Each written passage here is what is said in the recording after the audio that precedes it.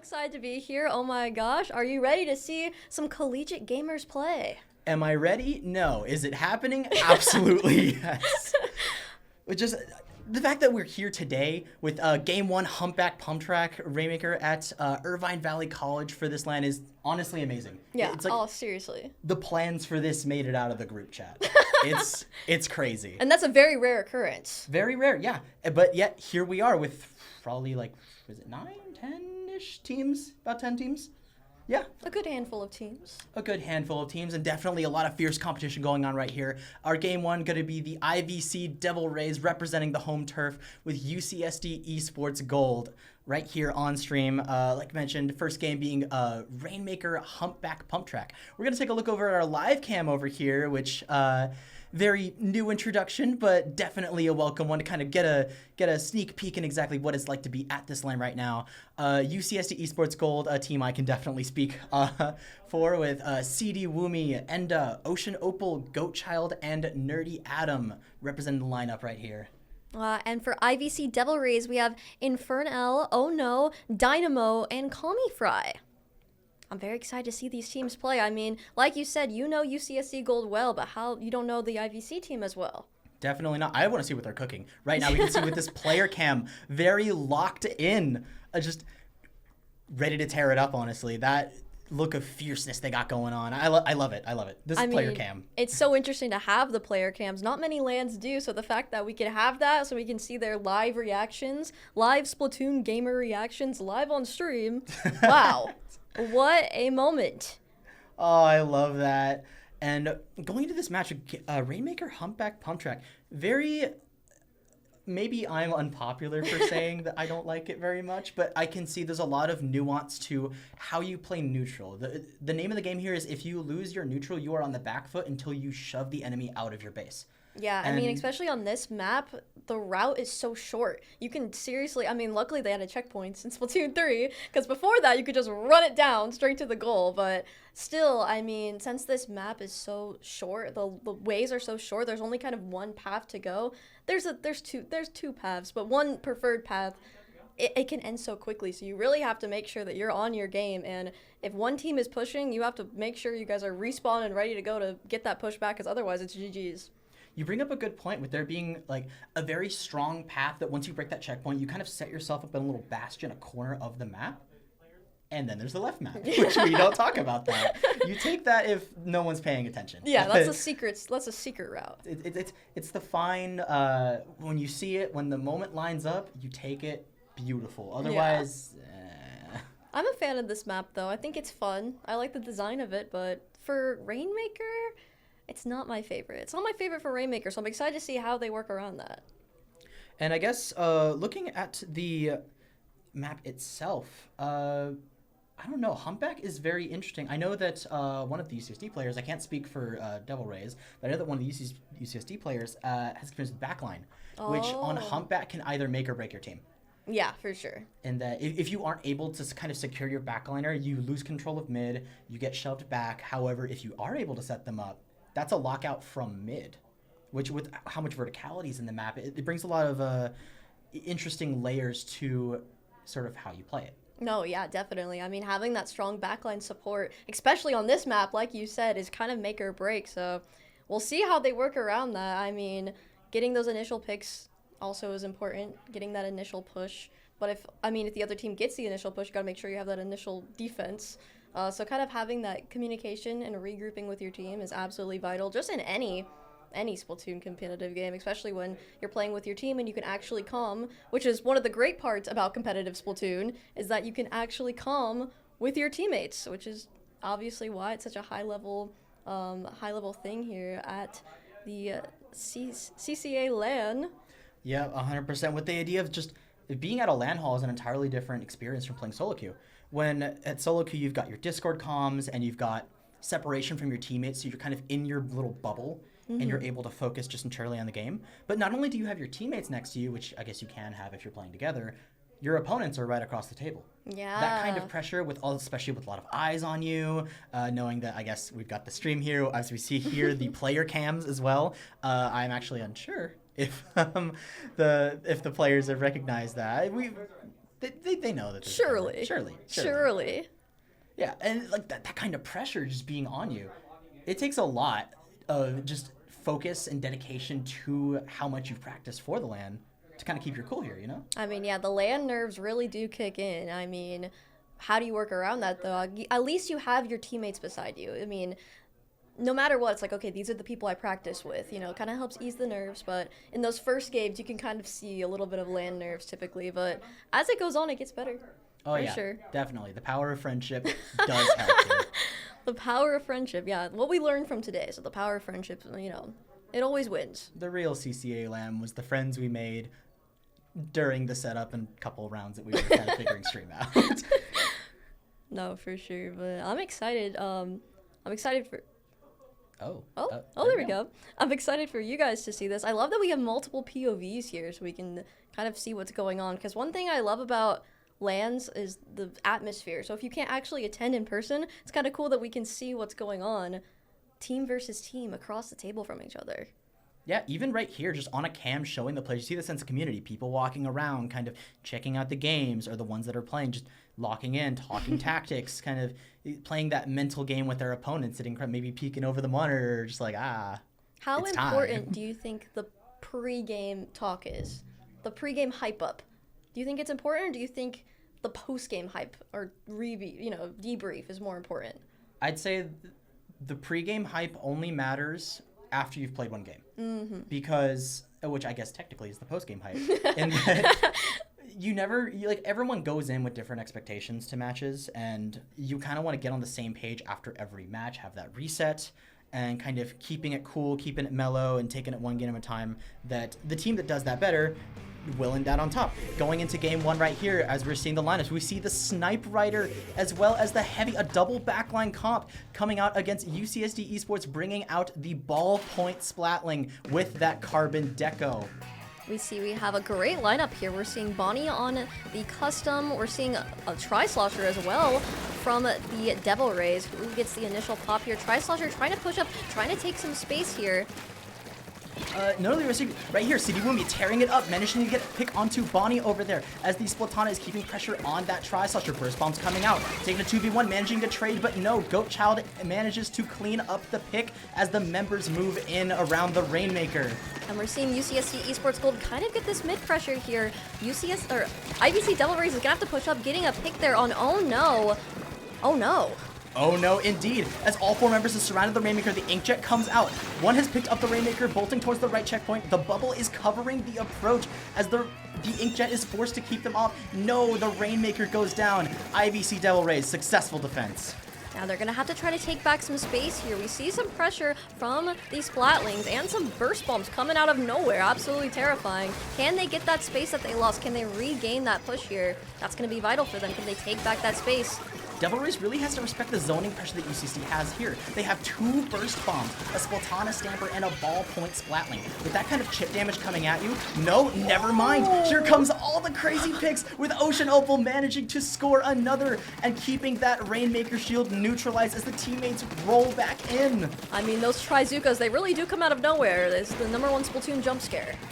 Definitely. Trizuka is just something else. It just scares the crap out of you. Oh, here comes the Inkjet with the Wavebreaker combo, making sure that Jet cannot be canned. But no, CD Woomy comes in and sneaks the Rainmaker to the podium. Now we're seeing them kind of take that space here, but you know, IVC Devil Rays is not going down without a fight, despite, with the Zipcaster getting taken down by the Tri-Slosher. You're trying to regain that space that was lost.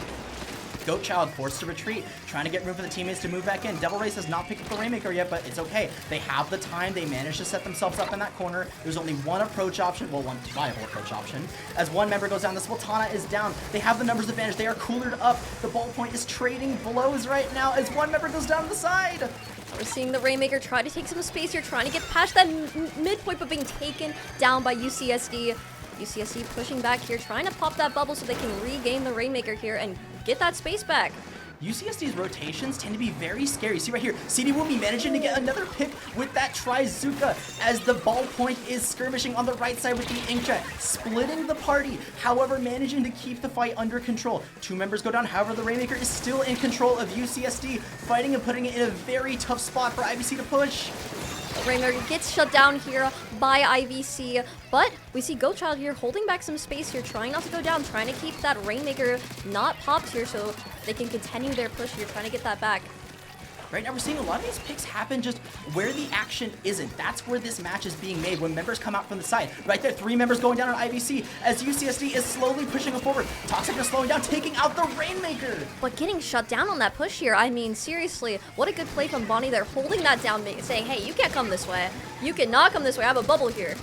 Oh, Bonnie right now setting up a bastion right now as another UCSD member goes down. IVC Devil Rays is tearing it up in their base right now and carving their way back to mid in ink.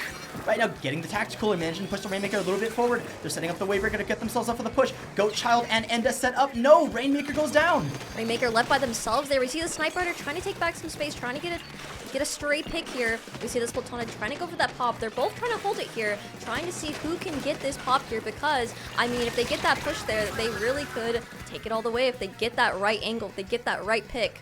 Oh, and if you blinked, you missed it because CD Woomy hung around the backside to pick off 2 members to equalize. No, make this positive in their favor. IVC Devil Rays have to carve out of their own base again in order to get to the Rainmaker. UCSD is right now with 1 minute left on the clock and ticking. They have all the time in the world to hold, play passive, play for pokes and trades, as we're seeing right here with the Trizuka picking up another pick. Another Trizuka. I mean, CD Woomy's Trizukas are going to be my nightmares, I think, after this match. Yeah, CD Woomy's going to be in my nightmares after this match. What do you mean? And right as we're seeing, CD Woomy sharking around, staying near there, the Sprinkler coming out, forcing them out of position as the Rainmaker shield is neutralized. 26 seconds left to play. UCSD is in a good spot. IVC Devil Rays need to find their opening. Play it patient, keep to your specials, poke with the bombs. There's the pick. Could this be the opportunity they're looking for? I don't know, we'll have to see here. They're going to have to make something happen as there's only 13 seconds left. Getting picked off here. Can they get that push? They're so close. They pop the bubble, but they get taken down here. Can they grab it? Can they get around? It seems like UCSD goal is very... Oh, and they take that win there. They're very dominant there at the end, not allowing any sort of push back. Oh, and we're seeing right there the plan as Oh No comes by with the bubbler, trying to snag the Rainmaker just barely too late. UCSD set themselves up in that corner very nicely, saying, go ahead, come and take it. The shield's popped. And having all their members there just putting a lot of pressure on that choke point, it's very difficult to break through, especially because the only way around is through that bubble or going all the way on the right side, which we've already talked about that side. Yeah, no. I mean, that's an issue with this map. I mean, if they have that centered choke point there and they're like, all right, we have all our angles covered, unless you want to take that huge detour all the way around, what are you going to do besides just throw bombs and pray? I mean, if you're going that way, might as well pack a snack and a spare change of clothes, because that's a day trip right there. Going into game number 2, however, Splat Zones on Inkblot Art Academy. As we've seen here, these backline players are going to love this map. Oh, yeah. Lots of high ground, right above the objective, relatively safe compared to a lot of Splat Zones maps. Yeah, definitely. I mean, having that supportive backline, holding that down, being able to take that space and kind of just have a dominant force over the other team, kind of, even if the backliner's not necessarily getting kills, providing that ink and providing that space for the frontliners to move around is absolutely crucial. And 100%, let's not just talk about those backlines. The supports. Inkblot Art Academy has 2 very large areas to keep passive paint control of, because not only is it a lot of points to get that special going, but also the area that your flanks are coming from, both from the left and from the right. So being able to micromanage all these responsibilities that your team has to have in a game where nothing goes right, definitely will... The team that's able to kind of have that juggling act is going to come out on top here, I'm thinking. No, definitely. And I'm excited to see how they work around each other because, I mean, honestly, we saw... I mean, geez, that Trizuka will always be scary out of nowhere. Absolutely out of nowhere. I mean, just got to react. I mean, yeah, simply just react. You know? That's how you beat that. But yeah, no, I'm excited to see what they do now. I mean, it was a pretty even game, but we saw UCSD kind of just get, like you said, that kind of passive play. They had the lead. They were able to just kind of, play very secure, play very careful there to make sure they secure the win. That's right here. Oh, the double backline comp, this time with the Hydra Splatling coming out with that Booyah Bomb, trying to make something happen. Ocean Opal swapping off of the shot for the Crab Tank, reducing the number of Zookas they have. However, the ability to hold that amount of space could be critical to their game plan. As we're seeing here, IVC sending Kamifry out to the left side, trying to secure more paint behind that wall. Draw the E-Leader's attention. As no, Ocean Opal goes down. That's a trade on the left side, but IVC Devil Rays is down in the exchange. We're seeing them fighting for here, but UCSD able to get it, but immediately losing control with Bonnie here on the right, trying to take some space, popping the bubble and taking that ground that they lost. Bonnie's being very aggressive with this bubble, setting up a bastion. Enda goes down, charging in an Ocean Opal, trying to put some pressure on, but no, dipping back into that side area that we were talking about before, trying to get an escape route, getting that special up. I feel like IVC Devil Rays is really benefiting from this tacticooler in the very aggressive, bold plays they're doing and trying to push. They recognize, okay, well, even if we mess up, we're back at it right again. We're keeping that consistent pressure on. As the Trizuka comes out, 3 shots, 1 goes down. Yeah, we're seeing they're very good at taking that space and kind of going back. Knowing when to retreat is absolutely so important in this game. Knowing when to regroup, knowing when to get some tacticooler and kind of make our team together so we can go back in. Okay, CD Wumi going down as the Zuka comes out, managing to push Enda out of the zone, but no, barely hanging on with just a sliver of life remaining. The Zipcaster is online, and they do have the numbers advantage. Will we see it come out anytime soon as the members move back in? They take control here. UCSD taking back that control, holding down here. But here comes the Booyah Bomb. Can that help take zone here? Not doing as much damage as they helped as the Zipcaster is able to get 2 picks there in their base. Oh, and right now, being able to clear the plat area, that is critical to be able to lock Devil Rays out of this match. The Crab Tank comes out, takes out the Zuka before it's able to finish them off. As Goatchild moving up onto the center platform, that is a wipeout! That wipeout's crazy. You see all the players moving up into the base, taking up that space, not letting them rest for a second here. Whoa. Oh, talk about kicking you when you're down. CD Wumi hanging under that ledge, getting 2 picks. No, that is 3 picks. Managing to clean up the members as that is a knockout victory. Oh my gosh. Oh no is right. That was absolutely terrifying. What a dominant play from them there. That really shows that they know what to do in this game. They know, okay, we have this space. They know exactly when to move up. They know exactly when to regroup, and it shows. That shows their practice. To put it in chess terms, putting that Carbon Roller Deco underneath that ledge, that is rook to the back rank. That is checkmate. Yeah, You have already set up an indomitable force able to just one-shot you when you can't even see them. Yeah, I mean, knowing when to take that space and being like, all right, you know, I know how to push up here. We have our team in the back. You know, we have our backliner moving up, knowing when to go. Absolutely important. We saw them really kind of, like I said, take that space. And I mean, that's absolutely terrifying. Me personally, I'd be very scared. But I mean, what can you do when they have that much space and you're respawning and the objectives push back? Like they're putting up a wall blocking you from where you can go. Definitely, but I do want to give credit to Devil Rays there with that very dominating sort of first approach to that match, throwing out the cooler, managing to get those respawns, setting Kami Fry up on the left side while Bonnie takes the right with that bubbler, setting up, like I mentioned before, this sort of bastion that this team can collect under and making it so they can fight as one unit without having to take, oh, there's a flanker on the left side, no way, leader set up on the right. Sort of centralizing themselves within that special. Definitely that sort of playmaker strats is what we want to see in this upcoming one. Clam Blitz on Robo ROM-en. Oh, wow. I'm excited to see. You know, it's interesting that, like, it's interesting to see how these teams play so differently. We're able to see that they have their game plans. You can tell that they practice and they know exactly what they're going to do, but they have to adjust to each other. And they're like, okay, we have our game plan, but what's their game plan? I mean, and then throughout the game, we kind of see that push and pull back and forth. And yeah, I'm excited to see what they do here with Clam Blitz, because Clam Blitz can kind of be a game that kind of topples over on you. If the other team gets enough of a push and enough power clams and enough clam economy, it could be quite scary. All I can say is that neutral is going to be pure chaos, and I'm anticipating whichever team comes out on top is going to be in a very good position.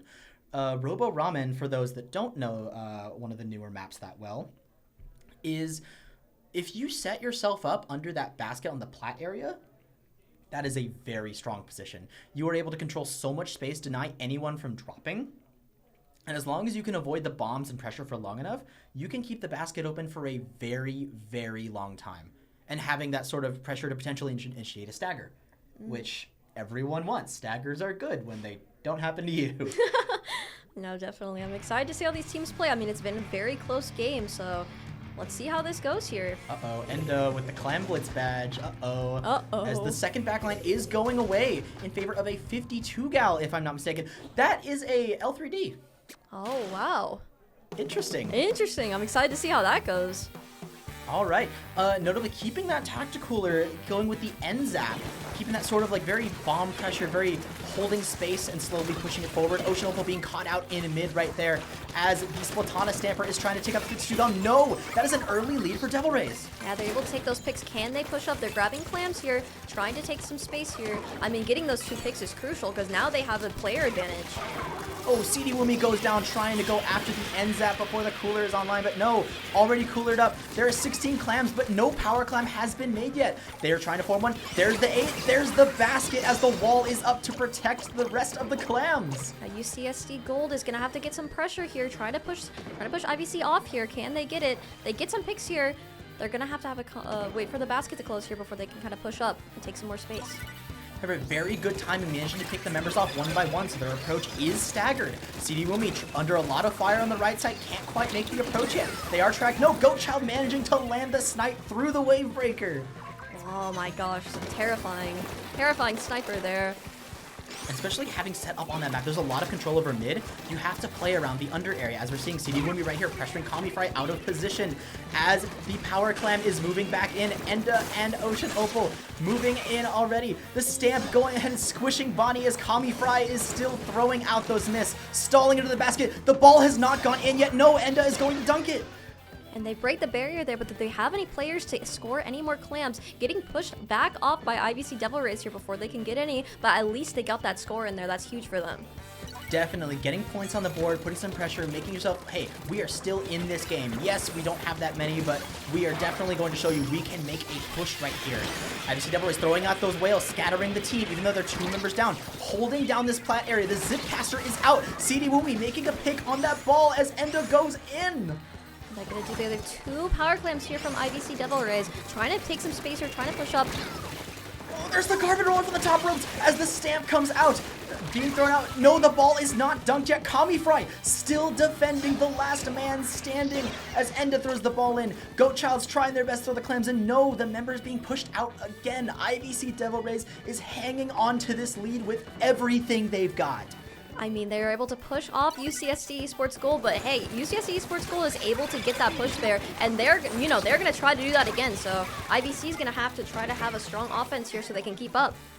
Oh, unfortunate. 3 members are able to go down with the last one being picked off. CD Wumi setting up on that stack, looks like they're trying to get their backliner up there again, trying to take advantage of that extra range and height to be able to defend a basket that there's a basin in there. If you don't have someone up there to protect your teammates, it's over.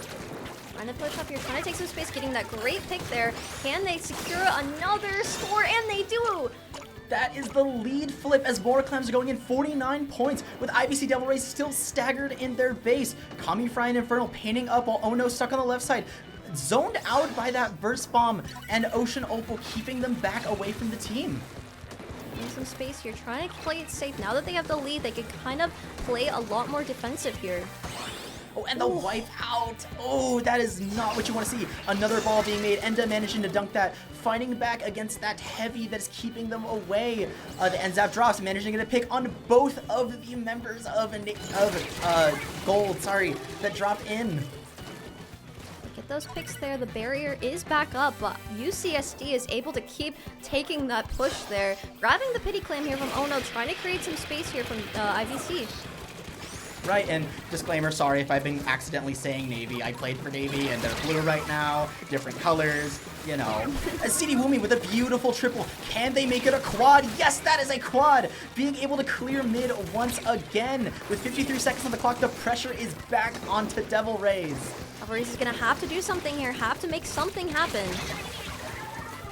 Oh, and going down on the great scan, but it's okay. 3 against 1. No, oh no, managing to set themselves up on that platform again. Ocean Opal managing the pick. The power climb is made. However, do they have the manpower up front to throw it in? Right now, are they thinking of throwing the ball and stamping their way in, potentially? Are they playing this patient? We'll have to see here. They're backing up a little bit, trying to get another pick, being able to secure that pick, pushing back up here, taking those fights and winning them. Oh no, Ocean Opal, just waiting for CD Wumi to come back. All right, that plan works too. Definitely having more people there. Imagine just poke out with both of those burst bombs, having a lot of chip damage to just get the members of Devil Rays to just back off for a second. The stamp finally coming out as 1 ball goes in. No, potentially 2, doesn't matter, game's over. Does not matter, that is a win for UCSD there. Wow. They're so good at, they get that aggression, and even when they lose it, they just come right back in with more aggression. Oh yeah, they definitely, the second that they had that first part of the match when they were down, they just saw red. It was go You in, can definitely start tell. tearing it up. CD Woomy right there with that quad, really making a statement right there. But Devil Rays definitely did not back off. Oh no. They were, okay, we see you. We're still going to push you back. You are not getting any further than you can go through us. Oh no, definitely. On IVC, they were playing that strong defense there, but unfortunately, UCSD was just able to get the picks that they needed to create the space and be able to score. Right, and as we're seeing, hey, another player cam view. Definitely well-deserved win. Great job, Gold. Devil Rays, you guys definitely tore it up out there.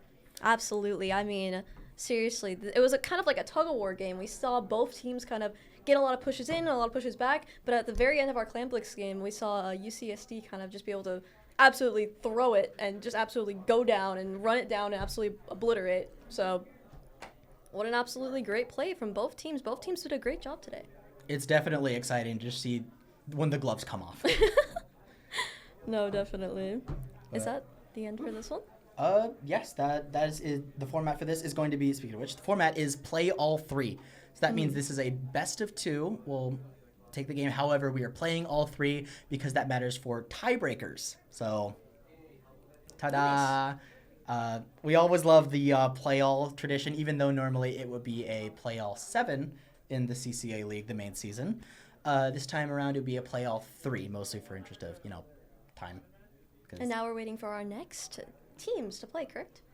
Yeah, but with that, as we are setting up for that match, we are going to take a quick break, and we will see you right back here. Don't go anywhere.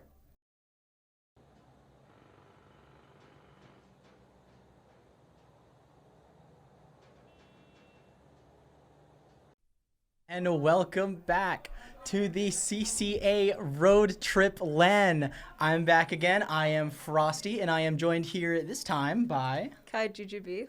Happy to be here. Happy to have you here. And coming up in this upcoming set, we have a very exciting, I actually don't have that information myself, but it's mostly just because I've been, it's just so exciting, Yes. just having all these people gathered together, just playing Splatoon. Yes. Funny Squid Game. As hectic as it's definitely been a good time. I think it's one of those things where it's like chaotic, but in a good way, in a fun way. In a very good way. All right, looks like we are going to have an exciting match between the Reef Runners and UCSD Esports Navy. Two teams that are definitely very common names in the CCA. Another UCSD match, which is nice surprise. From the Reef Runners, we have Wendell, Squib Kid, Golonka, Majim, and I was about to say Cal Poly Pomona, but they're from Cal Poly Pomona. And from UCSD Sports Navy, we have Buka, Kosame, Zivin, Frezuri. And I'm looking forward to this match. I hear that both teams are pretty aggressive in their play style, so I think that would be exciting.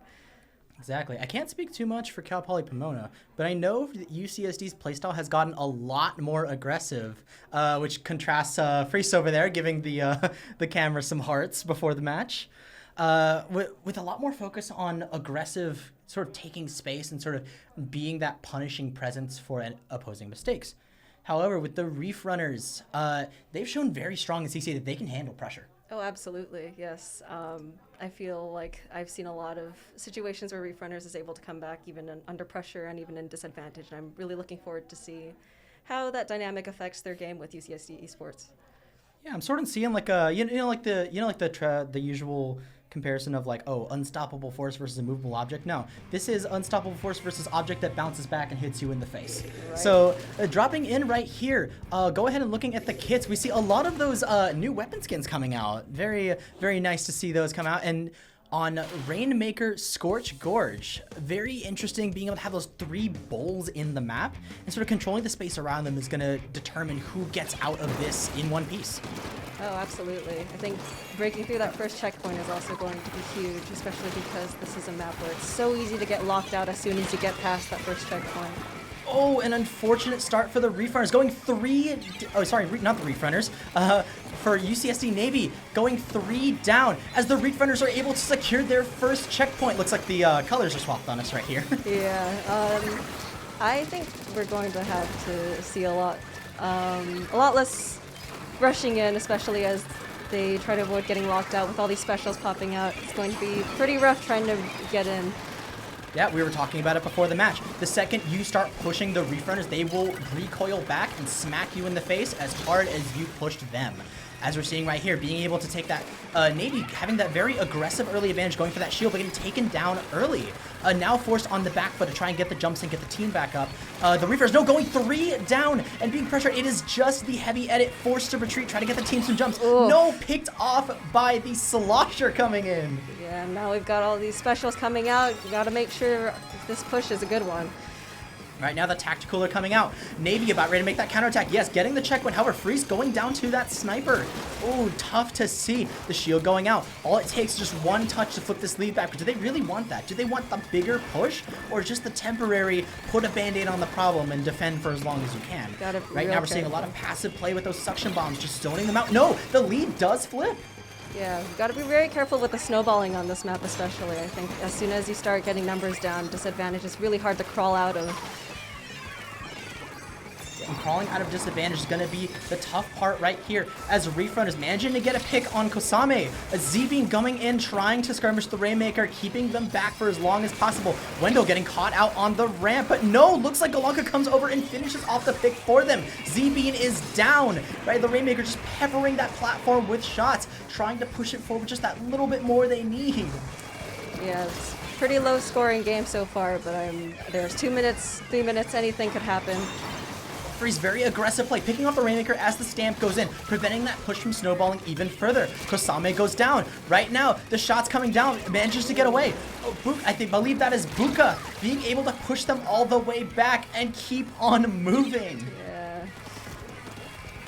Right now, as we're seeing right here, a lot of control being flipped back and forth in mid. These teams can't seem to get past that checkpoint. Chucking Zuka shots over, not going to find any picks. Right now, Wendell going down on the snipe platform as Navy is pushing through. Majim goes down. The path is almost clear. No, the Viper comes through. Always got to watch your back when you're pushing. Don't ever forget about those flanks, especially on this map where you can sneak around the plat. Absolutely right, Kaiju. Very good point. Just letting Golonka run free is not something that Navy wants to see right now. Yes, they have the lead, but they aren't able to push any further into a more comfortable spot. As you've seen, if you push the Reef Runners, they will bounce back at you and hard. Right now, Buka being able to clear that that platform area right now. Just shots coming over. The stamps coming out. Tri-Strike's trying to zone them back out. The Zuka is online with Wendell trying to get back up on that snipe platform once again.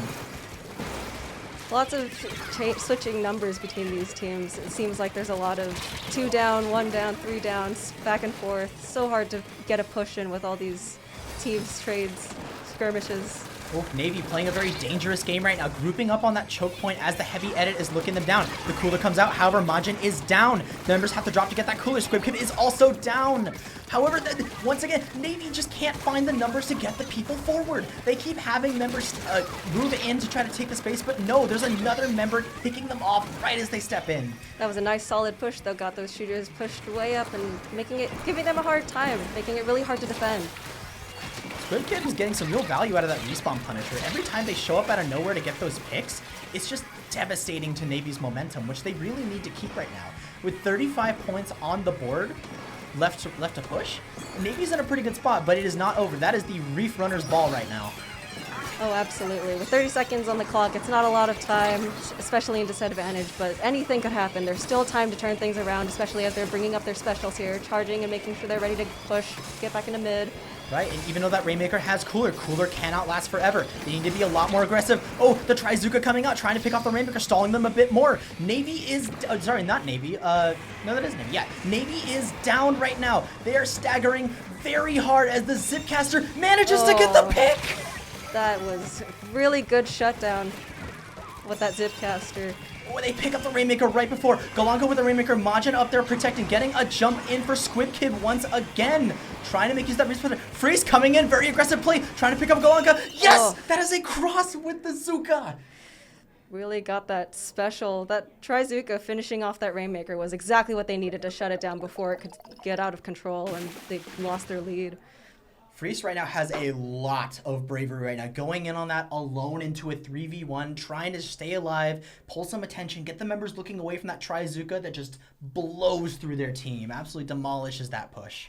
Great example of team fights, teamwork, making sure that even if you're on a completely different position on the map, you can still work with your teammate on your range. Right. And you mentioned it before, Kaiju. With a lot of those trades happening, Reef Runners is definitely making it a lot harder for Navy to get that oppressive advantage that they want. They have this very aggressive playstyle that really tests the limits of your defense, and the Reef Runners aren't biting. They're recognizing the bait that's happening and saying, okay, well, we're just going to trade you, and we're going to stay equal for as long as we need to until we can mount that push. Absolutely. I think that's one of my favorite things about matches within the CCA community is that the teams are so familiar with each other that they're able to study up and kind of formulate their own strategy as they're going to approach the games with the different teams, especially as we were saying earlier, UCSD has been known to be a pretty aggressive team. I think it's great that they were able to adjust their play style and make it a really good game to watch. 100%. And as we're going into the next match, I believe that is Tower Control Inkblot, I'd like to say. Yep, Tower Control Inkblot. I am a genius. Props to you.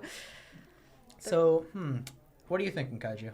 I think tower control is definitely a lot easier to pace because you're moving at the pace of the tower rather than carrying the Rainmaker. However, once again, after you get past that first checkpoint, it gets a lot harder to push back into mid because you can get locked out really easily in Inkblot, especially if they've got your bats and your plat covered. I would agree, definitely. The sort of bounce back playstyle that the Reef Runners have going on is definitely one that will pay off a bit more in tower control when they have a bit more time to kind of process when they're approaching, how they should be covering those angles. That extra time will prove beneficial to them with the range blaster coming out to deny a lot of space, and Navy taking up the NZAP. Did they have that before? No, they did. They did. Okay. Yes. They did. So same comp. But I'm curious about that range blaster. Having a lot of space denial and kind of slow down the game to as fast as they want it to go. I think that's a great choice. Yes. Blasters are also a great choice in tower control because you can hit around corners, you can hit up. That blast radius is no joke. Oh, and we're seeing it pay off right now as two members of Navy are going down. And right now, the splash is forced on the retreat. Oh, here they come. Oh, and all the specials coming out. It's going to be really hard. And we got two down here. Let's see if we can capitalize on these numbers. Oh, they didn't see Freeze. Freeze managed to get it one. Magim goes down. Managed to get behind the stack. The blaster is caught. That is two down. That push is dead. And the cooler comes out to swing it back the other way. And here comes that classic pressure, plat pressure. Gotta lock that team out. Don't let them come back and get in the tower. Oh, right now, Freeze being very aggressive with that ends up. I love this playstyle that they have going on, saying, okay, well, we're running a support weapon, but they don't have to play support. We all know they can push forward. ZB managing to inch that tower a bit forward, a jump coming in. Kosame managing to go down. However, ZB is still fighting for that tower under the fire and the flames. Yeah, I'm really loving the synergy that I'm seeing between the support weapons on the super aggressive playstyle, especially on the UCSD side, but also on the Reef Runner side. We've got a lot of shooters and a lot of paint on the map. I think that's going to help them a lot with their mobility. And right now, Squid Kid is just this turret that's lurking around the tower, just throwing out pot shots at this team, and just, okay, well, maybe you're here, maybe you're here. Doesn't even matter if they have it confirmed because that blast radius is punishing them around these corners that they really want to hold down. However, Zbean managing to find the angle to push that range blaster off, put them out of ink, force that Booyah Bomb out, try to, okay, well, you guys aren't the only ones that can play slow. We can kind of calm it down for a little bit. Kosame getting picked off right there on the first checkpoint.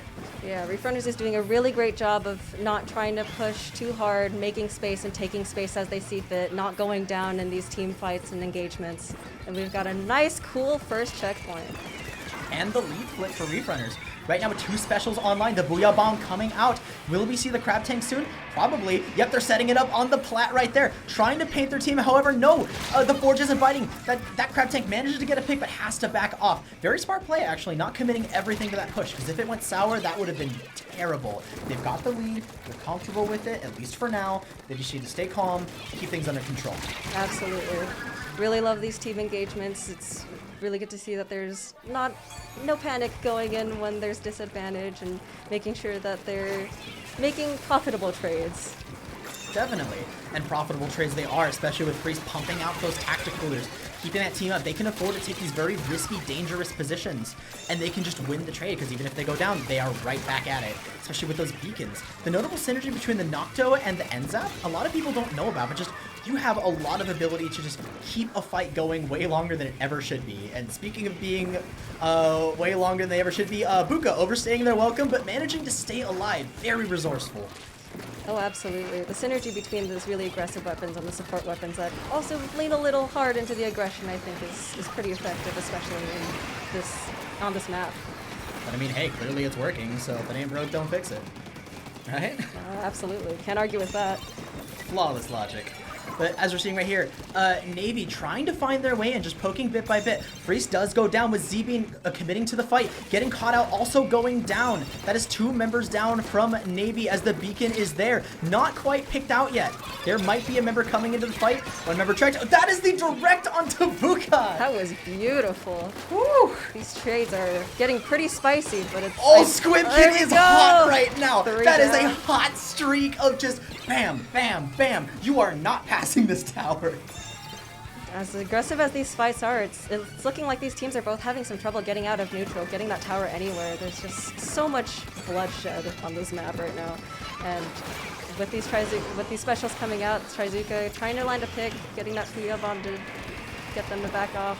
Well, it seems like Navy's having a bit of problem with their offense, mostly going in one at a time. Right now they need to hang back, wait for those specials, and when they're ready to push as hard as you possibly can, and keep that aggression going. When that range blaster is firing at you, commit to that fight or don't take it at all. Oh, absolutely. I'd like to see a little bit more of that aggression, but not the overcommitment.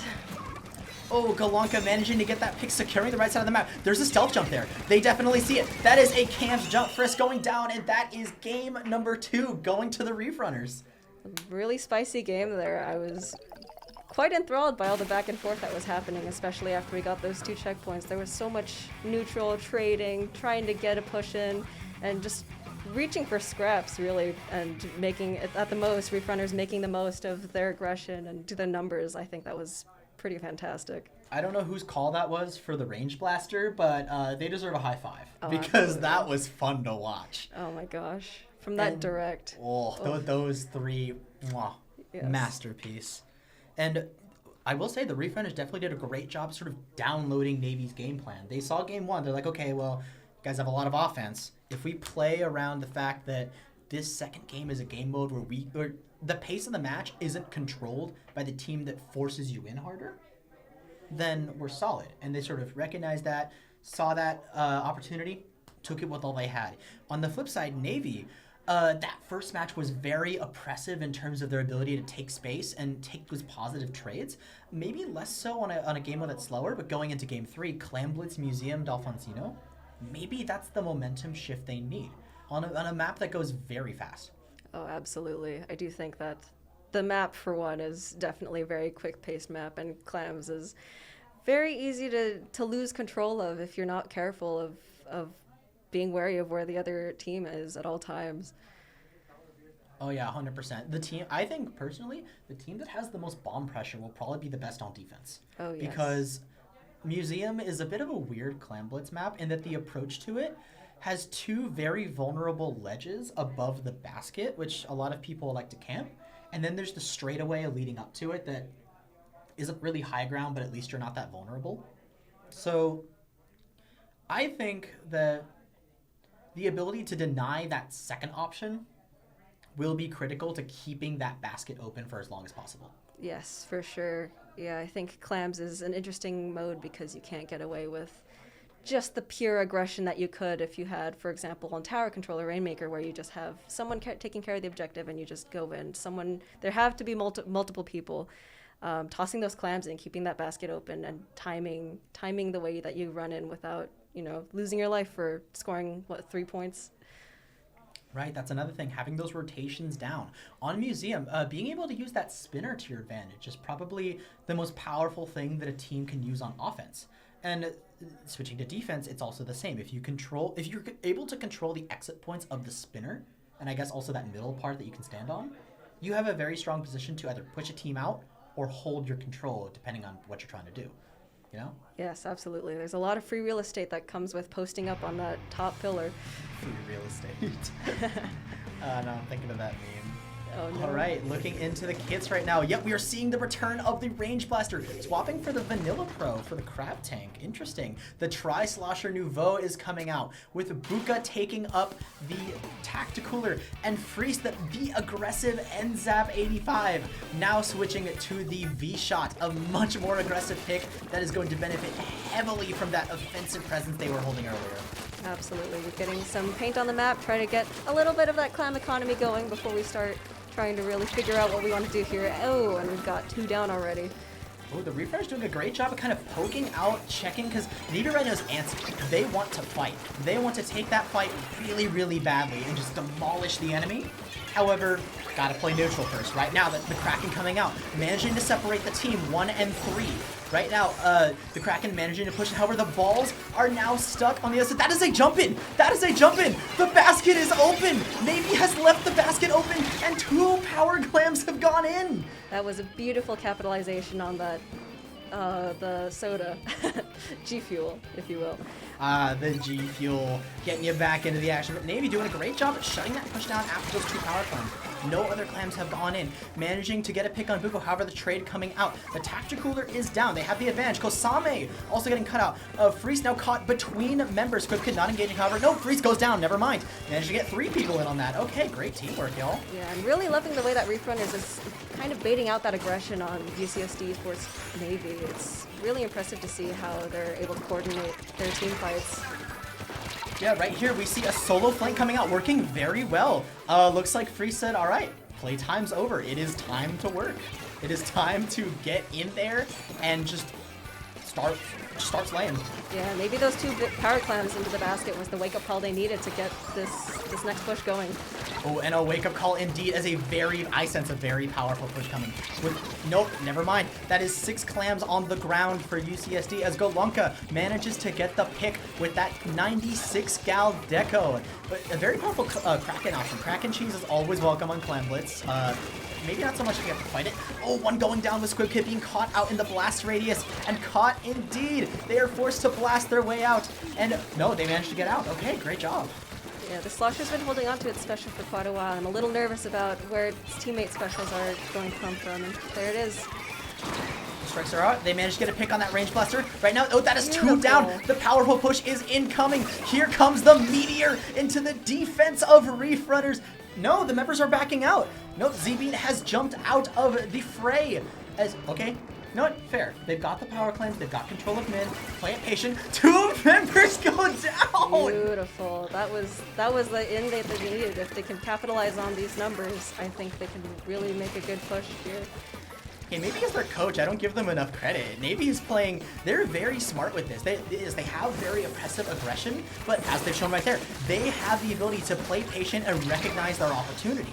As we're seeing right here, 3 members are going down! Oh. That is an insane Zipcaster to take them out. Z-Bean managing to clean up as the lead is going to flip. Another power clamp comes in! Here it comes, and another tri-shooter coming out. It looks like UCSD Esports is going to close out this game right here if they can get those clams in, and there it is. That is a match. Navy has said enough is enough. We have been clowned on second game. It is over. It is over. You have disrespected me. Brushes off noble clothing. Oh my goodness. I mean, the way that UCSD Esports was able to, kind of clock it back, realize, hey, I think we're being a little bit too aggressive here. I think we want to bide our time a little, be a little patient, get that map control, get our specials up, and that wipeout right at the end for that final push was exactly what they needed to close out that game. Special shout out there to Z-Bean and Freeze for having that amazing synergy with that Zitcaster coming out to clean off the members, and as the power clams were coming in, as the members were just chucking their clams and taking those points down, Freeze in the back like, wait for it, bam, Trizuka, you cannot stop this push. We are continuing to go until this game is over. Great job. And the Reef Runners, fantastic showing of defense. They were very dominant in that first part of the match, specifically that first push, managing to sneak by with that Kraken, getting the members in for those 2 power clams, and just beating them to the punch on that first one. They made a statement. Navy answered back. Amazing set. I think that was really awesome to watch. It was so cool to see both teams adapting. Reef Runners adapting in that second game to Navy's aggression, and Navy adapting in that final match to, pull it back a little bit, capitalize on those picks we can get, and make it a clean finish. And a clean finish it was. So, coming up, we've got a lot more matches waiting for you tonight. So, as always, this has been the CCA road. Oh, as always, it just started, but this is the CCA road trip, and don't go anywhere.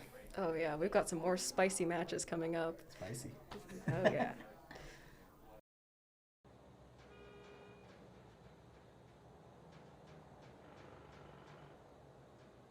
Yeah, I mean, I don't know if this was the SoCal organizers themselves or if this was someone else that brought it. I know it was the Turtle Beach TM1s, which is basically the mixers for the audio.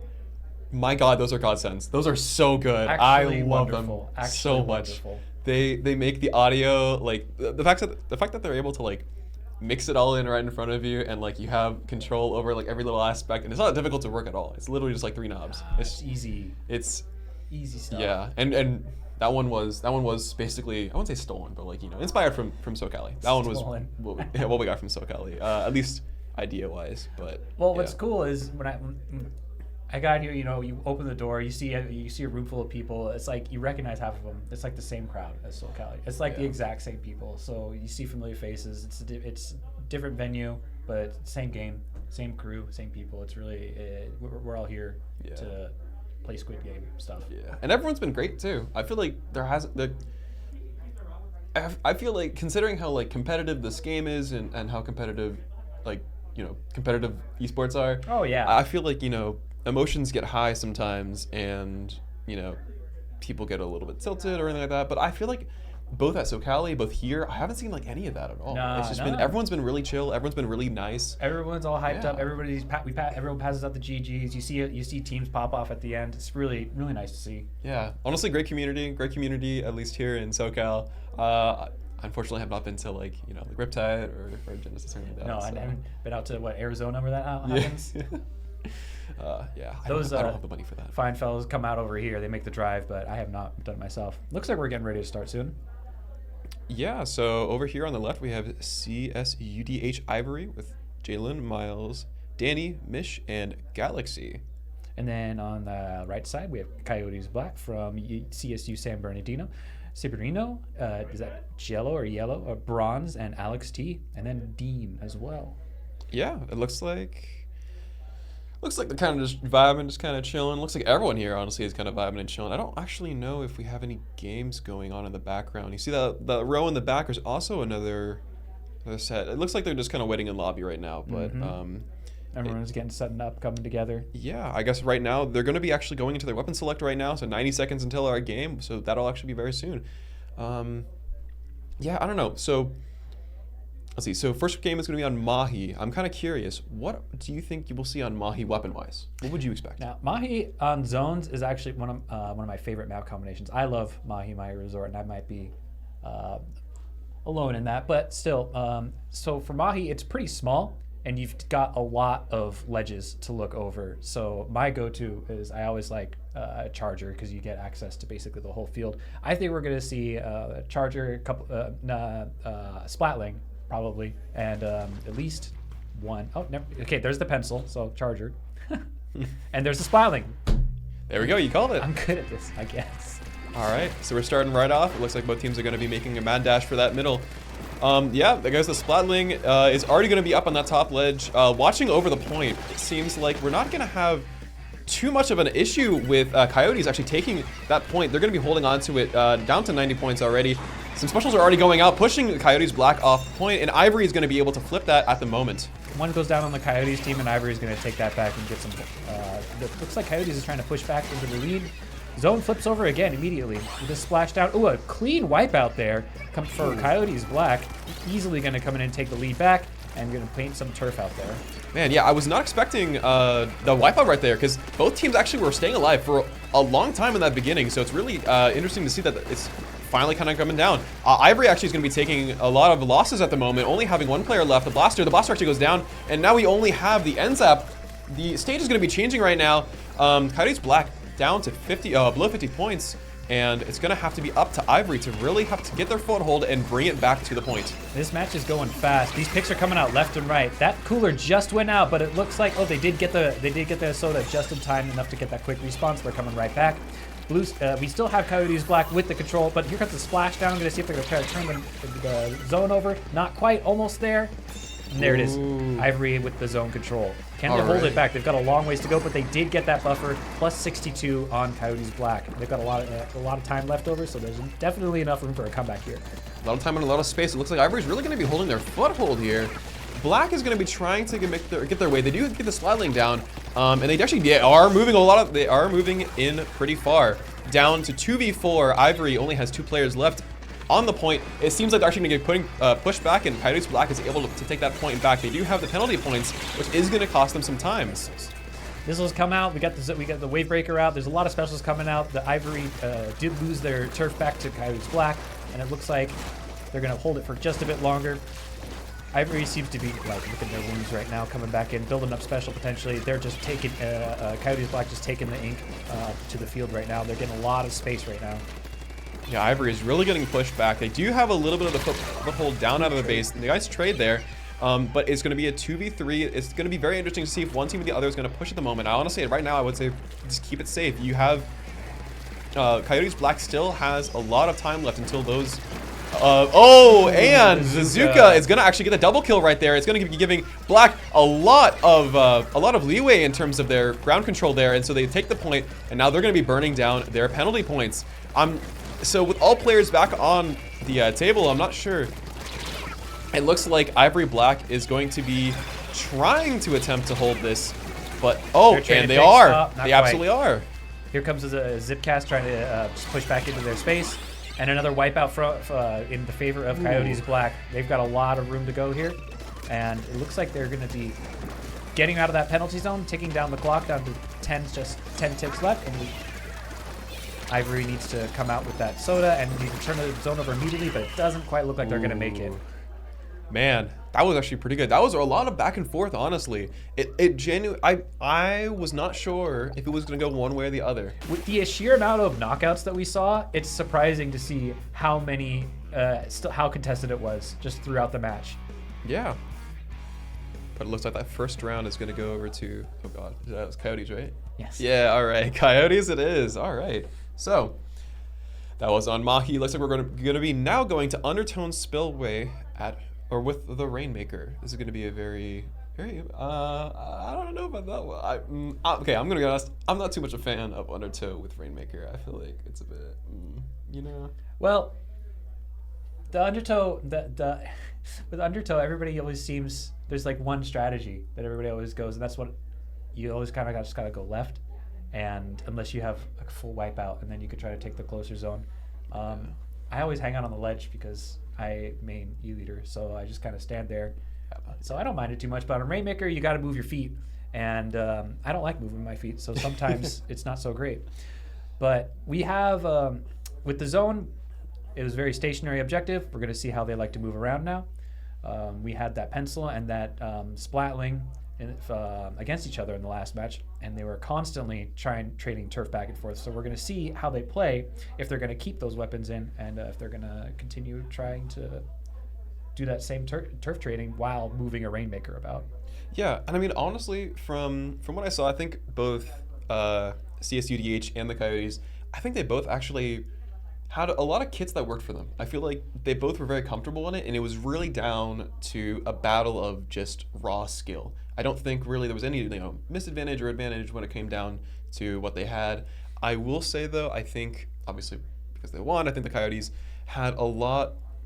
I'm thinking back to the Trizuka, that double kill with the Trizuka. That was a big kill. Yeah, that was actually pretty good. I'm a little bit blanking out if that was from the Coyotes. That was from the Coyotes. Yeah. Yeah.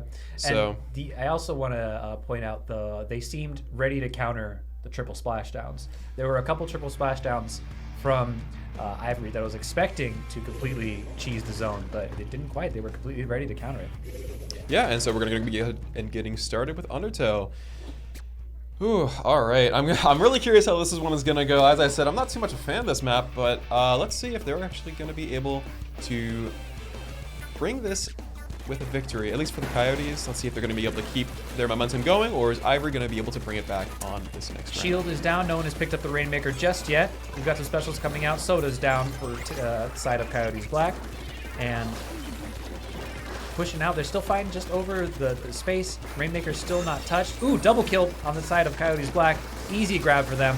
They're going to enjoy a nice clean push, and especially with that easy wipeout, that's a guaranteed checkpoint. All right, yeah. See, that's why you only take that checkpoint unless you get a wipeout. I was just mentioning that. You just mentioned that, yeah. I was really going to call it. Really, way to call like the weapons and also the wipeouts too. Man. Beginner's luck. And another wipeout. All right, looks like Coyotes is going to be making a mad dash for that final, and they're going to end it right here, really quick, right now. clean game. That's what Rainmaker, I believe, is the fastest way to win a match. If you just get the Rainmaker, take it straight to the goal.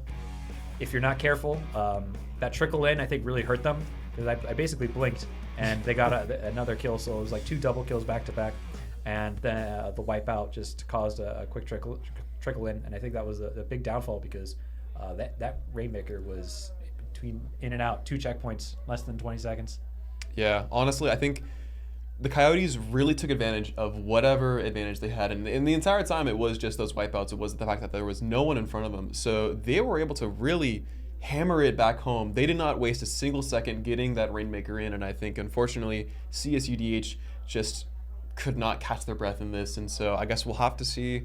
We'll see how this next game shapes out. And speaking of shaping out, we have Shipshape Cargo. I see what you did there. With tower control.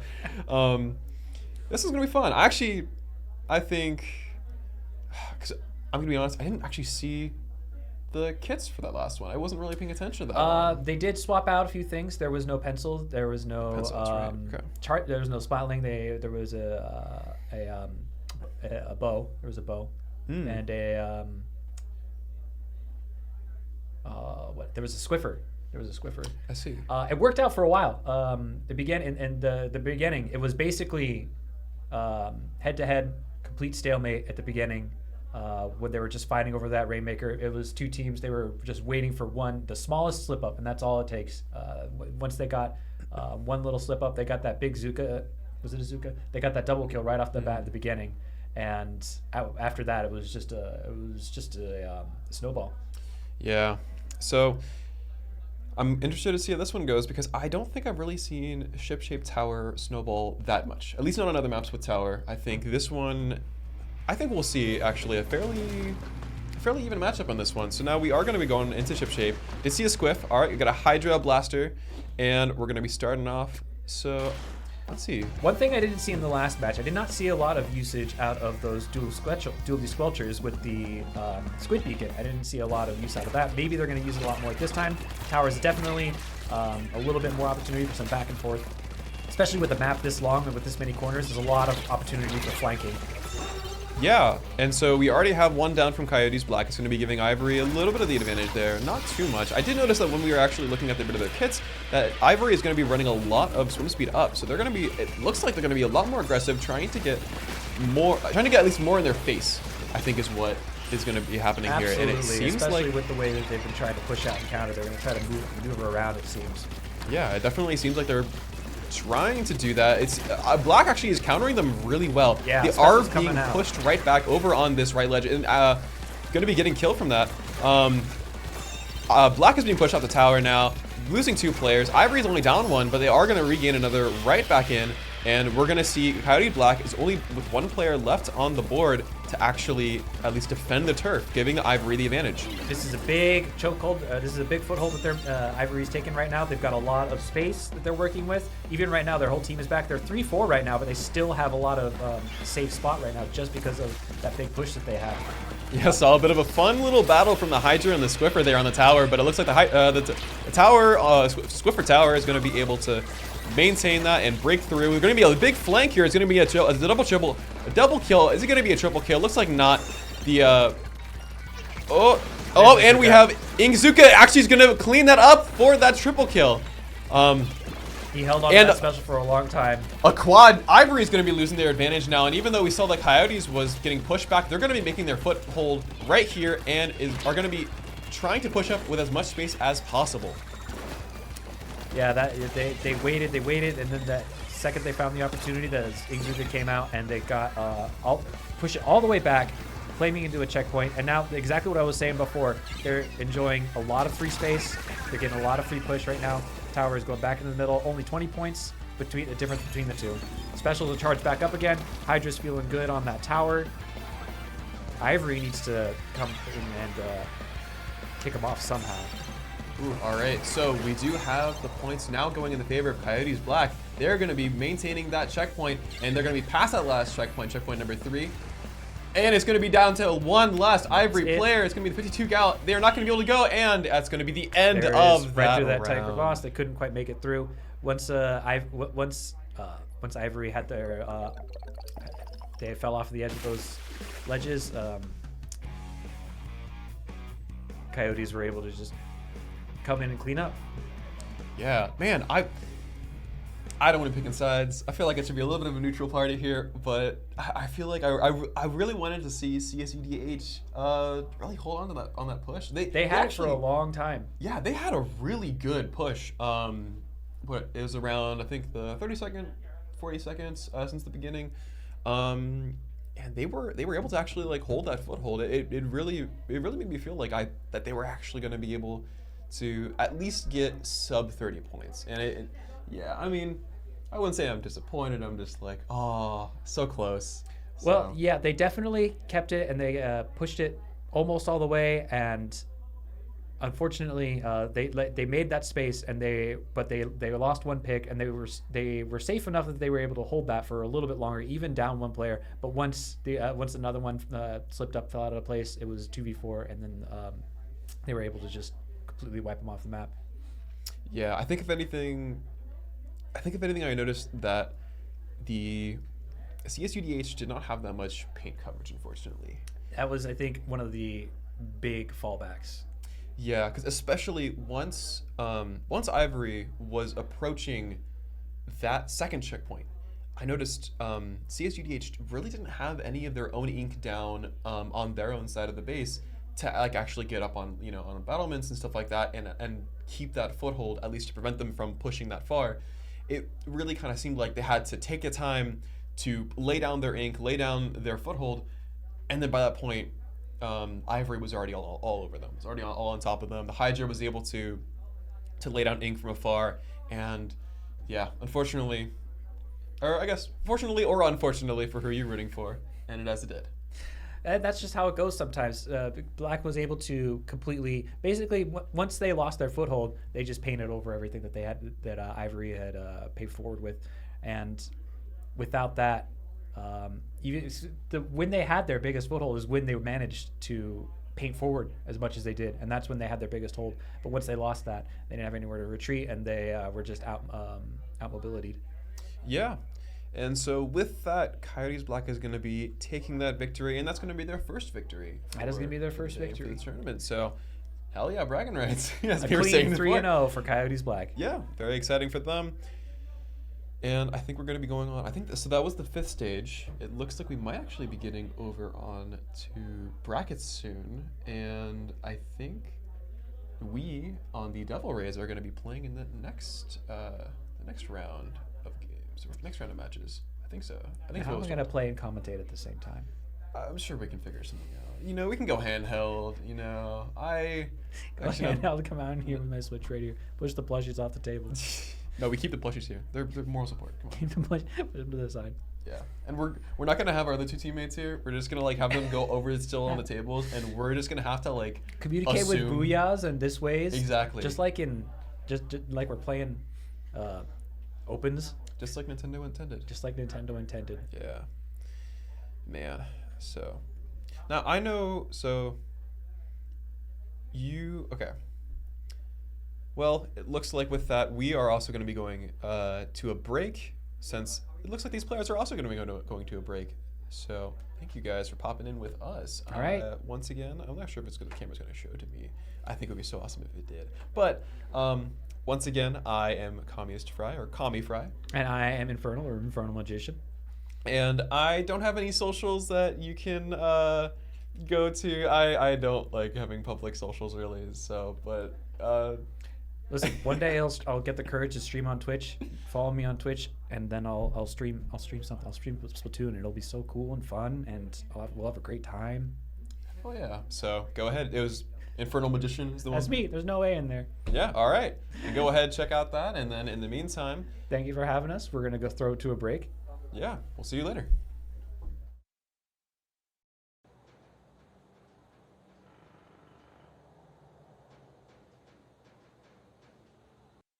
Oh, are we on?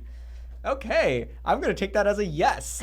So, welcome back, everybody, to the CCA road trip. We are here at the end of group stage. I am DRF, joined by Kaiju here, and we're going to be bringing you home.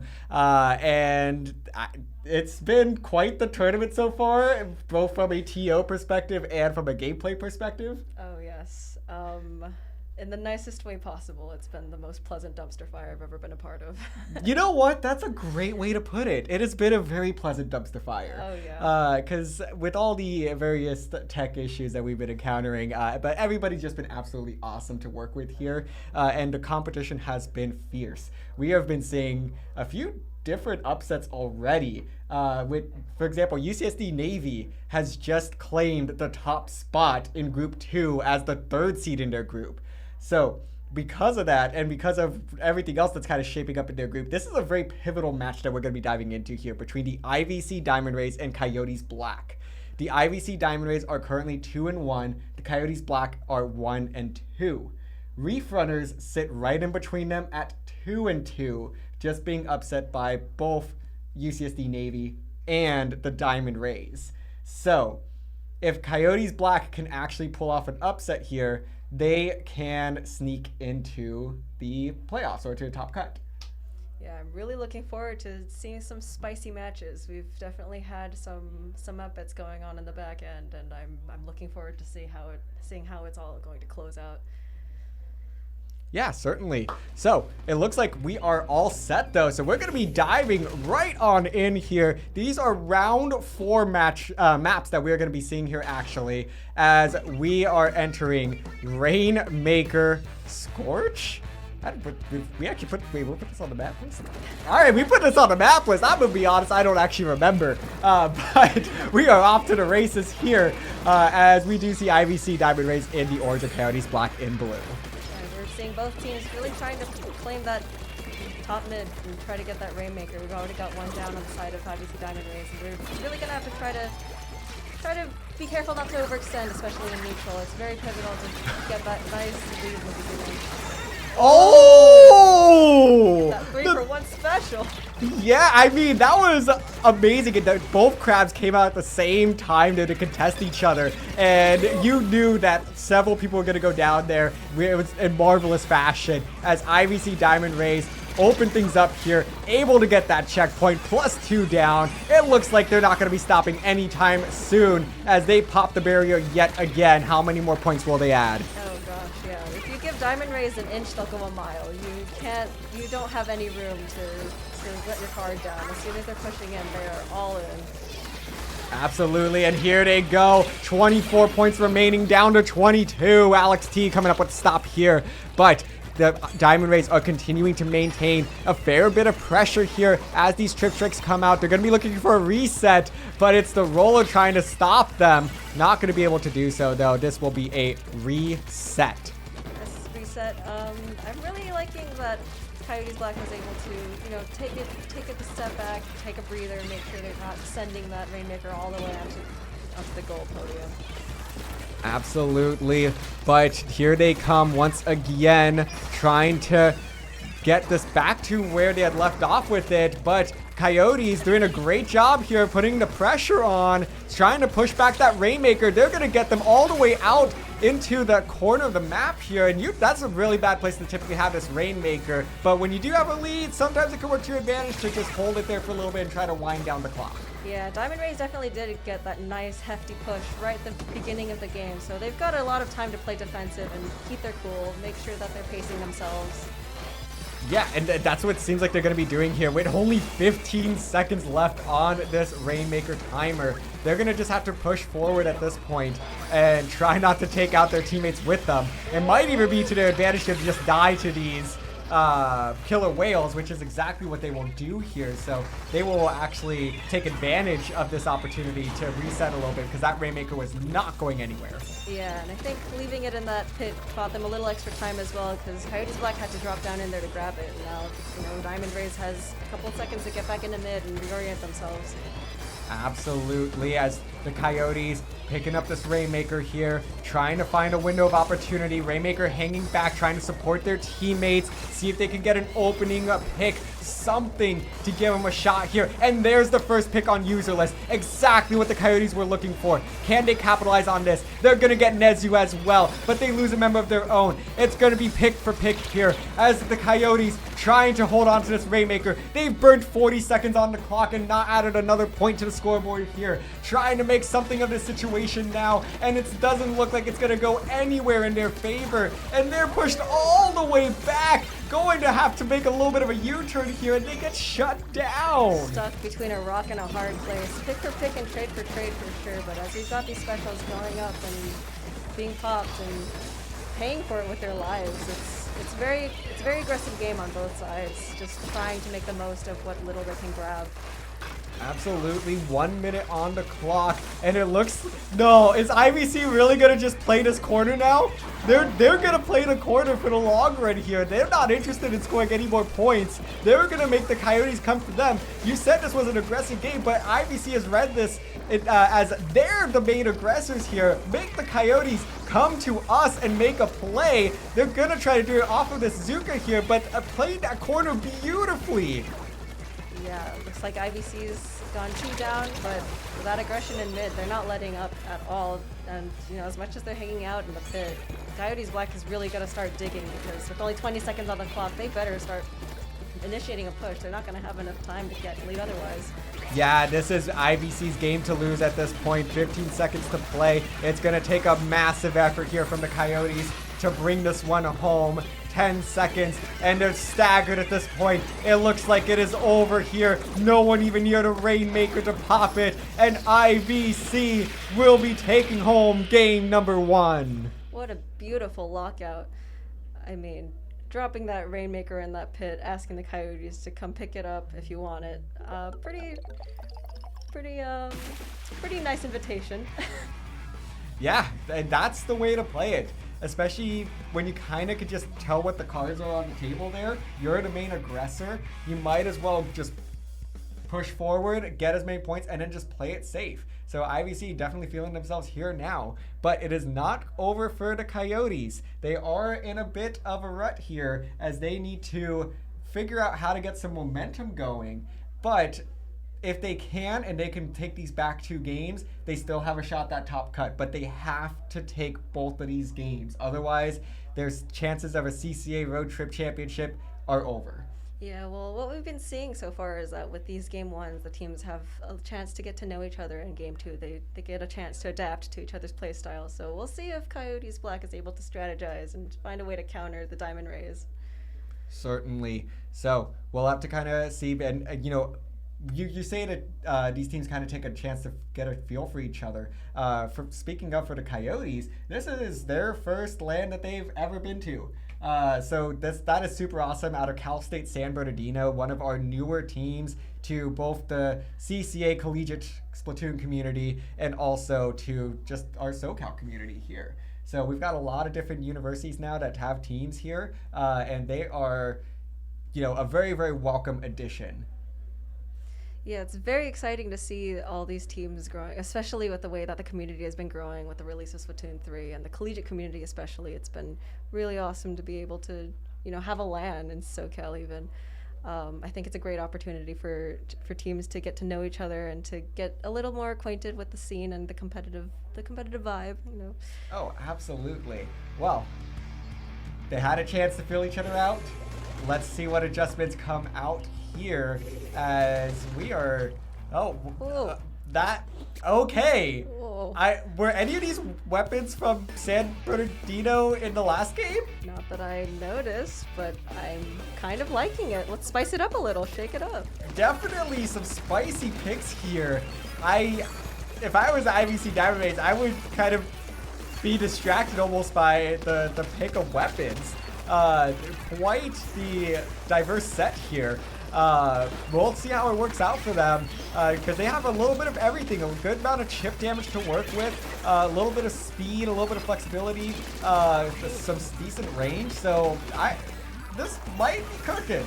Yeah, as both teams are vying for mid, I'm starting to wonder if perhaps these interesting picks are actually comfort picks, especially with the way that first game went. They're just starting to reach for whatever they can grab. Yeah, as they do get first control of the tower, but only going to score 5 points before getting shut down there. So IVC Diamond Rays are going to be in charge of mid now. This Hydra going to try to utilize this range to get a couple of picks here. A little bit, you don't see the Hydra often, so it's very easy to underestimate just how far that can reach. Oh, absolutely. And with that kit, that Booyah Bomb, it's great on tower control as well to make sure that you've got the tower moving and blocking out the other team.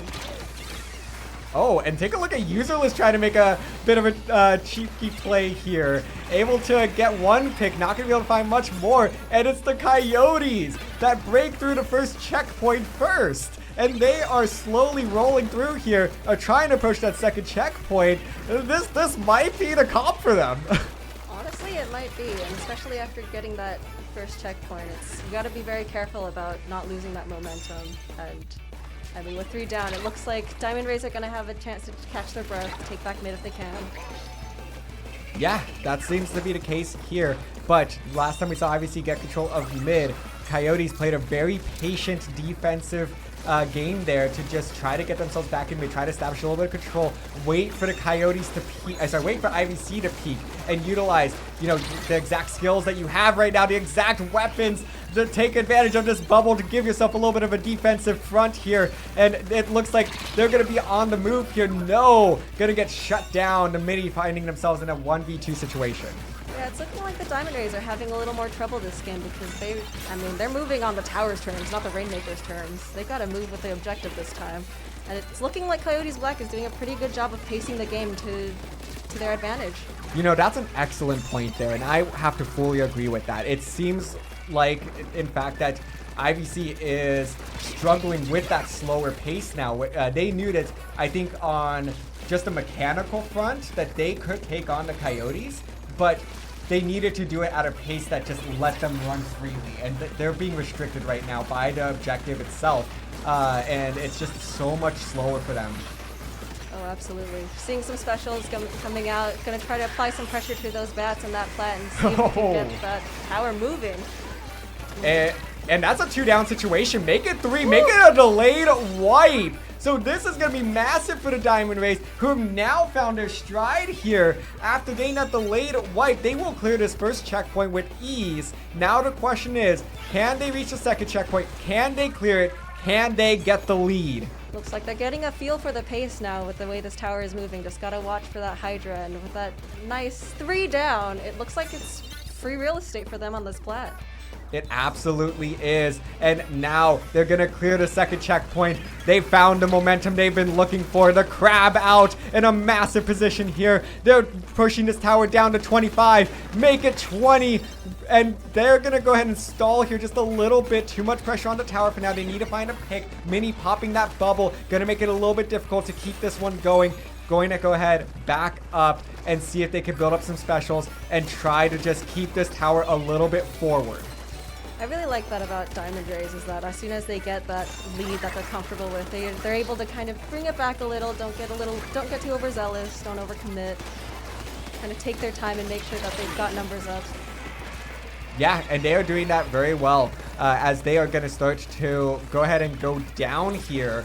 So this tower will reset. Coyotes, 25 seconds left to play. A chance and top cut on the line here for them. They need to come up with a massive play in the closing seconds here, but they need all their members up to do so. The dually squelchers are going to go down. It's going to be the blaster down as well. Mini retreating to the bubble, but that's going to get shredded. 5 seconds to go. The Mini is the last hope here for the Coyotes, and it's not going to be any good. The Diamond Rays punch their ticket to top cut as the second seed.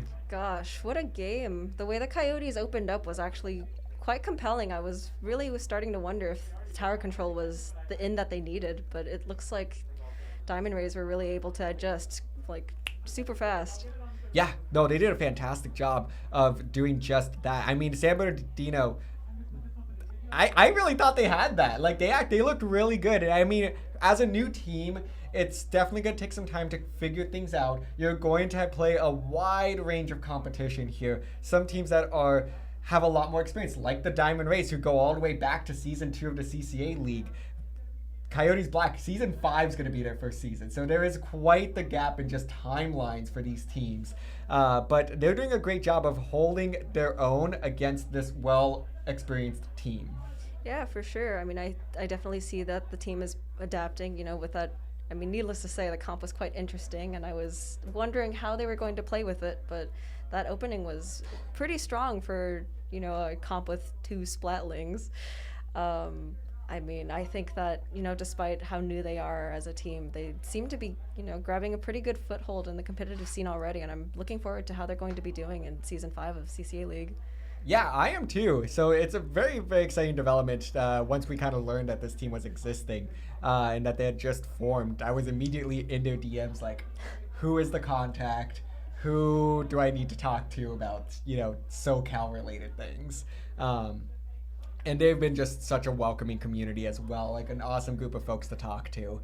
So I'm very, very excited for them. And that's not the only team that San Bernardino has. They have Coyotes Blue as well. Unfortunately, did not have space to accommodate them this time around, given especially this being the first LAN that the CCA is hosting in collaboration with Irvine Valley College.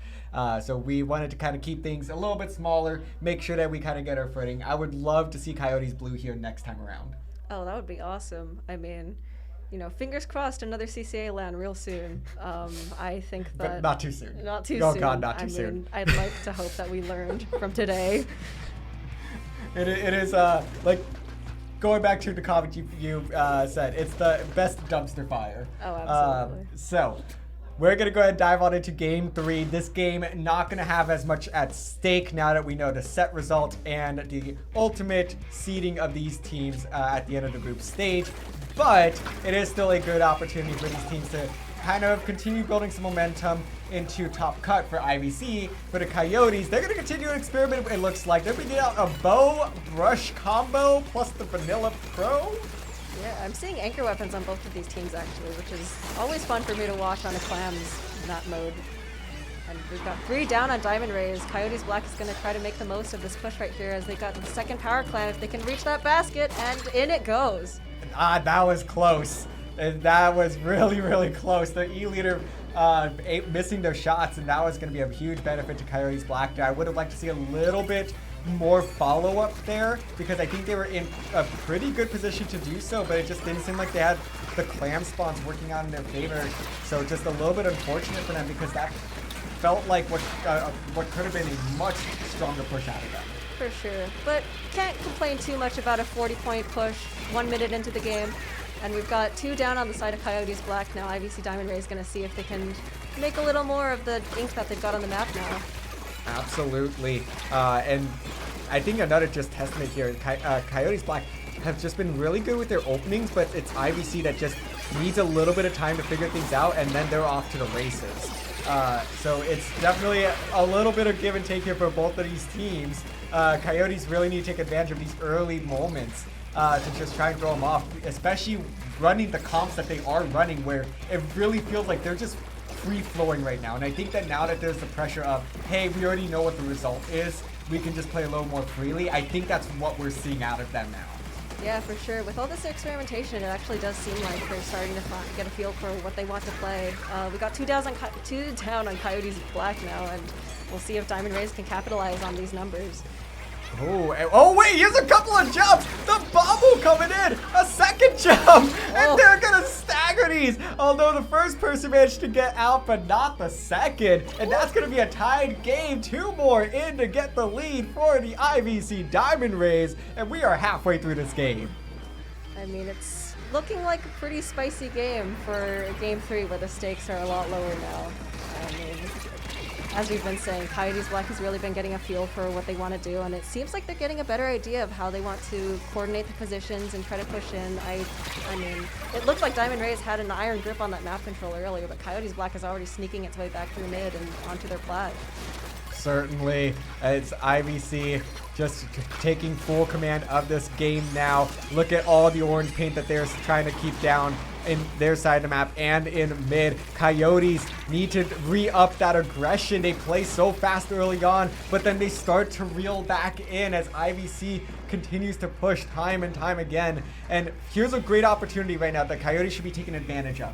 With IVC all on their plat right now, you know, yes, you need to be careful with that range, but you should just be consistently putting down paint and trying to isolate the members of IVC as they start to reach out just like they did there. That's a staggered 3 down, and that might be a delayed wipe actually, and it's just the last member here. Can they get the pick? It's gonna be a trade, but it's gonna be the trip strikes coming in. Alex T gonna get the power clamp but not score it. Bronze trying to follow up, and no, disaster for the Coyotes as IVC puts the clamps on, and they said, not today. I mean, my everything was tight, watching all those specials fly out and watching the players hang on to their specials as well, perhaps to their detriment, perhaps a little too long. I mean, I would have loved to see a little bit more from that push, but the way they were juggling that power climb, inching it closer and closer to the basket, I was really hoping they could land a couple points. And I don't even know how they got that power climb, if I'm going to be honest. But they were in a great position to keep this push going. They're going to get that second power clam in. A bubble out as well. It's going to allow Nezu to move on up and not score any clams. Able to kind of build up a bit of a distraction here to get their teammates in. But there was no more follow-up there. A slight missed opportunity for the IVC Diamond Rays as well. Coyotes able to stop them there. And with 30 seconds to go, they're going to get one. If they could go now, they could get one more shot, maybe 2 more shots at it, but at this stage, you know, the pace that they're playing at right now, they're going to have 1 shot at it. If they can build up some specials here, they should have a reasonable chance. Yes, they do have enough clams available to get a lead if they can make this push happen. Oh, wait, but here's the roller! Oh. And that's looking like pretty rough lockout if they can just grab that clam and dunk it. Oh! That's 3 down. And with just a couple seconds in overtime, it's looking pretty rough out here. Oh, Nezu, stop it! No. Oh! And IVC Diamond Rays will complete the sweep. They will be the number 2 seed out of Group B. For this group stage. They will advance to the winner side of Top Cut.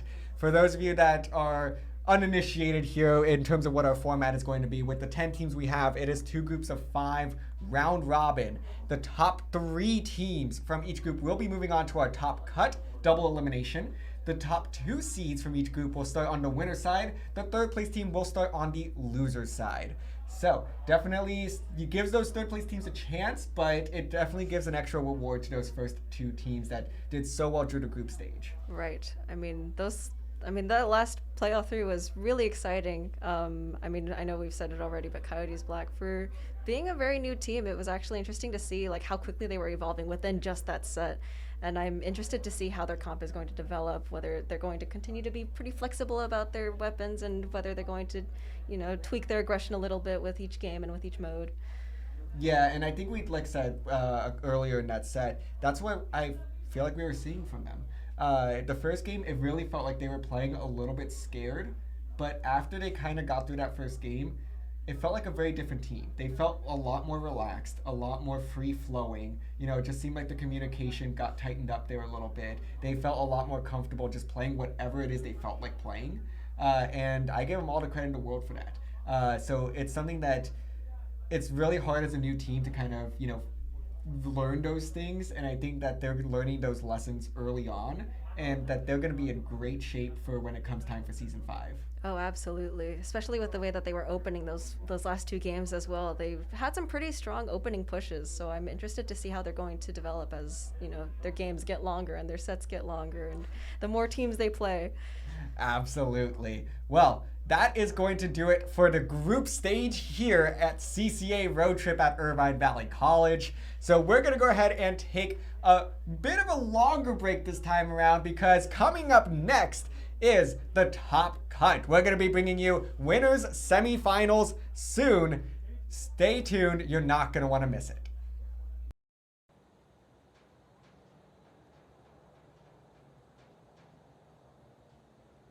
Oh. Hello, Well, we hello, are everybody. back. We're back. We're on the winners bracket right now, right? Yeah, winners bracket. So right now we're going to be watching CSU Long Beach Gold versus UCSD Esports Navy. As of right now, UCSD Esports Navy has won all 4 of their matches or all 4 of their rounds, and CSU Cal State Long Beach Gold has only lost once. Yeah, and that was the UCSD Esports Gold, and if I'm right, they're kind of the top seed, right? Yeah, pretty much. CD's kind of cracked, and I lost the gold. Yeah, both of them. So before we jump too far ahead of ourselves into the actual matches, let's go ahead and let's reintroduce ourselves, introduce ourselves basically to those who may not know us. So I am Communist Fry. I don't have any socials, so do not follow me. Hello, I'm Inkai. I stream on YouTube on InkIVT, super awesome flashlight fish VTuber, and I also have a Twitter, but Twitter isn't real. I just kind of have it just to like post up video updates, and that's it. So real. Oh, so yeah, I guess we're gonna be getting into this game soon, but so we're gonna be seeing Manta Maria, Rainmaker in this first game. I don't know. What do you think we'll be seeing out of this one? Okay, if I remember correctly, I forgot what CSU Long Beach Gold when I ran against them, but I know that Navy usually just kind of have a shooter. They have a slosher. They were using brush in the tournament as well. Yeah. So I don't know. I'm kind of curious if they're gonna be switching it up for these next few games. I can definitely see them also. I think one of them plays. I think someone on Long Beach plays leader, or I may be wrong, but we'll just see. Yeah. So let's go ahead and introduce some of the teams. So over on the left, you have UCSD Esports Navy with, pardon me if I mess up these pronunciations, with Buka, Kosami, or Kosame? Kosame, Oops. I don't know. Zbean. Oh, that is a very fun one. Fresyuri. I think it's Fresyuri. Fresyuri. I believe, yeah. Okay. Now on the right side, we have Cal State University Long Beach Gold, featuring Funnyman, Thermopolis, Shuno. Wait, no, Jono. I can read Japanese. Jono. It's in katakana. That's like my worst one. Apostolexer. I don't know. No tights, and that's it. Yeah. So, thank God that you are on. You were reading Long Beaches, because I think I would have just not done that one. I don't know Japanese. I would not have been able to read any of that. But yeah. So I think they're just getting that lobby set up. They could be doing. Yeah, it looks like it's just set up at the moment, but yeah. So we only have, let's see. So we had 10 teams come in today. It's 6 on the winners bracket, right? Because 3 from each, if I'm guessing. Yes, actually, I believe it's 4. Yeah. Oh, we got the face cams? Yeah, 4 right on winners stream. brackets, 2 That's crazy. losers, yeah. I was not looking at the stream. I probably should have.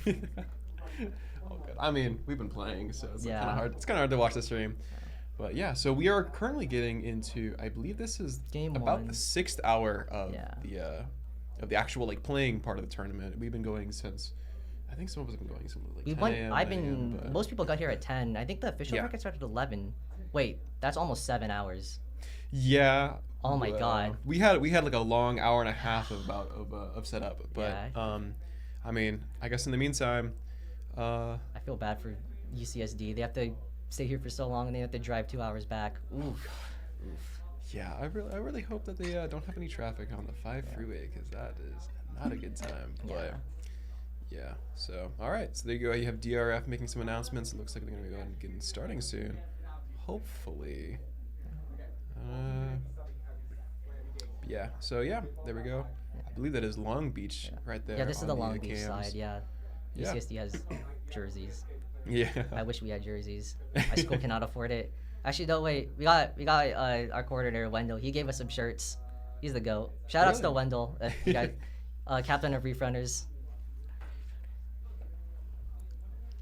Yeah, so looks like I'm gonna be. Oh, okay. I don't want to be too picky, I gotta. but Oops, gotta. about like how they're looking. But I can tell some of them are looking a bit tired at the moment. You know, Yeah. we've been going at this for a long time, and I totally understand. But man, they gotta keep their head in the game. This is the winners bracket. Yeah, then you gotta really lock in. Yeah. So we're currently over in weapon select at the moment. We got about 80 seconds or less until the game starts. Around a minute. Yeah. About. So I guess what do you think about Rainmaker Manta? 'Cause, like, it's kind of divisive. I think like it's okay, but like we only use it because we're really short on Rainmaker maps in this game. Yeah, I think compared to other maps, I think it is. Compared to other maps in Rainmaker, I think it is definitely one of the stronger ones. Yeah. But just compared to other maps in all game modes, I wouldn't really put it up there. I think, I don't know. I personally, I feel like it locks you too much in into that one quarter on street. Yeah. And I don't know. Even like that flank on the right, you really don't get that far with it, and Yeah. it's just, I don't feel like there's enough incentive to really go that route. Yeah, I feel like, and even then, I feel like Manta Maria is like the one map in this game that like really should have had 3 checkpoints. Like when that map was announced, I knew they were taking out like the block that was on the left and 2, so they can keep the checkpoints. But they should have just kept the block there and make it 3. But it is kind of fun because you could just like randomly go left on Manta, just like surprise people. I love doing that. Like just doing those random routes, like dropping right on Barnacle as well. That's like the same thing. Yeah. And so with that, we are actually going to be getting right into our game. Manta Maria, Rainmaker. Let's see how this goes, and let's see what weapons we have out today. They're running the all side order. Oh yeah, they were running the all side order comp. Except Oh, for that's that. right. Oh, we Oh, got and they're double also no side bringing it order. back too. Oh, Okay. oh wait, yeah, they were running end parries. I forgot. That's pretty base. I like end parries. Now, this is going to be Yeah. this is gonna be exciting. Honestly, I can't wait to see this go head to head. They're trying to go out and go for the Rainmaker. Probably so you can get the pot first. Looks like Gold's going to have it right off the bat, and they are going to go around the Rainmaker, going to be going ahead and getting control of that balcony. Going to be 1 death over on Esports Navy. Going to be actually trading that back out, giving it 3v3. Oh, got to pick with the Zuka. Okay, that's a long range pick with yep. it too. All right, so they actually are Playing taking Zuka. the Killing flank that I right. was saying. Nice. Yeah, you love to see it. You love to use the extra routes. They're there for a reason. And a nice good Rainmaker check. shot going down. Octobrush getting a couple kills. Falls to the zap, I believe. Yep. See if they can. Nope, they're not going to extend this push, and now Navy will be able to take back. They did break first check at least in the first minute, which is always nice. Yeah, it looks like now we also have the live face cams too, so this will be fun to be watching them as they're playing. Okay, Gold setting up again. Oh, the splashdown taking out one, and he was able to avoid the ink strikes. That was huge actually. Everyone 3 down both sides. Both activating specials. Oh, got the zip kill. If only the Rainmaker reset, so they can't really get anything out of it. And the Octobrush is in a really bad spot as well. Yeah, but they seem to be holding the ground Yeah, they actually. do, They're- actually. Oh, never mind. I spoke too soon. From what it looked, he could have gotten a pick there. But, okay, Slosher Got to land there at 2K. winning the Slosher war. So now it's currently a 4v3. Cal State Long Beach, they did have the advantage, but now they're down 2 players. It's going to be a 2v3. Taking out one on Navy as well is going to be 2v2 here. The Rainmaker is going to be stalling here. I'm not sure if anyone's going to be grabbing at the moment. It looks like there's going to be a constant stall here until the rest of the teams on either side actually can get back and get a hold. It looks like the Rainmaker is going to be reset. And now we're just going to have to wait and see what happens here. UCSD Esports Navy does have cooler outs. They are probably going to try to make a play here to try to stop the Rainmaker. Oh, they're scoring more points though. Okay, is Sasha gonna be able to pick it up? Kusame. Oh, Kusame with the pick on the Rainmaker. Good job, good job. Oh, bomb kill. Ah, you hate to see it. Ooh, that Rainmaker's in a really bad spot right now. Funny Man's going down with that. It is going to be a 3v3. It's right on the ledge. I'm not sure if anyone's going to be grabbing that. Esports Navy actually is holding that down. Oh, he was able to really grab well. it. Get a. Android, he was able to get a few more points from that. Nice rush, nice rush. Slosh is over here holding up the balcony, as per usual, and using that AoE to his advantage. Zap trying to climb up the balcony in order to challenge that. Oh, but falls, but gets the cooler off at least. Now here's time for another counter zip. Actually, I don't think we got to see much zip from the Octopus right as of now. He does go down, not really able to get anything out of it. Yeah, Esports Navy really trying to get a foothold back here in mid. It seems like they're kind of slowly making progress here, but just losing the Rainmaker right there. Gold actually is going to strike back with their own and try to see if they can break that stalemate that's currently happening just outside of mid. Back up. Zuka comes out from Long Beach Gold. Cooler comes out as well. Oh, one goes down. Two goes down on Long Beach. They're up 1. 32. Gold's at a little bit of a, they're on the back foot right now. Just 2 killed right on the jump as well. Their Navy actually is going to have a great and a fantastic opportunity to make a push here. They're already past their street. Their specials are going out. Now it's all a matter of Navy actually picking up that Rainmaker and bringing it forward. They have the advantage here. They have a foothold. Buka is going to be trying to maintain themselves as long as they can in the street. No one's really going after them here. They're kind of, and then right there is where they lose that advantage. Now it's time for Gold to strike back. They're getting back control from mid slowly, although Navy is cooled right now, so they're gonna have to win a really solid fight here. They don't want to just get run down. Yeah, now we have 1 minute on the clock. Trying to camp that Octopus, that zip landing. Octopus died beforehand. Long Beach still has a lot of points up here. They honestly can just take their time with this. They don't really have much incentive to really pop or push as much right now. As long as they hold their ground, Navy needs to make a move here somehow, some way, in order to bring those points a lot closer. Down with 30 seconds left on the clock now. They need to make a move now, or else they're not going to have much opportunity left. It's going to be a 3v3 now. 2 of them go down. 20 seconds left on the clock. Some specials are getting banked here. Navy's gonna have to make really good use of their special in order to be able to break this 24-point lead. Or, yeah, they're at 10. They're at 10 seconds on the yeah, clock. oh, Ink Strike gets the pick. Let's see if they get the pop beforehand. They're all going. Oh, barely!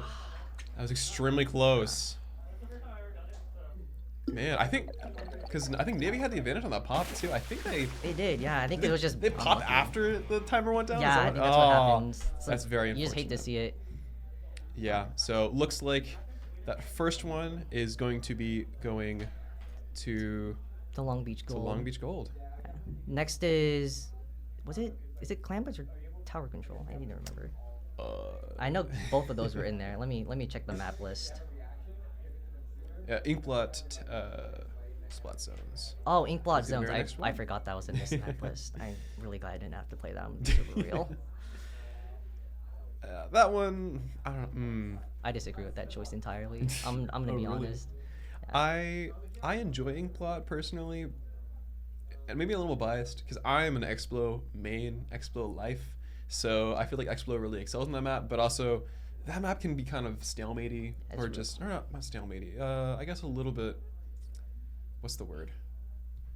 A little bit snowbally. Snowbally, yeah, and it can be kind of hard to like push around in mid and stuff. And it's thing I don't like about it is like it's really hard to back up. Like it's like a lot of like the zones maps, some of them like the bad zone maps. A lot of the features that you can't really back up. Only some exceptions are like ROM-en, because just like you have so much mid to work around. Even if backing up is pretty hard, you at least have a lot of room to work with. Yeah. So it looks like on the UCSD Navy side, we're actually getting a substitution in here, I believe. So we're not going to be going straight over to the next game. We'll be giving it probably about like another minute or so. But in the meantime, I guess we can just talk about this next match. We can it seems like Buka is switching out right now. Yeah. But I think we actually can talk about how the last match went, because that was pretty good. I mean, obviously we're in winner's bracket. I'm not expecting, like a complete steamroll at least. But that went back and forth a lot. That was That was really, honestly, just fun to watch. It was a fun watch. Yeah, like Cal State, CSULB gold. They were able to get like a really good push in. Like at the end, they were able to like the Slosher was able to pretty solidly take control of their balcony, and then it allowed time for the Rainmaker to just shoot the shots, because the Rainmaker shot's actually pretty powerful. It paints a lot, and it has a lot of AoE that can just kill you if you're not careful. So you have to really respect it. And they're able to go down and drop, and then the End Pairs is able to even pick it up even farther and then get to 24, which maybe was that like a 2-minute mark around? About that, yeah. Yeah, that put a lot of pressure on the Navy to like make a play, but they weren't able to push up quite enough. But yeah, that was fantastic. I think that part where you're talking about with the Emperors, that was because that was the part when the Rainmaker was sitting on the ledge, correct? Yeah. Yeah, I was really expecting that to get picked up and pushed even further, because that was like a perfect spot for it to just like. Yeah, you just drop off and then you just like squid roll and you get to like 13. Exactly. Yeah. So, but yeah, it was held down, and I think it was. I don't know. It was fun to see at least it get brought back into mid and just kind of like stall there and just see what team is going to make a move. So. Yeah. You think they're going to be changing any comps for this map mode? I feel like both could honestly work. I think they do, honestly. Yeah. Also, it's still fun to see like side order comps go head to head. Everyone's on that side order pack. I did not play any multiplayer from like when it released till now. This is my first time back to multiplayer. Besides, like I did play a little bit of the gold rotation yesterday for Salmon Run. Mm-hmm. Yeah, I mean, why would you? I feel like I feel like you're on the side order grind, and I'm sure everyone else at home is also on the side order grind. Honestly, I wouldn't be surprised if you viewers at home are also playing side order while listening to the stream. And if you are, that is okay. I'm not that upset. You should be. You should be playing side order. Please play it. I've only beat 2 weapons. I need to do more. Although like I'm making it like really hard for myself. I like every progressive clear I just take off more stuff. And I always click the rigorous floors. And if it's a danger, I also click it, and then I regret life because I get all the anglerfish guys. I hate them so much. Man. Oh. And so we are gonna get right back into splat zones. Looks like they're summing out for a cooler, a heavy edit. I really like that weapon actually. I just wish it's like a I guess I would say like a little more threatening mini, as I would describe it. Because it has similar range. Yeah. And then Long Beach is sticking with the same comp. I can see why. I mean, they're up a game. Might as well. Don't fix anything unless you have to. And this comp works well for Inkblot anyways. You have strong AoE. There's enough avenues for the brush to flank, and if they catch the brush can catch someone dropping. Yeah, and I mean, don't fix what's not broken. It seems like they already have the advantage here. Oh, that was a really unfortunate bomb right there. Oh, got the splashdown. Oh, but got the trade. Triple splashdown. It's like they showed that in the trailer. Still a good trade though. But Zip? Zipcast is going to be causing a lot of trouble there over on mid. Not actually getting any picks, but I think at least taking enough attention off the rest of the team, and also staying alive themselves. Well, they did go down there, but they still aren't in a terrible place right now. 3v4 now down to 2v3. They're gonna have to make a really big play in order to get control of zone. They have to make a move here. They have to flip it here. It's only 26 points until they're ready. There's no one on zone. Now they're back, already with it. Down with the specials. Nice. Okay, got one with the ink strike. Completely out. 10 points left. Are they going to be able to get a flank? Are they going to be able to get any ink on point? 5, 4, 3, 2. No, that's going to be a bit of a snowball there. Ooh. Very quick match. So, yeah, I mean, literally what you said. Don't fix what's not broken. Yeah, once Long Beach was able to get control of the zone and pushed up the plat, it was really rough. Navy had to work so much just to get control of their plat, and then didn't have enough resources to act once they were actually able to go contest the zone. Yeah. Wow. Oof. So, literally keeping what is not broken and just steamrolling it through on that map. These are still best of 3, if I'm right? I believe so. Yeah. Okay. So then that. Yeah, we got 5 maps in this one. So. Unfortunately, Navy does go out, or wait. There's a loser bracket, or there is a loser bracket. Yeah. Yes. Okay. Yeah. Unfortunately, they do get out of winners with the getting O2'd, but here we do play all 3, so we will get another chance to see them at least for now. Yeah, and so looks like we also have a substitution on Long Beach's side. I do not know what player that is, unfortunately, but there is going to be a substitution there. And our next map is going to be Museum on Tower Control. So I think I'm gonna whoops, I smacked the mic. I'm gonna put my bets down on Long Beach keeping that same exact comp, or at least maybe changing one weapon down, because I don't think there's really anything to change there. I think they kind of found their bread and butter there. Yeah, there isn't really any reason to change. I mean, oh wait, it is. They actually could change. They could just go whatever because they already won it. Unless they like really want to. Sometimes on this, it's time to go fun stuff. That's what I did. Wait, is it best of 3? It might be best of 5. Actually. Is it? Wait. Okay, if it's best of 5, then I'm okay. Let me check. Maybe. Oh, it is a best of 5. There we My go. bad. Yeah. My bad. Don't listen to me. Never listen to me. So they still have a chance. They still have a chance. They can get the reverse 3-0 here. Exactly. So a lot of pressure is going to be over here on UCSD Navy to bring this back, and Long Beach is going to be nice and right where they want to be, but they can't be lazy. They can't be too comfortable here and just sort of think that they've won it. They really need to ensure that they've won the victory, or else who knows? Navy might just sneak it out from under them. Never get lazy in Splatoon. Every game in Splatoon can become mad losable. Like you can even be like 99 up 0, and then they get the knockout. Especially TC. TC snowballs is a very snowballing mode with that passive special charge on the attacking side. Yeah, all you need is one wipeout and everything can turn. So, I wonder if we'll be seeing a wipeout in this game. Potentially. I don't know. I feel like Navy is, because I will be honest, I feel like a lot of us here are tired right now getting into the 6th hour of this of this tournament, but I feel like Navy has kind of, they've gotten their wits about. They've had a taste of the defeats at the moment, and I think they're ready to bring it back here. Yeah. The real question is, can Long Beach meet them with that? Because as we were saying, Long Beach only lost one of their sets, and Navy actually has not lost any of their sets, and so this might actually be their first L for this tournament. There's a high chance that this could be their first loss of the LAN, which they made it out of pools going 4-0. That's not that to sneeze at. Yeah. So right now we currently are going into weapon select. So we got about 60 seconds left until this match starts on Museum for Tower Control Game 3.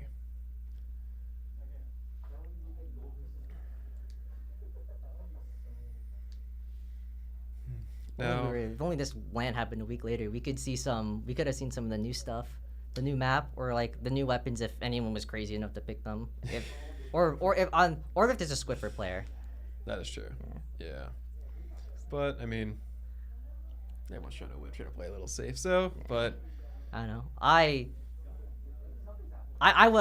probably would have tried out the weird dread kit, beacon wave. Let's go. Definitely works, guys. Definitely, right? Yeah. I'm not coping. All right. All right, we're getting into Game 3, Museum Tower Control. Oh, okay, Buka going out on Splash, and okay, and they're keeping the same side order comp, just a zap. Yeah, I'm actually kind of excited to see the Splash-O-Matic back in. I feel like I haven't seen it that often, at least not back in its heyday during the beginning of Splatoon. So I'll keep an eye on it. Splash still has a lot of value. It's just kind of one of the things that's just unfortunate is that that one Zuka damage buff from it was in the mid-season patch of Chill Season that now Zuka just deletes Crab in one shot and could potentially kill the user as well. UCSD Navy's getting a really good push, getting 3 down right now. Let's see if they can break first check here. They're all in Long Beach's plat. You have to go see if they can extend this even farther. Breaking past first check. Yeah. Octopus trying to drop down his flank. Gets one, but dies in the process of it. I said before, it seems like Navy is really hungry for this victory right here. Oh, and a great actual roll off of that wall there to get that pick on, I think it's Bosa. Or, Boca? Boca. It was Boca. My bad. I couldn't really read it with the X on that name. But now, it seems like Navy unfortunately lost a bit of the momentum there, and Gold is going to be able to pick it up right here, getting a lot of momentum here and bringing it right up to the very doorstep of Navy. The Zipcast actually was able to put a lot of pressure on that, and now now all Gold needs is to bring that tower forward, taking the lead past the 67 points. Oh, okay. Shot goes down. Slosher trying to set up. Zuka from across the map. Oh, they're 3 down. 2v2. Now it's a 1v3 or a 1v2 on the board, technically. So now Shot's trying to keep control of their keep control of spinner. Oh, but goes down. Goes down to the Slosher. Both teams are really going to have to actually push back up on this tower and really maintain control here. 2 players from Navy go down, leaving Gold with a ample opportunity to move up here. Shot has Zuka ready. He's going to try to find a ample opportunity. Pop it out. Pops it out now. See if he gets him. He gets 1. Yep. Oh, he's only able to get 1. Oh, the flank from the shot though. Ooh, okay, not really able to get anything out of it. Unfortunate. But who knows? Maybe they lost some time because they did actually turn around on that one. But it looks like Gold is actually going to be pushing right up to the steeps again, right up to their spawn. Is Gold going to be able to actually get out of this one? Oh yeah, that's really bad. The shot's set up on their right side. Right side is a key defensive position, especially on Museum Tower. Yeah, it is now a 2v3. And Navy's going to have to really get their foothold here. They do have the bucket that is actually watching over the ledge there, but they're going to... Oh, no, they dodged that bomb. They dodged that bomb. I thought he was going to die there. I really did. Oh, 4 points left. It's just going to be the head it now, and they're getting pushed back. 3, 2, 1. And it's over. Dang. Very solid 3-0 victory for Cal State University Long Beach Gold. Man. Oh, UCSD, they looked like they really actually had a good foothold in the beginning there. They had a lot of momentum to bring it in there, but they just once they lost that first push, everything just kind of slid back into Gold's hands. Yeah, once UCSD lost that first push, Gold was able to come back and just keep control of the tower and then keep a firm grasp on their plat and on their right drop as well, which really, or I guess their left opponent's right, yeah. Yeah, unfortunately also it looked like Navy kind of had a little bit of desperation when it came to their defense as well. A little bit of trickling in, a flank that kind of didn't really go too far, unfortunately. It was a good attempt, but I think in the end, Long Beach really just was set out for this victory, and they took it.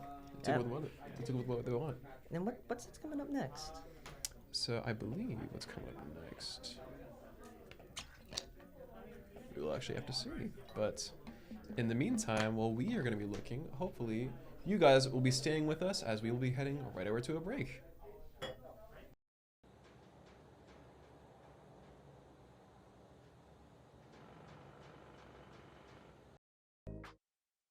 Welcome back, everybody. We're up on loser quarterfinals. I'm Ikai, and you? I am Communist Fry. So we're going to be actually seeing a bit of a interesting matchup on this next one. We're going to be seeing the IVC Diamond Rays versus the Reef Runners. CPP Runners. I'm part of CPP. He's part of IVC. But I'm on the IVC side. Now Reef Runners out of there. I was on their former team. They would not let me cook. I'm even banned from their chat now. Like the hate is crazy. And fun fact, Golanka, one of the members, he's like a wiper main. In the Discord server, he's actually my #1 hater. That's his name. #1 hater. Wow. Well, I guess we know whose stakes we have, at least for us. So. Yeah, I want them to get cooked. Respectfully. Respectfully. Okay. Respectfully cooked. Because they didn't let me use. They didn't want me to use sploosh. I see. Yeah. Well, I'll be a little less aggressive. I just want the IVC Diamond Rays to win. I like the Diamond Rays. They're cool. So. But yeah, so on the Diamond Rays, we actually have Saf, Userless, Nezu, and Bonnie. And a Reef Runner side, we have Wendell, Golanka, Squib. For the longest time, I pronounced it as Squid Kid. Don't ignore that. And Majim. So, since we know each other team, do you want to talk about what kind of comps you usually like to run?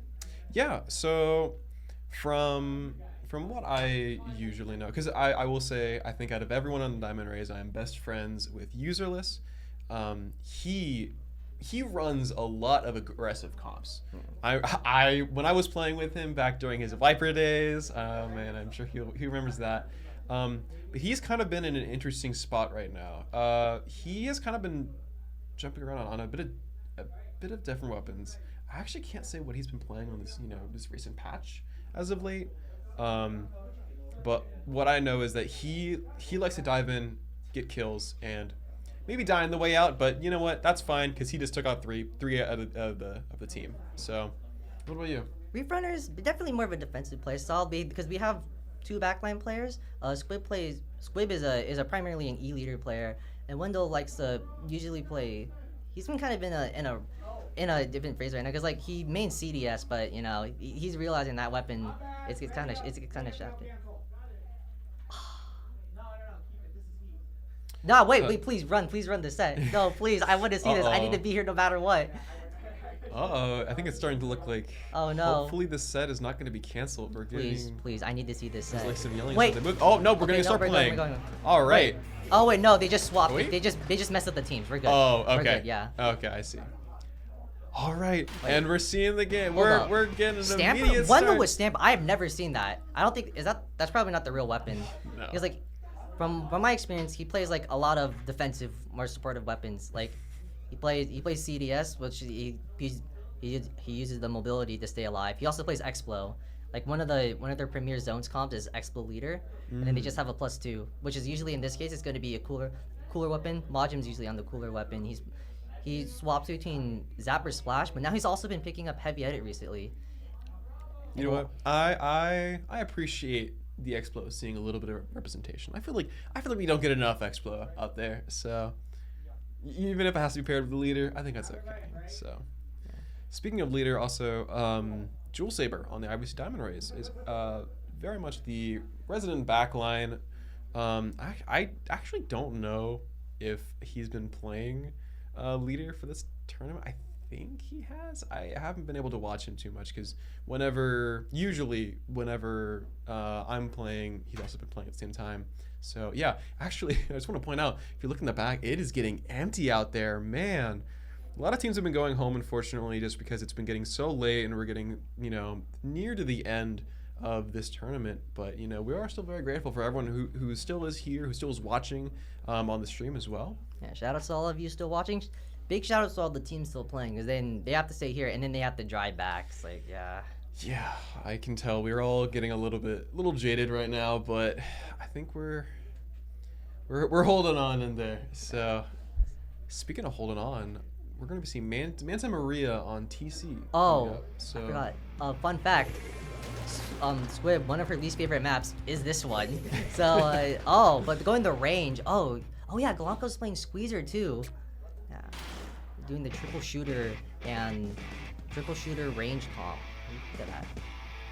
Yeah, so a bit of a mix-up on actually some of the weapons I've mentioned from Diamond Rays. Actually, we're not going to be seeing hyper-aggressive user lists. We're not going to be seeing backline Jewel Saber.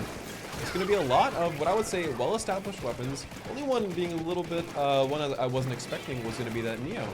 And so right now, Reef Runners are going to be losing their Range Blaster, but they're going to be coming in pretty quickly. They're going to be losing their Squeezer now and trying to get a push back into mid. Diamond Rays are going to be getting a good foothold here and actually getting a nice entrance right here into that street. All right, IVC Diamond Rays, come on, you guys got to win this. But they're getting a good push off though. Trying to see if he can find 2 picks or so. Oh, not able to find anything, unfortunately. No picks. No picks, but they're still actually gonna keep on going on here. They still have tower control a little bit. Gonna be a flank over here from the Diamond Rays. I can't wait to see where this goes, but unfortunately it does not go through. Actually, Reef Runners saw that coming, and now the Reef Runners are gonna have control over this tower. It's now down to the Diamond Rays to get that foothold. It looks like the first few players from Diamond Rays to actually get, in straight and try to stay there is Saf, and I believe that's Bonnie over there, trying to do what they can, throwing bombs, putting Peyton wherever they can, and Reef Runners are going to be trying to be probing a little bit here.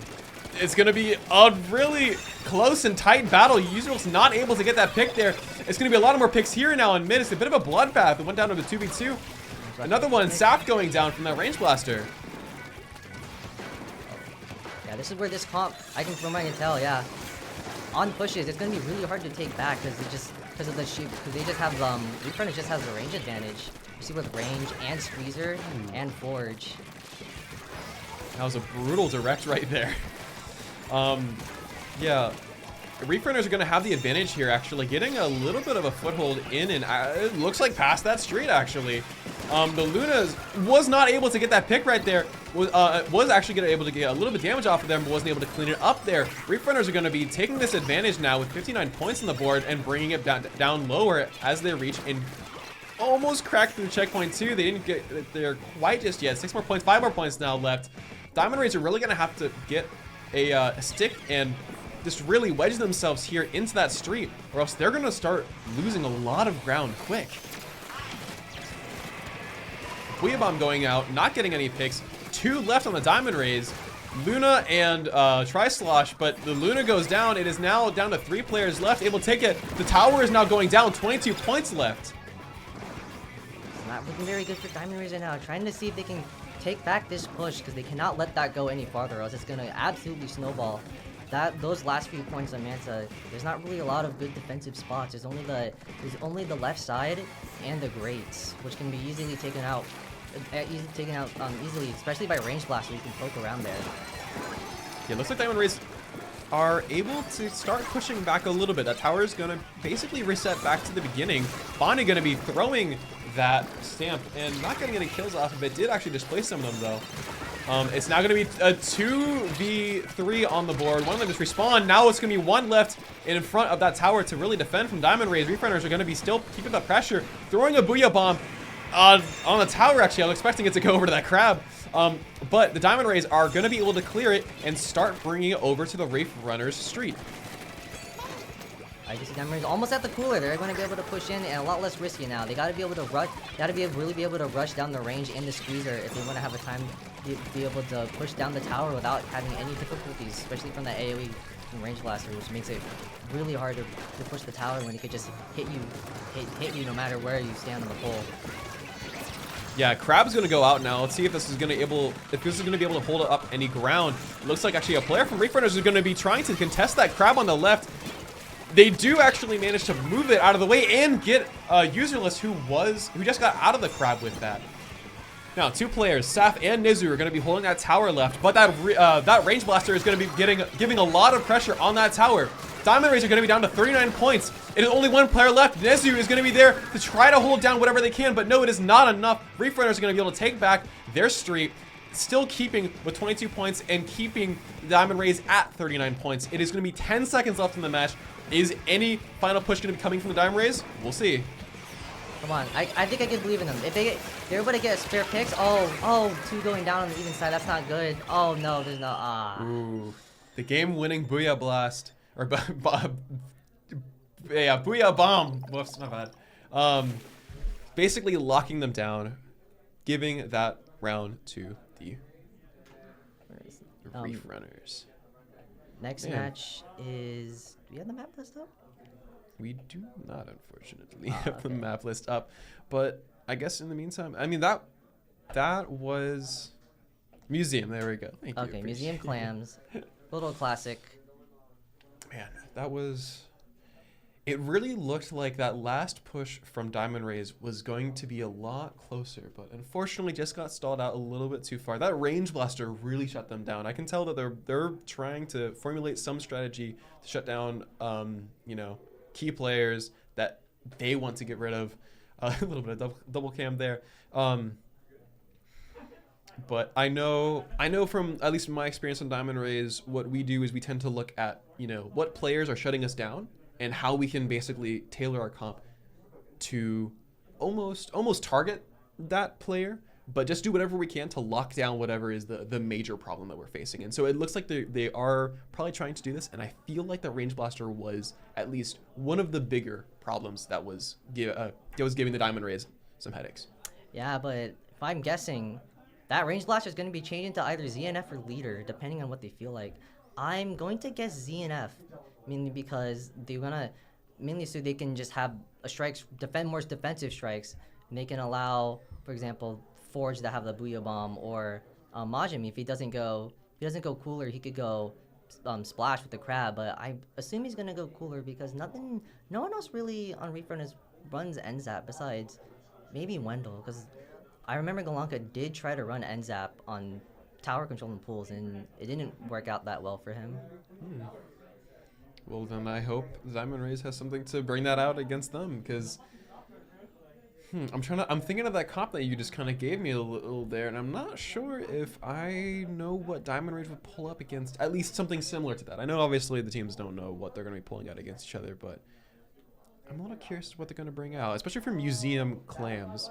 I would personally say Museum Clams is one of my favorite Clams maps. I think it just kind of lends itself well to the game mode, and you get a lot of space to both move and breathe, but also a lot of points to like contest and to get a lot of team fights in. And so I think that is what, when I was in the Diamond Rays, that is what I appreciated well, was the good coordination and communication between the players to actually bring team fights together. Speaking of team fights, we're actually going to be going right into the match. Saf is going to be pulling out a pencil for this one, and Squib is going to be pulling out the E-Leader. We're going to have a little bit of a charger battle. Yeah. Oh, and Wendell also pulling out the 52 album. I was not expecting that, although he does play it sometimes. Squib also running Tenacity, one of my absolutely favorite abilities in the game. I gotta pull it up no matter what. One of the reasons why Golonka is one of my haters is because I run Tenacity Swoosh. I run that on Rainmaker and Clams. I actually pulled it up against Gold. We lost, but it was still fun. Ooh. Useless actually pulling out the classic Wiper, getting one pick, but getting picked himself. Bringing it back, and both players are actually going to be back in already. It's going to be 4 players still alive at the moment, and although the Diamond Rays have more of a foothold on mid than the Reef Runners, they aren't able to get too much forward from this point, basically from Spinny. Pencil's going to be locking down at least a lot of paint in the initial, and as the ball is made, they're going to be bringing it back over to this Pencil, and it gets sniped out from the E-Leader. Oh, unfortunate. Now with that, we're actually going to have the last E-Leader is going to be rolling out. Nezu is going to be basically beelining it for that. Oh, getting sniped. It looks like the E-Leader is going to be causing a lot of problems for the Diamond Rays here. Usuals is going to be putting in that ball. Going to be getting down to 68, 65 points now. Wall is going up. That's going to be great for the 52 gal, but not enough, as I believe, yeah, the suction bomb was able to get them on that. I think that was Bonnie on that one. Reef Runners being able to get a lot more mid now right after that push. 62 is not that big of a push though. That can be stopped by 2 power clams. And they're actually really close. They have 23 right now. Got 2 balls ready. Oh, got IVC has to find a really good way to put some specials in. Oh, Shot getting 2 kills. It's not looking for them. That was a fantastic double kill, and man, Golonka, or I think that's how you pronounce it. Yeah, they were schmoving over there, really dodging that Pencil that was trying to get a shot on there, shot on them, and really not being able to get anything. Reef Runners are not actually able to push up on that ramp, so although they do have a lot of mid control, they aren't going to be able to, they aren't going to be able to score any points from here. Wendell is actually making a move up here. Are they going to be getting up to the top left? Yes, they are actually, and they made it. Our Diamond Ray is going to know that they're going to be contested from there. Getting a jump in and actually breaking the barrier with that jump. 3 players alive on Reef Runners. Now 2 left. Even though they did get the 77 points, they're not going to be able to get much further than that, leaving them with an 11-point penalty. We're not able to, unfortunately, be able to capitalize on that jump. They just didn't have enough. They just didn't have enough points in the economy. Oh, but Golonka, I gotta respect it. It's the Wiper play. The Wiper taught him that movement. Man, yeah, Golonka's getting a lot of double kills, actually. It's a little brutal, honestly, seeing it. Wendell is also popping down that wall, holding down that mid, and it looks like we're going to be seeing another repeat of what we had before of Reef Runners holding this mid, and Diamond Rays trying to get whatever they can back and just really jab at it. Now, Nezu and Usuals are going to be actually pressuring Glonk and actually getting Glonk as well. It is just going to be the one 52 gal running back up on their ramp. Usuals is going to be using that stamp, but unfortunately it does not protect him enough to be able to get up on that ramp and past that wall. They do, Diamond Rays do have control over mid again, but they are kind of trickling in here, not able to get a really solid push here, as the two players from Reef Runners are going to be able to actually protect their ramp and push out a little bit, getting a little bit of probing over here into mid. Reef Runners gets control back to mid. Pencil trying to set up a cooler in back so everyone can get it back on the respawn. But they also don't have any clamps. They have a good amount of time. Oh, but they would have formed the ball now. They gotta make sure no one's able to get in so they can get a cheeky little jump in. That's a very good medium range shot from Saf. Unfortunately, not able to get the second one coming up on them, but was able to clean it up from Bonnie. Now, what I'm honestly seeing here is I think either teams really just need to give themselves a second, give themselves a breather to get their specials down. I know, yep, as we just see, we have one special down, wasn't able to really get much. Actually, what? I stand corrected, was able to get a Glonka. Diamond Rays are going to have a nice opening here to get the ball in. Bonnie's going to struggle to get in there. Finally throws it in. 61 points down with the broken barrier. Userless was able to get one, but was taken out with that. Walls going up, protecting them as they get down to 43 with the clams. Only 2 players left in Diamond Rays able to hold that. We have 9 seconds left. Are Reef Runners going to be able to do anything to get their own ball back and cause a little bit of a turnaround? No! Oh, and the jump in! The jump in with the ball, making sure that is going to be not the case at all. Yeah, all right, good job, IVC. Good job. They're 2 more games away from stopping these guys. I can't let them get any farther. Ooh. Now it's getting a little bit intense because now it is currently 1-1 for both teams. That was a really good match. Wow. I will say Reef Runners had a really good lockdown when they were pushing, and also when they were holding their own middle ground. They were really just keeping the Diamond Rays out of whatever they could whenever they were in the mid.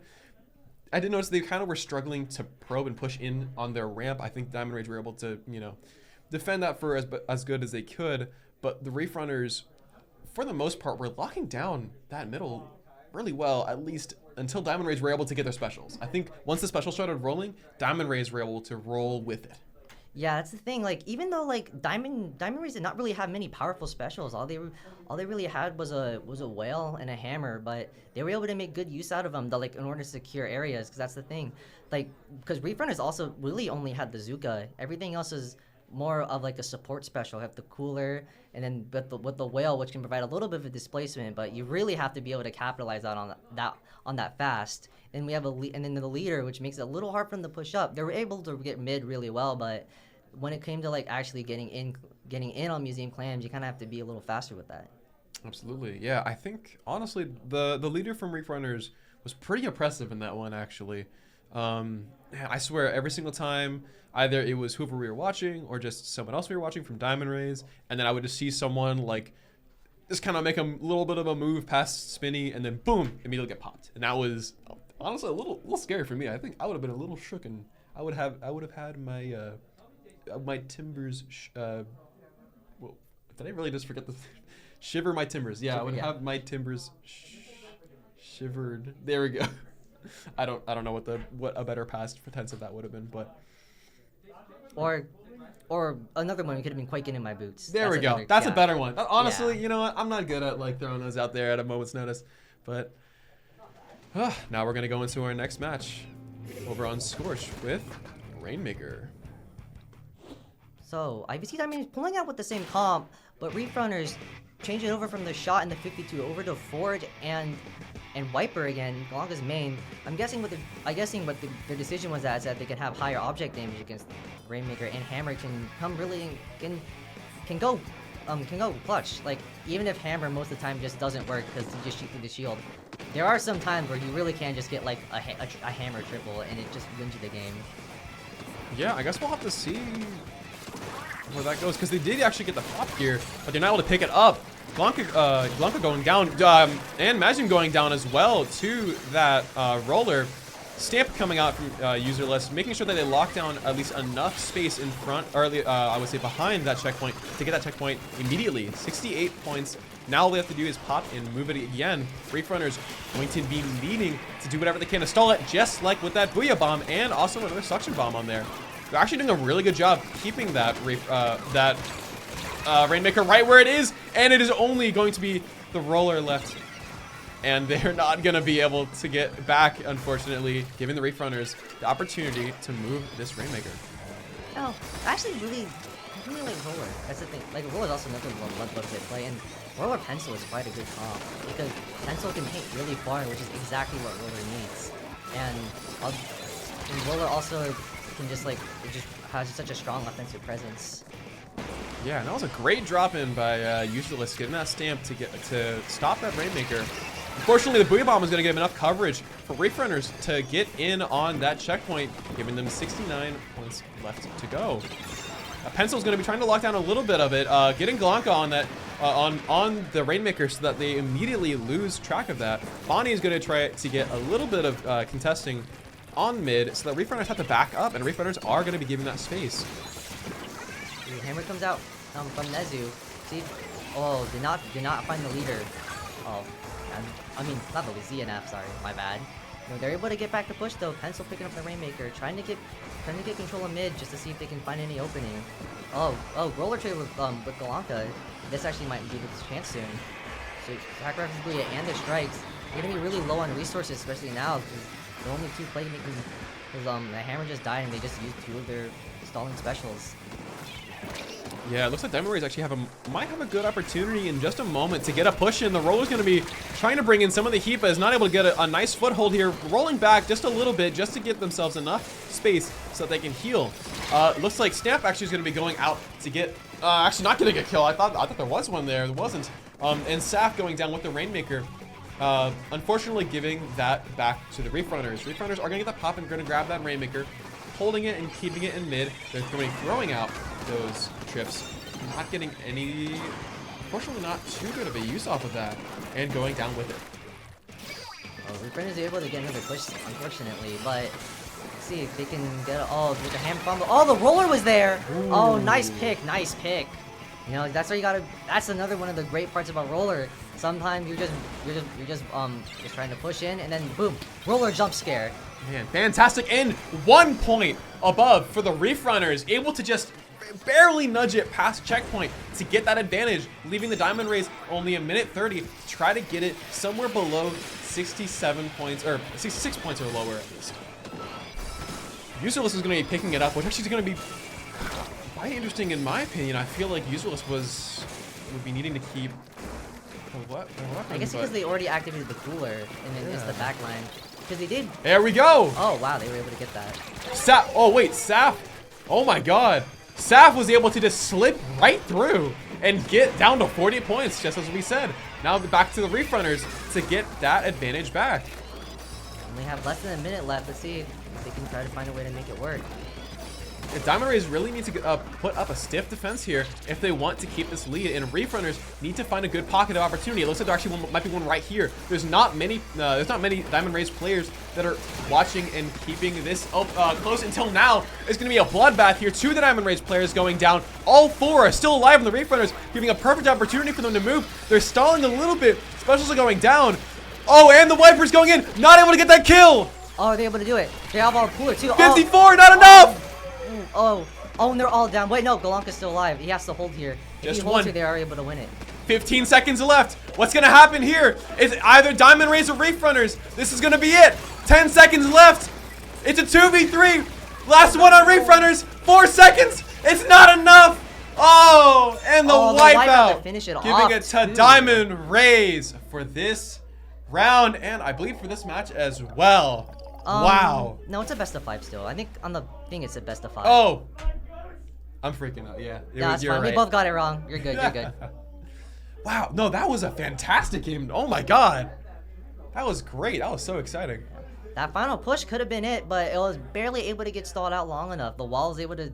I thought the wall was able to stop the hammer and was able to pick off Galanka, taking out enough of the resources to make the Rainmaker just like all alone, unable to push for more points.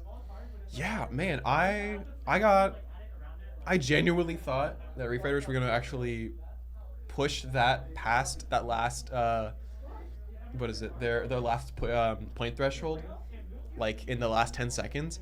That was extremely close. Also, I want to say props to Jewel Saver for just kind of slipping in there. I guess near that 1 minute mark and just giving the Diamond Rays the I think it was from 67 points down to 40 and just keeping them at it.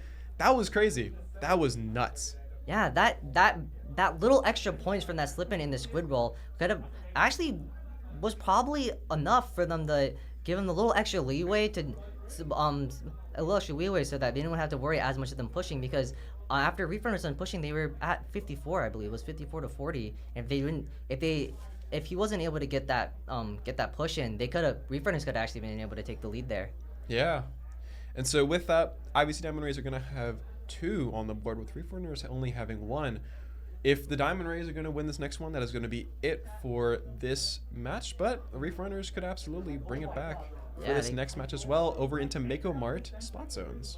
This actually might be one of the matches where they run leader Explo, but Diamond Rays, if they go roller again, MakoMart's a heaven for a roller. I know from experience. I main roller as well. Yeah, I would say, personally, I would say roller, carbon, bucket, really any short range weapon that is just fantastic at setting up ambushes and assaults. They are just going to go crazy here, and I have a feeling we are going to see some of these close range weapons on both teams. I feel like they're both going to take advantage of this map. Yeah, so Wiper especially, because Wiper's fast too, and can also be able to get quick stabs off of the stacks, climbing up the wall there. Yeah. And so with that, we are going to be getting right back into the game. Let's see if we were correct on our assumptions. Yep, we do see a bucket here over on the Diamond Rays, and over... They do run the Expo leader. Do have Expo leader, just as you were mentioning. And, I mean, I think that Wiper still counts as a close range aggression. Yeah, so. Setting up the beacons. I was asking them about this earlier. They did say that, generally the beacons were a little helpful, and then also with the missiles good displacement, although... I still don't know how you feel about that hit, but if they make it work, they make it work. Yeah, and it seems like it is working. The Expo is able to put in a lot of work to get that paint on the point. Diamond Rays are gonna we're with flip it once, but Reef Runners are able to bring it back again and really keep it in their grasp now. 2 players down from the Diamond Rays, and Reef Runners are honestly all still on the board. I don't think I've seen one death from them just yet. They're able to bring it down to 70 points and throw in their specials to really lock Diamond Rays out of this point. Lear's taking up right flag again. Oh, Bayo with a cancel the Zuka. Nice shot from Squib. Squib doesn't hate on me as much, so that's why I'm a little more supportive. But but the Tressler and the shot are trying to go back and take back zone. Maybe Try's gonna try to get cooler. Try does get cooler up, but has to deal with the Wiper on left. See if Galante can try to get any picks here. Oh, but he does pull out the missiles. The Diamond Rays are going to have to make a move quick. They're only down to 20 points for the Reef Runners left until they take this. Diamond Rays do have a full roster and a special thrown down, but are they going to be able to bring it in and at least get a little bit of leeway here? The Reef Runners lost control, but no, they did not. It's going to be down to 3, 2, 1 point, and not enough for the Reef Runners to bring it back in and roll this back into their favor. It is 2-2 on the board, folks. This last one is going to be for the next match. Yep, this is game point. Expo leader still on top. I think we pulled this. I think because when I was on their team last season, they pulled this out and they did actually. Yeah, they won. I wasn't in that match though, sadly. But. So now we have either a fan favorite or a fan not favorite. We have Hagglefish Tower is going to be for our next and last game of this matchup. I'm kind of curious to see how this one's going to go. I have a feeling that Diamond Rays are going to pull out. I feel like they're going to pull out the same comp as they did 2 rounds ago for what was it? For that Reef or the Rainmaker game. Yeah, I feel like it worked for them there, and I feel like it can work for them here. Yeah, although I could still see their the comp that they've been running for game 2 or for the last 2 games, because Pencil, the canopy or the tent on Hagglefish offers a really good position for sniping for Pencil, the paint, and the roller. I think roller's really good on tower control. It's really good at sharking around the tower, using the tower acts as free mobile cover for the roller, and the bubble can be a very valuable special on tower control when either you place it on the tower to stall or just even in front of it just to hold. No, honestly, that is a really good point. And I could see Reef Runners bringing back that range blaster for this one. just trying to keep themselves at a distance and just lock down whatever they can on tower. There will probably be issues with that when it comes down to trying to at least face a pencil, which, like you said, we'll probably be seeing. But I can also see, I don't know. This might be a battle between blasters and chargers. It looks like. So at least those are going to be the main players that we're going to be seeing on this next match that are going to really at least hold down this this tower and try to see which team can bring home this next game. I believe, actually no, I think they're gonna go back. Reef Runner is definitely gonna go back to their game 1 comp because Squib really actually does like range on tower control, and she does really well with it. Not even like just here, she's actually pulled out in Snow Cali, and she went off with it when I was on her team. Yeah, and so we don't actually see a blaster here, but we're going to keep with the E-Leader. And as you said, for the Diamond Rays, we're going to see that pencil back and also Bonnie bringing out that Luna. Beacons are going to be going up on the Reef Runner is going to be trying to get themselves a foothold here. Reef Runner is going to be having a little bit of an overlap and probing just a little bit, losing their Wiper and their NZAP, which means that Diamond Rays are going to have a opportunity here to get a push. Useless is going to be taking no time at all to try to get up as far as they can. Not actually seeing Glonka in the back there and getting punished for it. Nez are able to clean that up, and Diamond Rays bringing, and it's staying alive. Oh my god, I don't know what noise it has made there, but that was one of shock because I genuinely thought that Jewel Saber was going to not survive that actually. Diamond Rays able to get up to 67 points, getting over to the first checkpoint. Wendell going down, and Nezu and Userless trying to probe that ramp over here.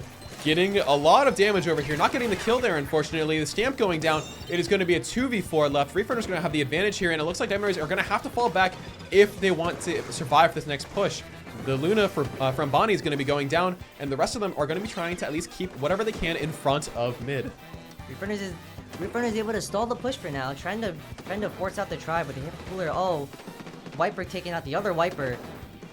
Leader trying to set up on left, trying to get a pick or something, get a pick somewhere, and Majin's trying to just but dies to the Fizzy Bomb. That's unfortunate. They're going to be down a lot of resources in order to try to take back this tower, and setting up an ample opportunity for IVC Diamond Rays to do another push, especially because they have gonna have some specials ready. Yeah, Stamp is going to go out from Useless. Going to actually get, I think that was a 2K actually. I'm not entirely certain, but I believe that was throwing it over at the E-Leader and pressuring the E-Leader to push back and try to give them some time to actually get this tower forward. Nezu is going to be bringing the bucket and the pressure right to the E-Leader. Not able to actually get the kill there, but is able to push them back far enough. We're not going to be as useful, at least not in the position that they're in right now. Saf is going to be pushing that in, getting it to the second checkpoint with 34 points left on that board. A lot of specials are going out. They're really going to try to hammer it home right here. 2 of them are going to go down from Diamond Rays, and 2 are going to go down from Reef Runners as well. Is it going to be it right here? Is this going to be the end? No, it's not. Diamond Rays going to be wiped out. Oh, Wonka coming in super clutch there, being able to get that wipeout and the stab amongst the people in the tower. That now giving him an opportunity to push back up, take some mid, and try to set up beacons as well. Yeah, what a great turnaround from the Reef Runners there. Wow, that was honestly for them. I was a little scared there for them because that was looking like it was going to start to end it right there. But no, Reef Runners are not going to let that happen. Well, I mean, I wasn't scared. I want them to lose, but you know, I gotta respect it when they do something. Well, I'm trying to be neutral as much as I can, even though their Diamond Rays, they're there too for me. So. It's okay. No one's gonna give you flack for being biased. It's your school.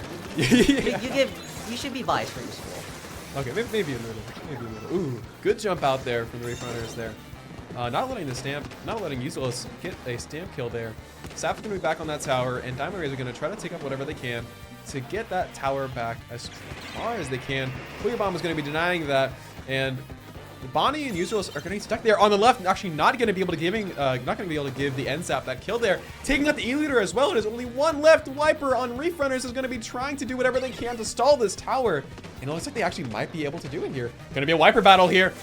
It's going back and forth. Not enough damage here, but Useless is able to get a trade with that Stamp. It is now going to be 3v3 at 1 minute on the clock. Reef has a lot to go through though. You have to go from 86 down to 17. You have to break through, and they still have none of their checkpoints broken, unfortunately. Which means they're gonna have to stay on top for a long time. And they cannot let that Luna Blaster in when they're on check, because if you do, that Luna Blaster could kill just like all of them on there. Remember, folks, it's not over till it's over. The last player on the Reef Runner is actually able to give enough of a little gap here for them to get an advantage here. They are able to get the first checkpoint, but not able to stick it. The Booyah Bomb was able to give a little bit of cover. But I think that was, I believe that was Nezu that was able to sneak in there and shut down that tower. So, ooh, Blanca going down there. I thought they were able to dodge it, but unfortunately not. Tower's going to sit in the middle, but I think the Diamond Rays know that all they need to do is just sit it down on that timer. And it looks like Nezu's going to be locking it down. Useless is going to be keeping that middle pressure. It's going to be 5 seconds left on the clock. Reef Runner's going to make it to that tower. Going to be trying to push it into overtime. Are any of the specials going to be able to come out in time? No, but it's not. And Useless is able to hop in that tower and end it right here, right now, winning it for the IVC Diamond Rays. After that great initial push, they just kept rolling off of that momentum. Reef Runner wasn't unable to stop it and get a substantial push themselves, but that's fine. They're a wash team. The new best CPP team is gonna be Wave Riders, my team. I'm rising up. I'm gonna rise up against them. All right, we'll keep an eye on them then. But IVC Diamond Rays are gonna be doing a little bit of a victory dance, taking it in and moving on to the next part of our bracket. So, hey man, that was. I'm still reeling over the Rainmaker match. Honestly, that was a fantastic game. Yeah. This was still a really good one too. Don't get me wrong. But no, that one got my heart. That one got my blood pumping on that one. But no, that was pretty good. I think that the Diamond Rays really had a good opportunity. They had a lot of good examples of being able to push in together as a team. I think they really had a lot of cohesion wherever they were, and they were able to really lock down whenever they could. Yeah, they were able to lock down on that tower game, and like that was a really close set because it was really back and forth from like it went. They were basically win trading, and like when Reef Runners did win, they were able to win pretty solidly. They had a great push and like even KO'd on zones. Yeah. So unfortunately, that looks like it might actually be the end for us. We will be signing off here, at least for both of us. I am Communist Fry. I don't have any tags, unfortunately. I am not really one for social media. Yep, and I'm Inkai. I stream on YouTube at Inkai at VT. Super awesome flashlight fish VTuber. I try to stream like once a week on a weekend, but sometimes I just time doesn't agree with us. Yeah, and in the meantime, we will see you guys probably, hopefully soon, but we'll also be seeing some new casters as we go over to the next match. We'll be seeing you later. Goodbye.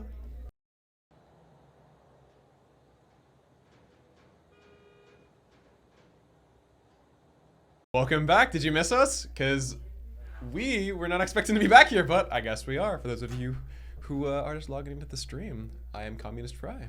Yep. So much for signing up. I'm Inkai. Streamer, Splatoon streamer, flashlight fish VTuber. I've said it enough times.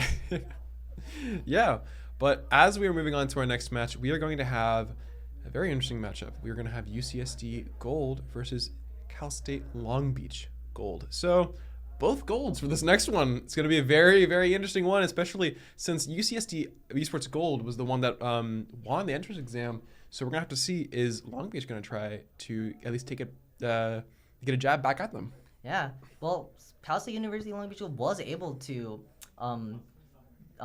take out the Navy team, and now they have to move up and now face against the Gold team. That's gonna be a lot rougher because I played against Gold in the past and they're good.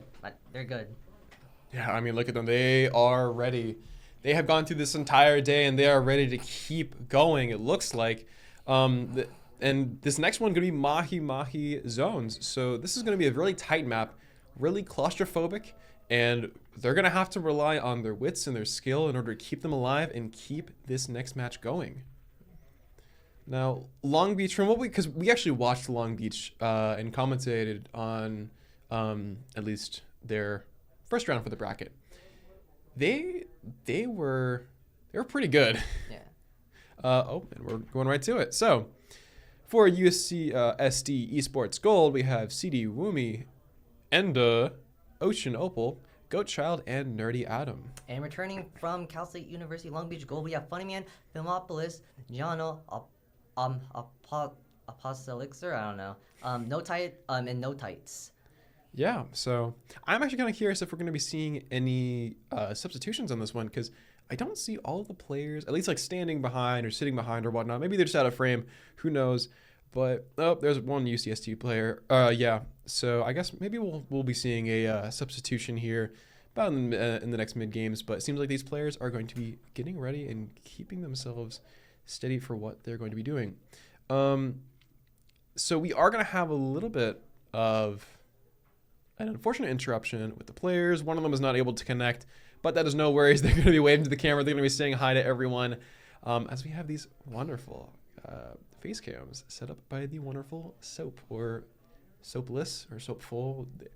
They have many usernames. So, and we actually get a little sneak peek of the is that season 4 DeBall's shirt? I think that is. Oh my god, I love that shirt so much. Is DeBall's like a historical thing for here? I think it is. Yeah, it's a historical. Yep, there it is. I survived season 4 DeBalls. Oh my gosh, man. I actually am kind of sad I did not get one of the shirts. It's man.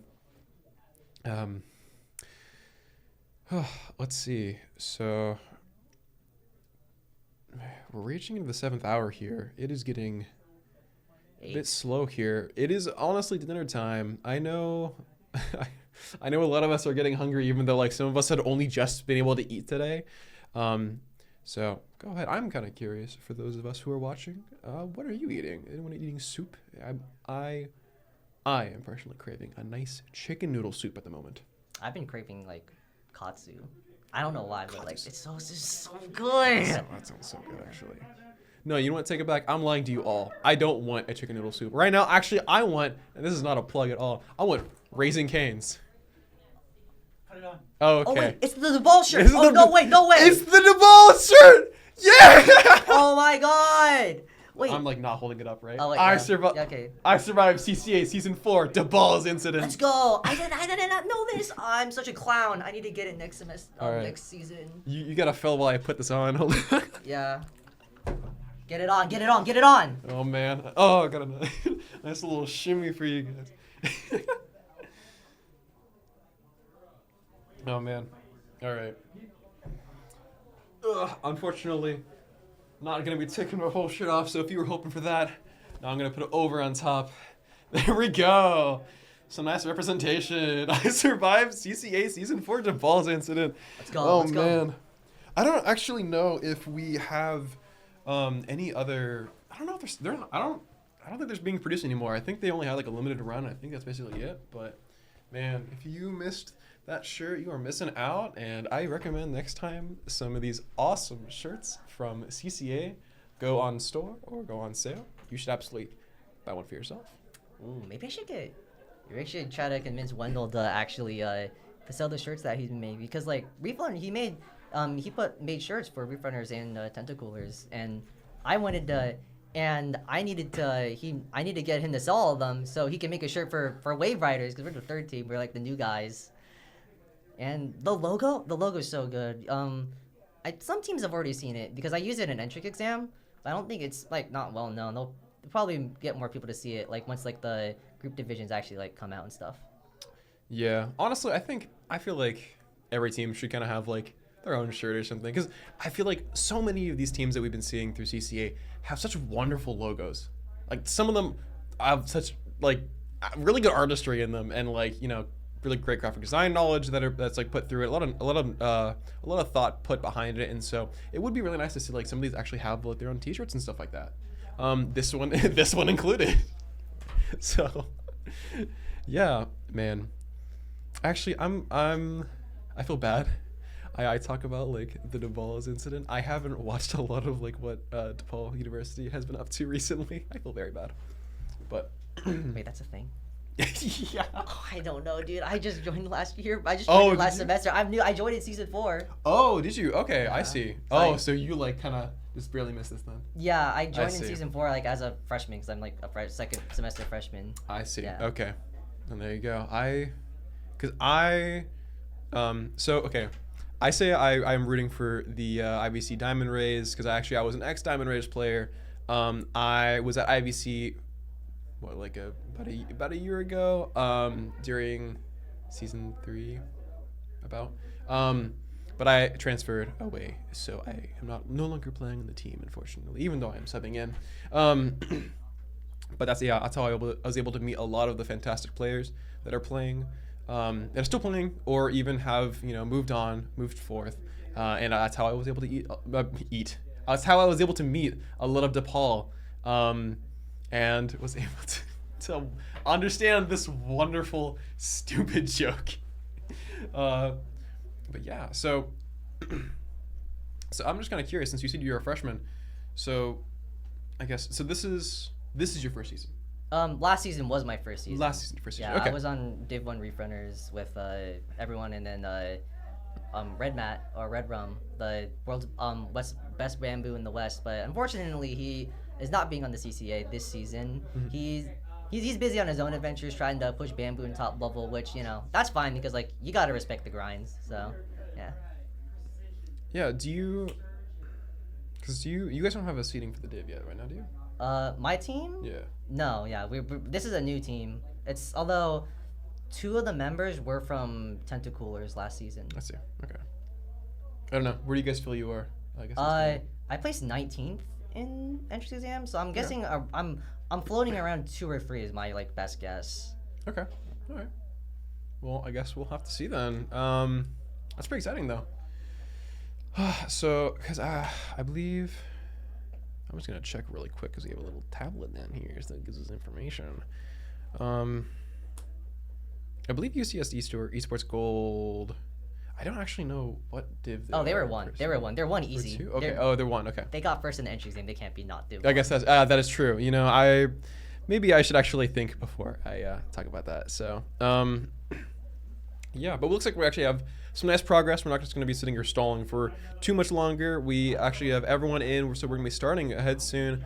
But we're going to be, I think, probably going through, just give me a little bit more time, weapon select, whatever else. So, but in the meantime, let's see. So, because we watched Cal State Long Beach Gold a few matches ago. What did you think about their performance? I think their performance is pretty good, but like the thing is, they're gonna be. I'm guessing they're gonna be running the side order comp. That's what I'm gonna call it, the side order comp. And then UCSD Gold. From what I've seen, they like to run 2-shooter backline and Carbon because like a lot of their team is built around Wumi's Carbon, which can be really strong because like not only Carbon can like shark, and they also have like the burst. They have like the strong burst combos, which can like even just kill you, even if you think you're out of their range, but you're not. Yeah, and honestly, I wholeheartedly agree with you. I think for Long Beach, the side order comp that they were working with worked for them a lot, and I don't really see a reason to switch it up that much. At least not for the maps that they're going to be running, especially not for Mahi as well. I think Mahi is probably going to be doing really well with a lot of their more aggressive weapons that they're going to be running. And I'm honestly just very curious how UCSD Esports is going to be kind of responding to that, if they are, or if they're just going to be saying, screw it, we have what works for us as well, and we are just going to be going in and just going head to head against those skills, those comps, those kits, and just seeing what happens. Because Long Beach Gold is probably going to have a little bit of trouble dealing with like the leader on their side, but let's see how it goes. And oh my god, wait, and just running the Tetra dualies, thank you. Oh my god, those are like my OG mains, but like I haven't played them in so long because they either have a fake sub, like they either Light Touches have like Sprinkler, which is not real, or Reef Slider, which I just don't really like Reef Slider on Tetra that much. It's more of just like a cheese thing, like that's it. Yeah, and so we actually got exactly right that Long Beach is going to be staying with that side order kit, or I guess comp. Unfortunately, they're not able to get much of a foothold here as they're. Oh my gosh, I'm like totally blanking out. My bad. I believe Long Beach is an orange, correct? Gold's orange. Gold. Long Beach is gold. So yeah, I see. they're having trouble taking up back their plat. Especially Carbon was actually really mean. Like right on their plat when they try to get the perch. And then like if you're not careful, that Carbon can just like pop up and just like and flick you and hit you with the vertical flick and you're dead. Yeah, UCSD now with 25 points, really able to keep a foothold here. We have Funny Man up here, up top. It's going to be striking for a little bit, not enough to get a distraction, not enough to get a push. 10 points left. Esports Gold is really going to be pulling it up here. Gold is able to call out blue control and actually flip it so that UCSD Esports now has 73 points to go through, plus their 4. Ooh, nice Zuka kill on the leader from the shot. Now they're able to find a way to set up on their own. This is when wipeout. Whoa. That was honestly out of nowhere. This could be their big opportunity, especially because now they have to work to get enough paint control for the Carbon. And really their only good painting weapon is the Zenitech splatter shot. Tetras like don't have the worst paint in the world, but like they're not really gonna be doing anything that paints because they're gonna be rolling and they will be dying. Yeah, I mean, I was just about to say about the Carbon that they're going to have to really work to get in. And just as we saw, they were able to get a pick off of there, but they also died themselves and were not able to take too much ground off of it. Another player was still able to trade them out as well. And Long Beach is going to be able to really stake themselves down here. 15 points left. UCSD is going to have to do something here to get them off this point and to try to stall them. Ooh, that Zuka kill is gonna be huge. Oh, that man actually let them get the check. Oh, they were able to get back zone. That Zuka pick was actually huge. Now they can really start pushing up, and then they can start the snowballing with giving so much map control for the Carbon to work around. Yeah, and we're back with the 70 penalty points. Esports or SD Gold with 4 points at least. Technically speaking, and Long Beach with 5, which means that Long Beach is going to be having that advantage there. We get the cheese with the Reef slider, but is taken out afterwards by the zip pass. There's only be one player left from Esports Gold. Are they going to be able to try to shark behind them and just maintain that posture? Oh, that was a little bit of a scary bomb there, and they're going to jump right out, making sure that they keep themselves alive so they can survive to fight another day. Also dying, getting a spray pick from the auto bomb. I actually realized that I'm pretty sure that Tetra's not running enough SP to cap zone by itself. I believe Mahi's a little bigger, or like the positioning is kind of weird because if you may be able to cap it with 2 subs, but I usually run 5. Damn, I don't really run Tetris, so I would honestly not really know.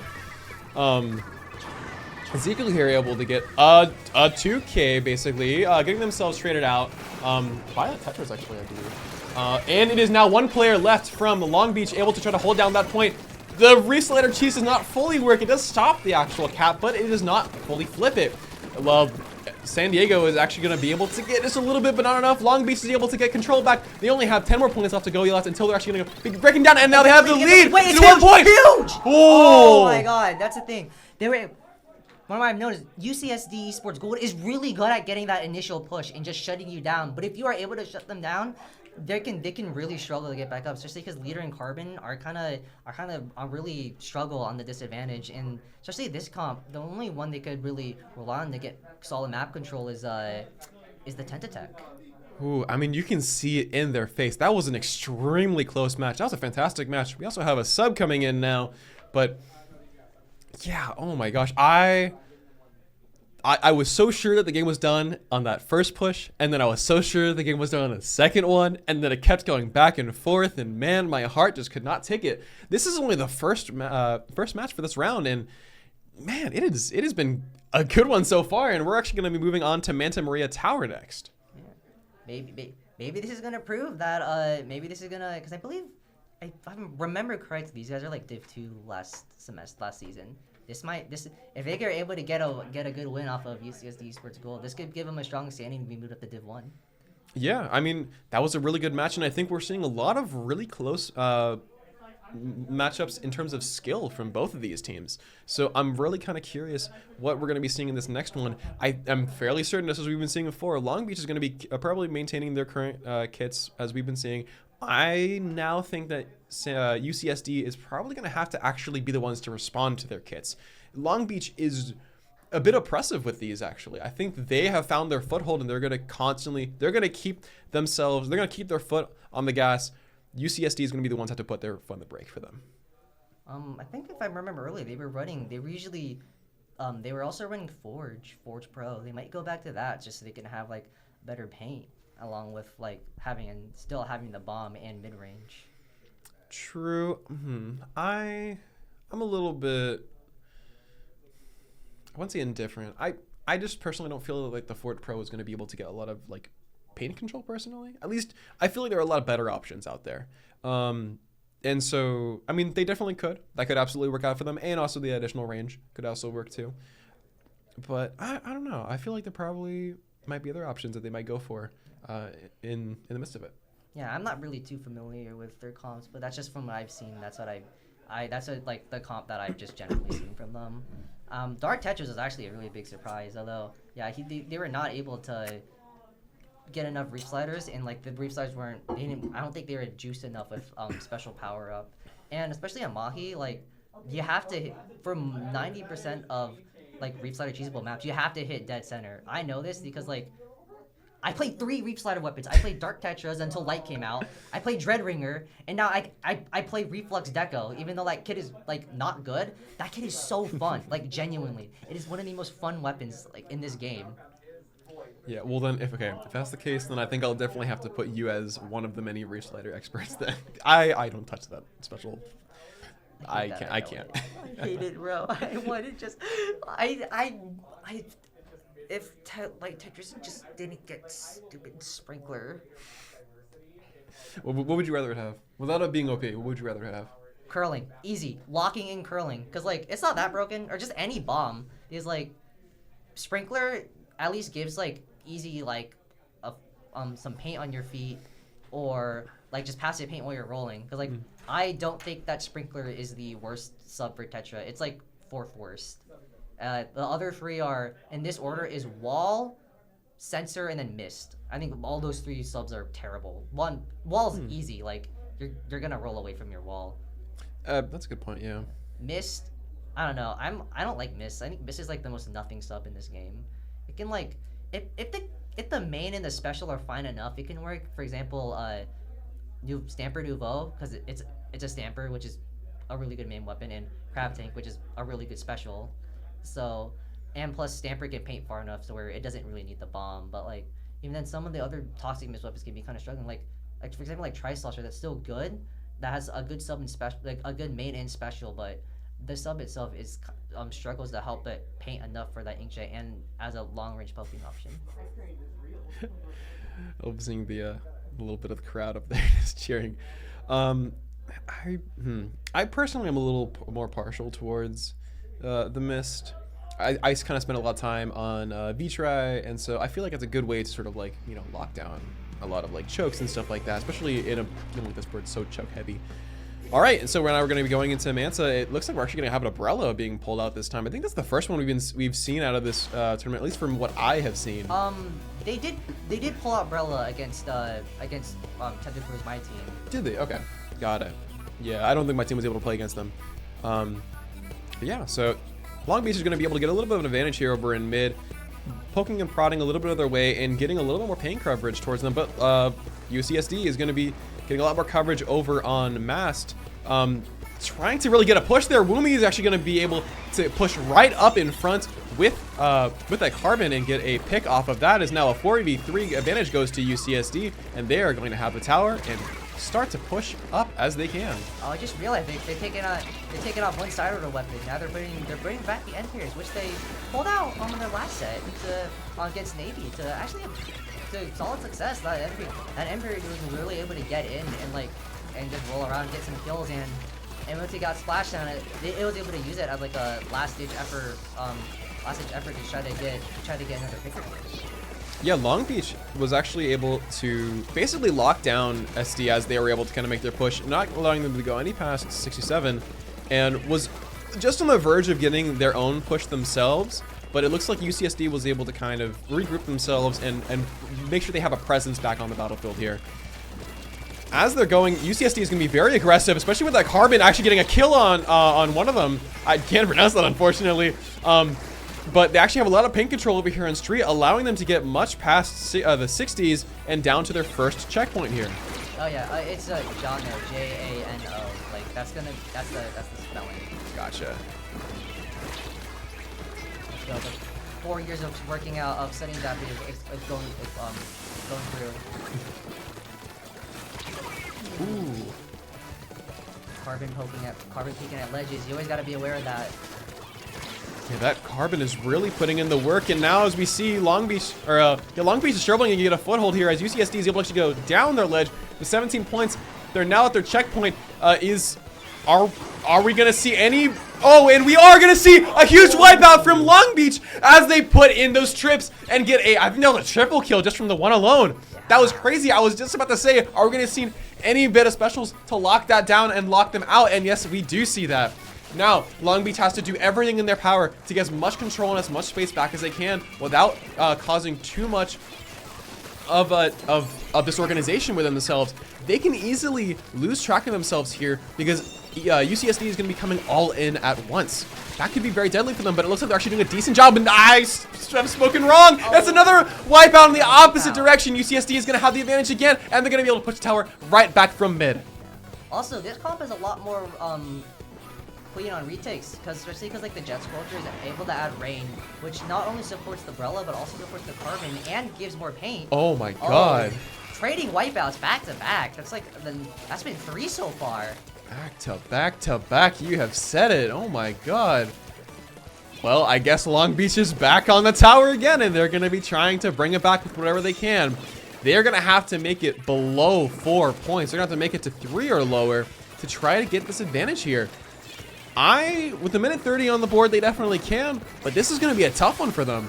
UCSD Esports Gold has been doing a really good job of actually making sure they haven't been giving up a lot of ground, but it seems like they might be as Long Beach is able to get a nice push over into that street. Only 2 players left on UCSD actually able to hold the ground anymore, but the tower is not going to be able to make that far of a push even up to the checkpoint.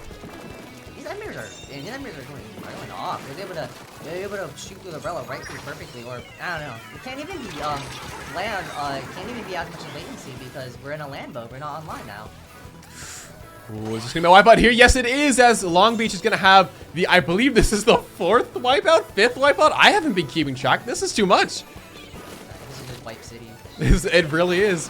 Carbon is going to be pulling out this Zuka now, trying to keep the pressure on them as the rest of the team gets this tower up ahead. It seems like they're not going to be giving any little inch of ground away to give, Long Beach any breathing room. They're going to be trying to stay right up in their face and trying to make sure that they don't have any advantage back again. It is going to be a 3v3, 25 seconds left on the clock. Long Beach is really going to have to do something here in order to get their foothold back here. They're able to get them off tower, but Gold does, UCSD Gold, the Gold versus Gold.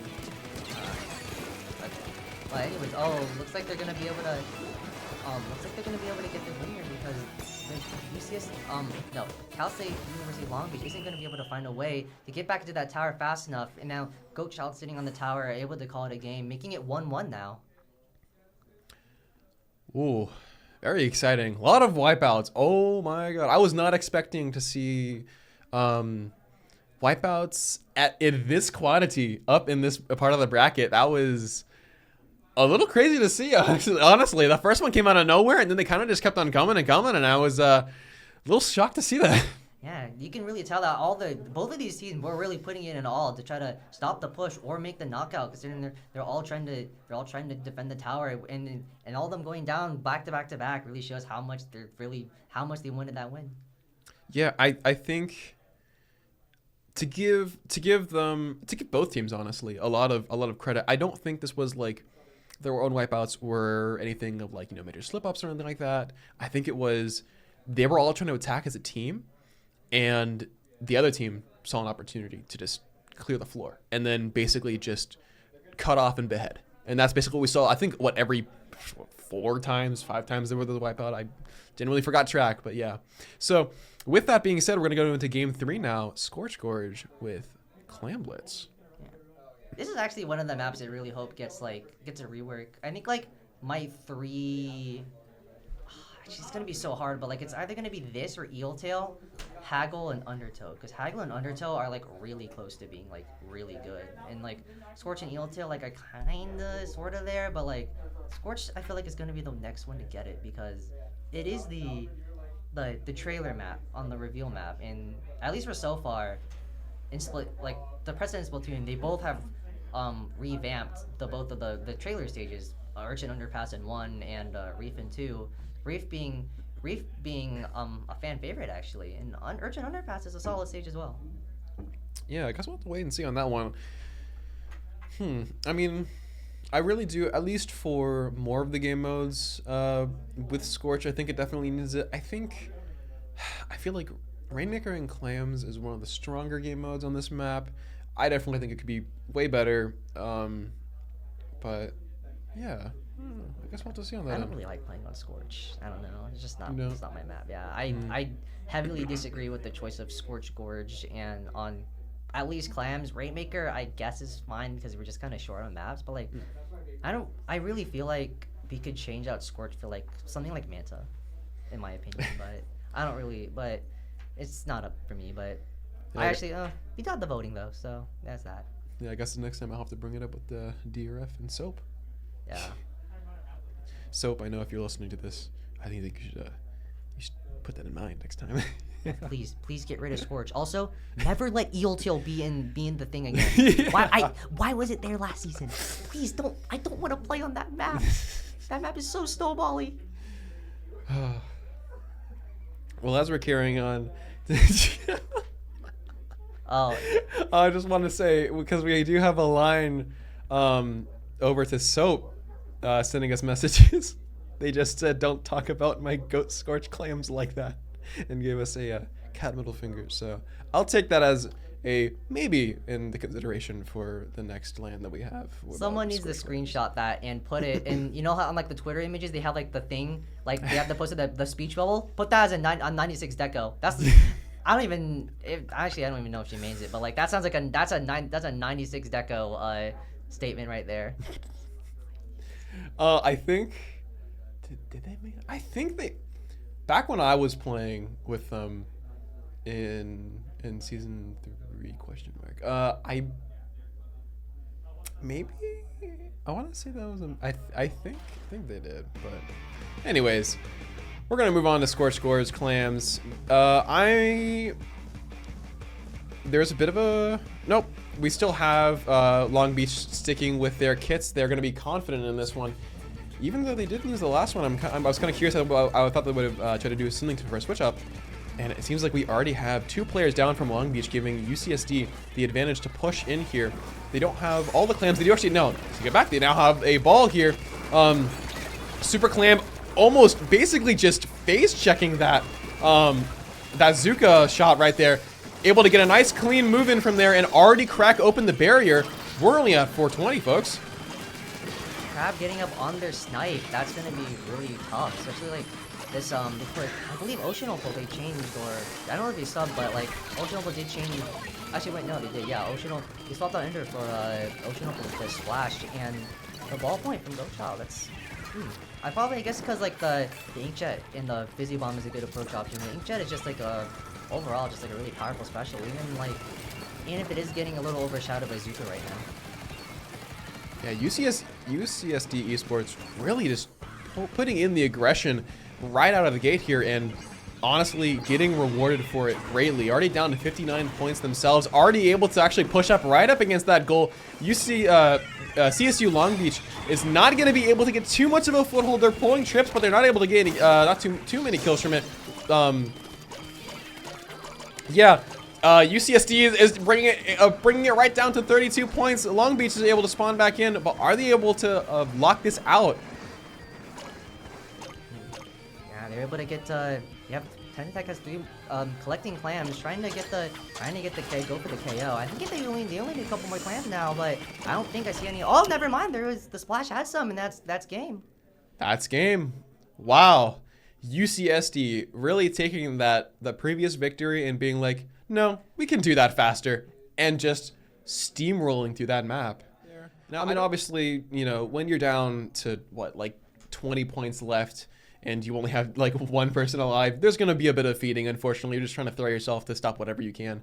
But I think that first initial push, the first 2 deaths from Long Beach, and then it just seemed like UCSD forced them to have to, you know, throw themselves at that tower, or at the basket to try to save whatever they could.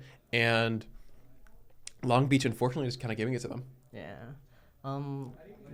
They still do have 2 more chances to take it back, though. What is the current map right now? I guess we'll see in a moment. But that's an awesome picture. That's a sick picture. You can't see me. I'm giving a fat thumbs up to that dog. That's sick as hell. I think that is awesome. I think the rest of the players should throw something up there if they can, if they want to. I think we should also too, if we have anything in the meantime. But I was just told to do it, so I'm gonna try to pull up a picture of an awesome thing. Okay, you know what? This is actually a great opportunity to. What is that thing on the I right? have no What is that? No, that's the average. Like, that makes sense. That looks like my dog sometimes. Just like swap out the white ears with the brown ears, then he looks like that. Jesus. I'm gonna try to find a picture of a dog that my friend has a printed picture of above their bed. Okay, this isn't the one I'm thinking of, but this is one of them. If we can cut back to me real quick. This thing. I hate this thing. Yeah, This scares me. This terrifies me. Let me see if I have any funny pictures of my dog. I have more, but okay, there we go. There we go. Nice and in focus. This thing terrifies the hell out of me. It keeps me awake at night. I'm actually pretty sure my friend, who goes to Berkeley, UC Berkeley. Wow. I'm pretty sure he actually has one of these pictures printed up on his wall, along with another dog that I was trying to find as well. But this is terrifying. Why would you do this? I would be sleepless. Like, this is... He's so smug. Horrible. I don't have any funny pictures of my dog. I just have like normal pictures. You gotta do it as soon as possible. Okay. No, don't come back to us. We're still looking. Wait, yeah, here's my dog. It's not funny, but never mind. Oh, well. And we're back into the game. All right. Well, we'll find that later, I guess. Oh, so I was right. I was gonna predict that we're gonna go on to a Rainmaker game, and so that it's Undertow Rainmaker, probably one of the premier Rainmaker maps of this game. Well, yeah, you got it. It looks like Long Beach actually is gonna have a little bit of an advantage here, getting that pop now, but unfortunately going down with their brush and also losing their shot. UCSD is going to push really hard into that right and also take the Rainmaker and make a beeline straight for that checkpoint. They're not going to be contested here, really, not that much. Only one bomb being thrown at them, and they're able to get that first checkpoint, already down to 60 points. Yeah, they were able to recognize that left was that the left check was pretty much unguarded, so they were able to get that for basically nothing. Just were able to run it through. Now Long Beach has to try to find a way to respond to it so that they don't get past that uninkable, especially because after that uninkable, things can get really scary. Ooh. Yeah, UCSD is really just putting in the work to be as aggressive as possible, as we saw from that last round, and they are also, last match, and they're doing the same exact thing here. Woomy is going to pick that up and try to get as far as they can. Unfortunately, it's only going to be done, but they're going to get it. No! Oh! That was extremely close. Only 1 point left on the board, but they were not able to get just that little bit of split second to get that point. Wow. Now it's time to see if Long Beach is able to counter that with a knockout, because nothing short of it is going to be able to win in the game now. Yeah, Long Beach is going to have the opportunity here, but so they're kind of taking their time. They're kind of feeling out what they can do, what they can't do, and you know they aren't going to really lose anyone for that. Bringing in that brush from that jump, and it seems like they're giving UCSD a little bit of space. This might seem a little bit hairy for them. They're getting a lot of bombs thrown at them, actually. Jeez, and no one's going to be picking up this Rainmaker as we reach into our into 3 minutes left in this match. Whoa. I also just realized that there is only bombs on both teams. Yeah, so we are seeing a lot of that from here. A lot of bomb spam. But you know, if it works, it works. Yeah. Also, we got the fizzy spam. We got the double burst. That's just chip damage flying at you from everywhere. Especially with the carbon if the carbon is able to, if you're a little bit chipped, that carbon kill is going to be almost guaranteed. And then the crab and the ink gel also be able to play around those as well. Yeah, Long Beach trying to get over to the left checkpoint, but UCSD rushing back to respawn, and they are able to get a response. Long Beach is not able to get that checkpoint and is able to stall that push and keep that Rainmaker in their own possession, as Long Beach is going to get pushed all the way back to mid. This Inkjet actually is doing a lot of work in order to keep and contest this little area right here, as that Rainmaker is going to be reset.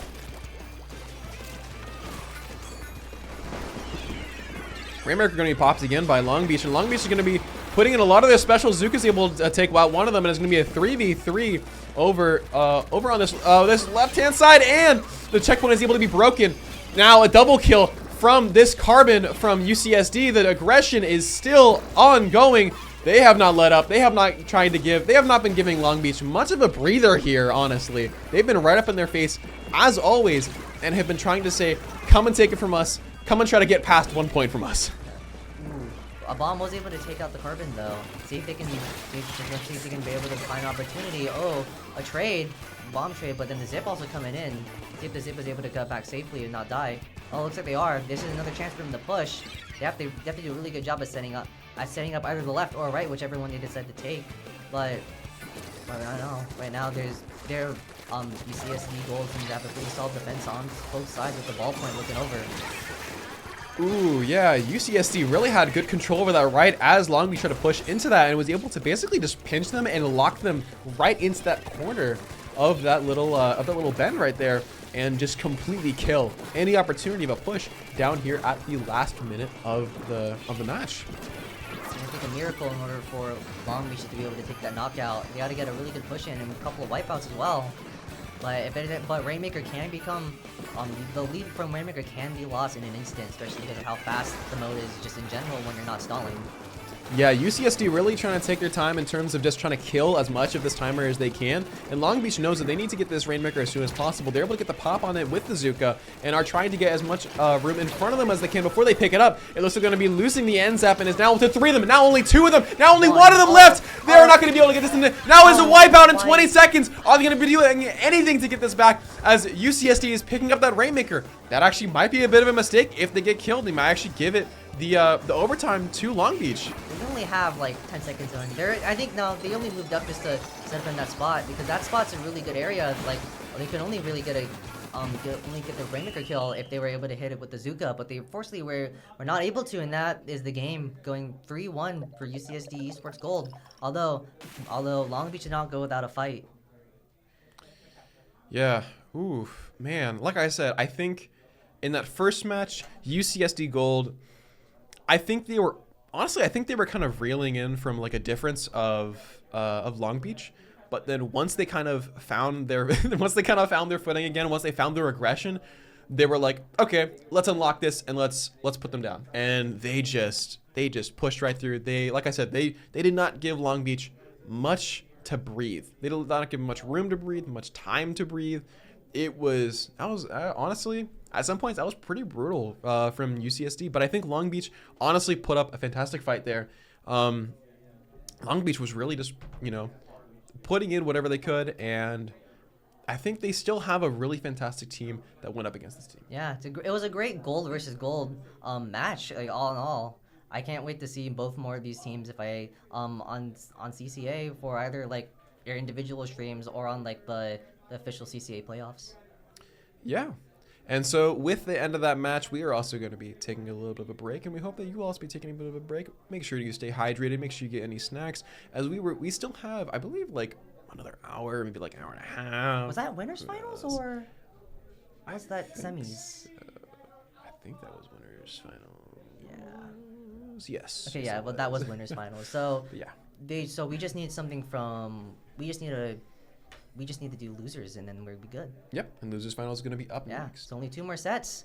UCSD is locking in the winners final spot on Grands, which is always a very valuable thing to have in any tournament. Yeah, and with that, we'll be going ahead and taking our little break. So don't go anywhere, as we'll be going up to our losers finals up next. We'll be seeing you later. Bye.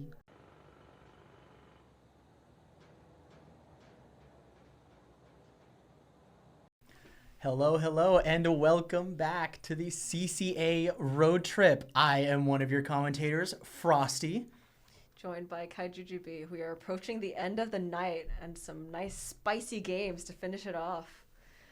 Right, and leading up to this point, let's take a look at how we actually got here. So, after a grueling group stage, I can definitely say, we finally hit the bracket stage of our tournament, starting off with UCSD Esports Gold, IVC Diamond Rays, UCSD Esports Navy, Cal State Long Beach Gold, and HLG and Reef Runners making it out of that group stage into the brackets.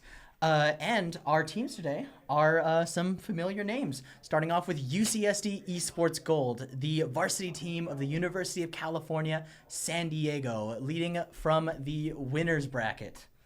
Yes, we've also got the IVC Diamond Rays, also placed in the... Oh, sorry, wait, okay, no, I'm being told that's the wrong set. Okay, sorry, whoops. Hide the script. Okay. Sorry about that. Right. So sorry. That is UCSD Esports Navy from the University of California, San Diego. And then Cal State Long Beach Gold from Cal State Long Beach. Right, so heading right into this set right now, we've got Rainmaker on Crableg Capital. I don't think this is a map we've seen before today. Not on stream. Not on stream, Should interesting. be interesting. Okay, well, looking at the comps right here, we're seeing a very familiar comp from UCSD Navy, notably bringing out that heavy splatling and mixed with a tacticooler to get a bit more of a offensive mobile press. Already, we've got one down on the side of Long Beach Gold. Funny Man going down probably to a bomb, I'm guessing. Right now, Long Beach trading back. That's 3 down already. Wow. Yeah, UCSD Esports Navy is probably starting to feel some of that post-LAN burnout. We're closing in on those final games, and we're rushing in. It looks like we've got 2 pretty aggressive comps, both teams. Right, and as we're seeing right here, Long Beach Gold wasting no time whatsoever, going straight for that right checkpoint, managing to score it very early. Not even a minute has passed in this game, as Philomopolis and Ezekiel are just throwing paint out, trying to keep people back. The Trizuka is going to get the pick there and stop the Rainmaker in its tracks. Octobrush is camping underneath the ledge, but as the teammates go down, we're unsure about how long they can hold this position. Yeah, we're getting lots of trades and lots of skirmishes. We've got 3 down already on Long Beach Gold, and we have Navy trying to pop it, move it past that first checkpoint. Right, and now it is Navy's turn to counterattack. Buka is going to be the one that picks up with Fress in front, managing to cover a lot of space. The Tri-Strike's coming out, trying to give it some cover. Fress trying to find a pick on that Octobrush, not quite going to get it. Need to find the opening. There it is, there's the trade. Having a lot of trouble keeping those numbers up with all these engagements. It's looking like we've got a lot of trades as well as a lot of picks.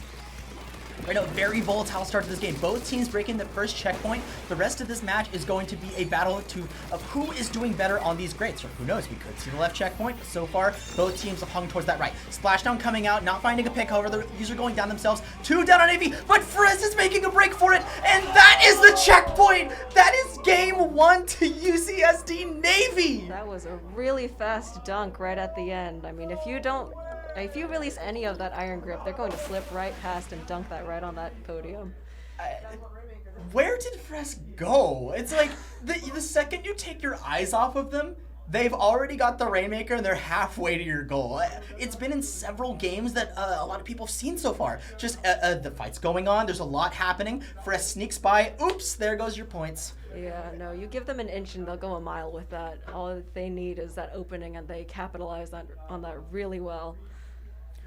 And what an opening that was. Very volatile. Both of these teams taking those first checkpoints very early in the game. They are no stranger to offenses, and Navy, notably, getting some much-needed payback in this match, as this is actually a rematch from the winner's semifinal set, where they went down 0-3 to Long Beach Gold. However, as we're seeing right here, they are ready to kick it into high gear.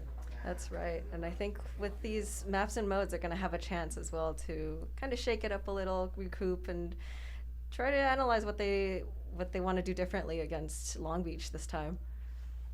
Right, and going into game number 2, we have Splat Zones on Mahi-Mahi Resort. Very Well, okay, mostly the map is the concerning part, but I mean, apparently Splat Zones is the popular one, Yeah, so we're not gonna going talk with it. we're not gonna talk about the pool. It's fine. It's a pool. Yes. But what I'm most interested here is the fact that aggression in Mahi-Mahi is very risky, because if you can secure yourself in the enemy base, it can both be the best thing that's ever happened to you, as well as like the, reverse of good. Yes. I think Mahi-Mahi is also one of those maps that's pretty easy to get locked out in, so you want to be careful not to stagger, especially if you're in disadvantage, because if you even one of your teammates is down, it's going to be really hard to get back into mid and get that paint back on the map. 100%. Small tangent, I heard someone say my name outside. They're throwing shade. I gotta,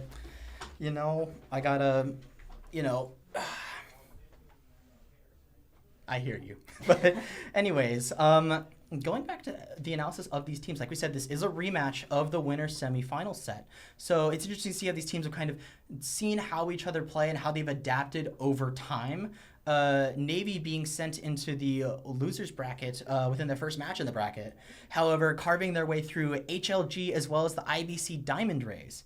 Meanwhile, Long Beach Gold met up with the varsity team from UCSD Esports Gold, and now meeting them in the losers finals to either have that rematch or Navy gets a crack at their varsity team. So either way, whoever wins this is going to be an exciting set. It definitely will be. I mean, I've been watching the past few sets on the streams, and every single game has been very hot. Lots of close games, lots of close scores, lots of aggression from both sides. It's been very exciting to see the end of this beautiful dumpster fire. Oh, heck yeah. And definitely with what we've seen so far. Okay, Mahi-Mahi Resort in particular, I want to see the sort of interaction between solo play and team play, because this map is very cramped. However, if you put a fight in too cramped of a corridor, you're opening yourself up to flanks, which this map has some crazy flank routes, especially that right route. If you're able to send someone that way, you can catch an entire team off guard and start that stagger that wins you the match. 100%, and I'm seeing sloshers on both teams, which is great if you want to slosh up at plat, especially after you've reached that lockout phase. Both teams heading into mid, getting control already on Long Beach's side. Yep. And notably, we're seeing very similar comps from these teams. We're seeing the NZAP, the shot, and I believe that is also Navy also had a brush as well. This is a very similar comps of what they're able to run, but just which weapons are being pulled out right now. Tri-Strike's coming out, Crest going in for that pick, but no, Fomopolis is going to stop them right there and throw down that cooler, set themselves up in zone. Yeah, once again, aggressive cons on both sides, and we're seeing a lot of paint getting thrown down on the map. Already reached past that, past the pool. And right now, Long Beach Gold is doing very good at keeping their rotations in check. They know exactly who needs to be where to cover the angles they need. There goes the Splat Gun trying to get a pick on that jump, but not quite going to land it. Still locking Navy out of that zone as the points take down to 25 in the first minute. Yeah, Navy going down, hanging onto those specials as well. Not great for them trying to get back in. Staggering pretty hard. It's looking like a rough game. Oh, could we see a first push knockout here? That's 6, 5, 4, 3, 2, 1. That is a first push knockout for Long Beach Gold. A very quick one at that. I mean, as soon as you get locked out on this map, it's imperative you do not stagger when you're trying to get back in. Oof, yeah, that was a tough match to try to push back in on if you are Navy. Long Beach Gold showing exactly how they've gotten this far, which is being able to communicate with each other, to have those rotations like it was mentioned, and just keep Navy away from everywhere that they want to approach from. Oh, absolutely. I love that you can tell that Long Beach had their eyes on every single one of Navy's teammates, so they always knew where the opponents were at all times. No room for anyone to sneak in, to flank, to drop back into mid. No room. Don't give them any room to grab back onto that zone. And speaking of sneaking into places, tower control on Museum d'Alfonsino. This is an interesting map choice. It's a good one. I love this map, and I'm sure a lot of people love this map because of just the amount of options you have in a tower control map. There's a lot of ways to set your team up to carry this tower through 2 straight checkpoints in one push. And there's also a lot of ways to throw away your push, like with the way that you split your team. With such a wide map, you have to kind of keep that balance of who's going where, you know? Oh, absolutely. I do also enjoy that there's a lot of vertical space on this map that you can occupy as well. So it's not just, am I watching out for the other team on this plane, but also am I looking up from where they can drop down? Exactly. I like that point you bring up about a verticality, because like things like the spinner are critical for defense, and I guess if you're on offense, for taking that spinner. And with a lot of these comps, notably, we've seen before that these teams have the ability for zip casters, which I think would be interesting, especially here with that sort of space that they can deny, not just horizontally, but above. Yes. And like peeking below these ledges, being able to take advantage of this terrain and use or abuse it. Oh, absolutely. I think Zipcaster is one of those really cool specials that makes the most of the map in the way that, it gives you the mobility to go basically anywhere within your range. And I think that's really fun and unique, especially on a map like this where there's just a lot of places you can end up that the other team can't really prepare themselves to contest. And what I think is interesting about this particular game out of all of them is that it's tower control. So both of these teams have shown that they're very powerful on offense. They're offense, offense, offense. Keep pushing, keep slaying, just keep tearing it up out there. How are they going to adapt to an objective that won't move any faster position-wise? They want to push forward and take as much space as possible, but the objective physically stops them from doing that. Yes, we have seen this in previous games as well, just teams that are really good at taking space and making space, but only when they have more agency over the movement of the objective. When you're playing tower control, you're moving on the tower's terms, and you've got to position it accordingly. Yep, and only time will tell as we're seeing the heavy deco come out on the side of Navy as well. Oh, okay, so Long Beach Gold keeping the same comp, very respectable, very strong comp, able to kind of adapt to any situation. With that heavy deco, though, with the Kraken, could they potentially be thinking about using the Kraken in front of the tower? Or maybe riding it? Perhaps. It definitely cuts out some of the options that you have when you want to take tower or keep it. But we're seeing an early tower touch over here from Fress, being able to kind of bait Long Beach on, trying to get the pick with the Zuka. Another Zuka's coming up, going to find a pick onto Sauce. Right now, Fresh just skirmishing around this tower, trying to stay alive as ink comes from all directions. Long Beach Gold is trying their hardest to get Fresh out of there. They do manage to flush them out and secure their control of mid again. Zipcaster's gonna come out, forcing the members back once again. The Kraken is online, but not quite an opportunity to use it yet. Yeah, I really love that coordination just now with Long Beach's specials. They pop them at just the right time, kind of force the heavy to relocate and reposition, and it makes a great opening.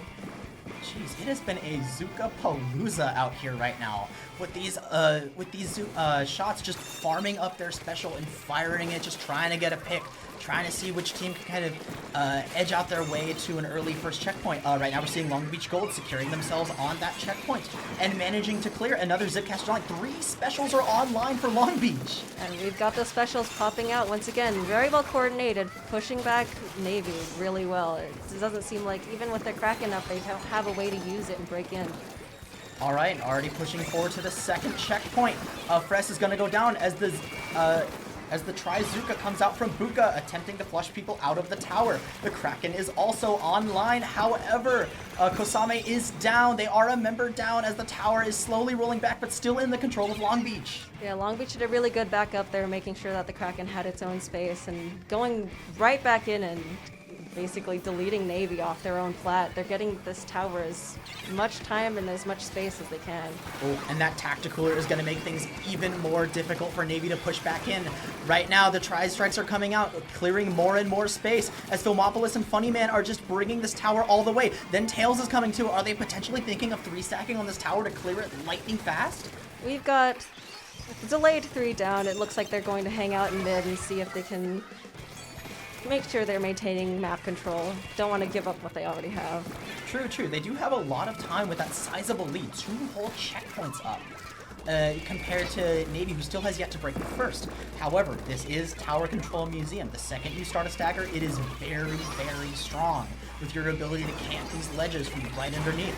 The Tri-Strikes keeping Ezekiel locked under control.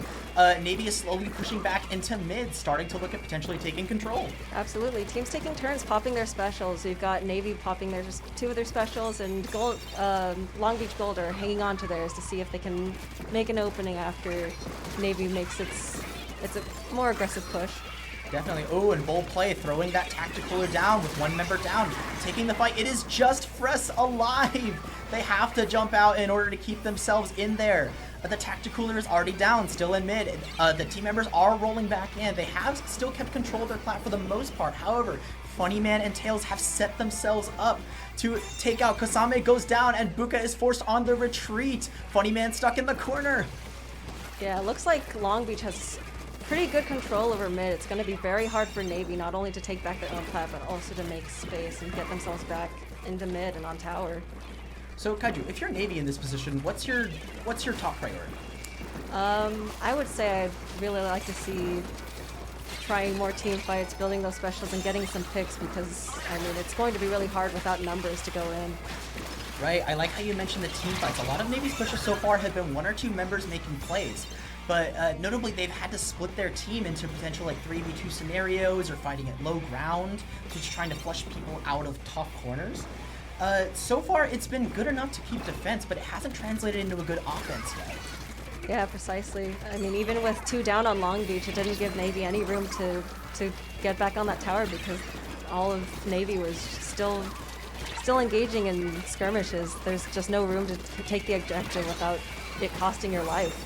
Oh, and a clean suction bomb from Thermopolis. If I'm reading that right, that's 4 suction bombs from Long Beach Gold, isn't it? Oh, Wait, oh, that's a lot of lethal bombs. I see what you're doing. Oh, oh man. Smart play. Okay. Yeah.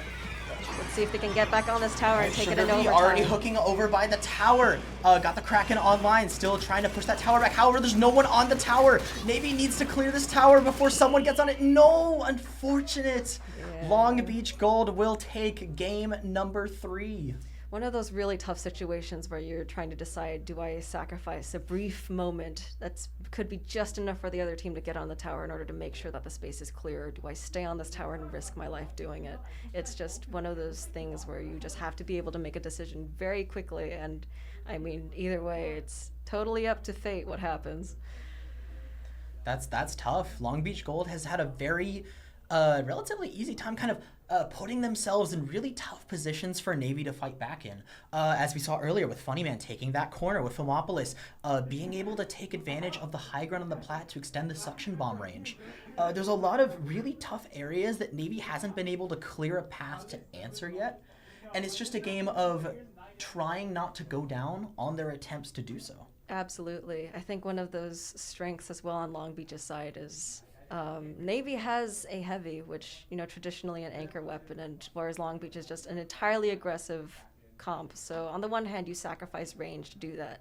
But on the other hand, they're very good at coordinating their specials, pressuring that heavy so it can't cover for its teammates. Right. And on game number 4, Clam Blitz Umami Ruins. This is honestly one of my favorite stages to watch, because teams that have powerful aggression really show it off on this stage. It's very easy to start fights on Umami Ruins, with everyone kind of packed together in that Tetris piece map. We love the Z piece. Or is that the S piece? Is that... I'm the wrong person to ask, I'm sorry. Oh, yeah.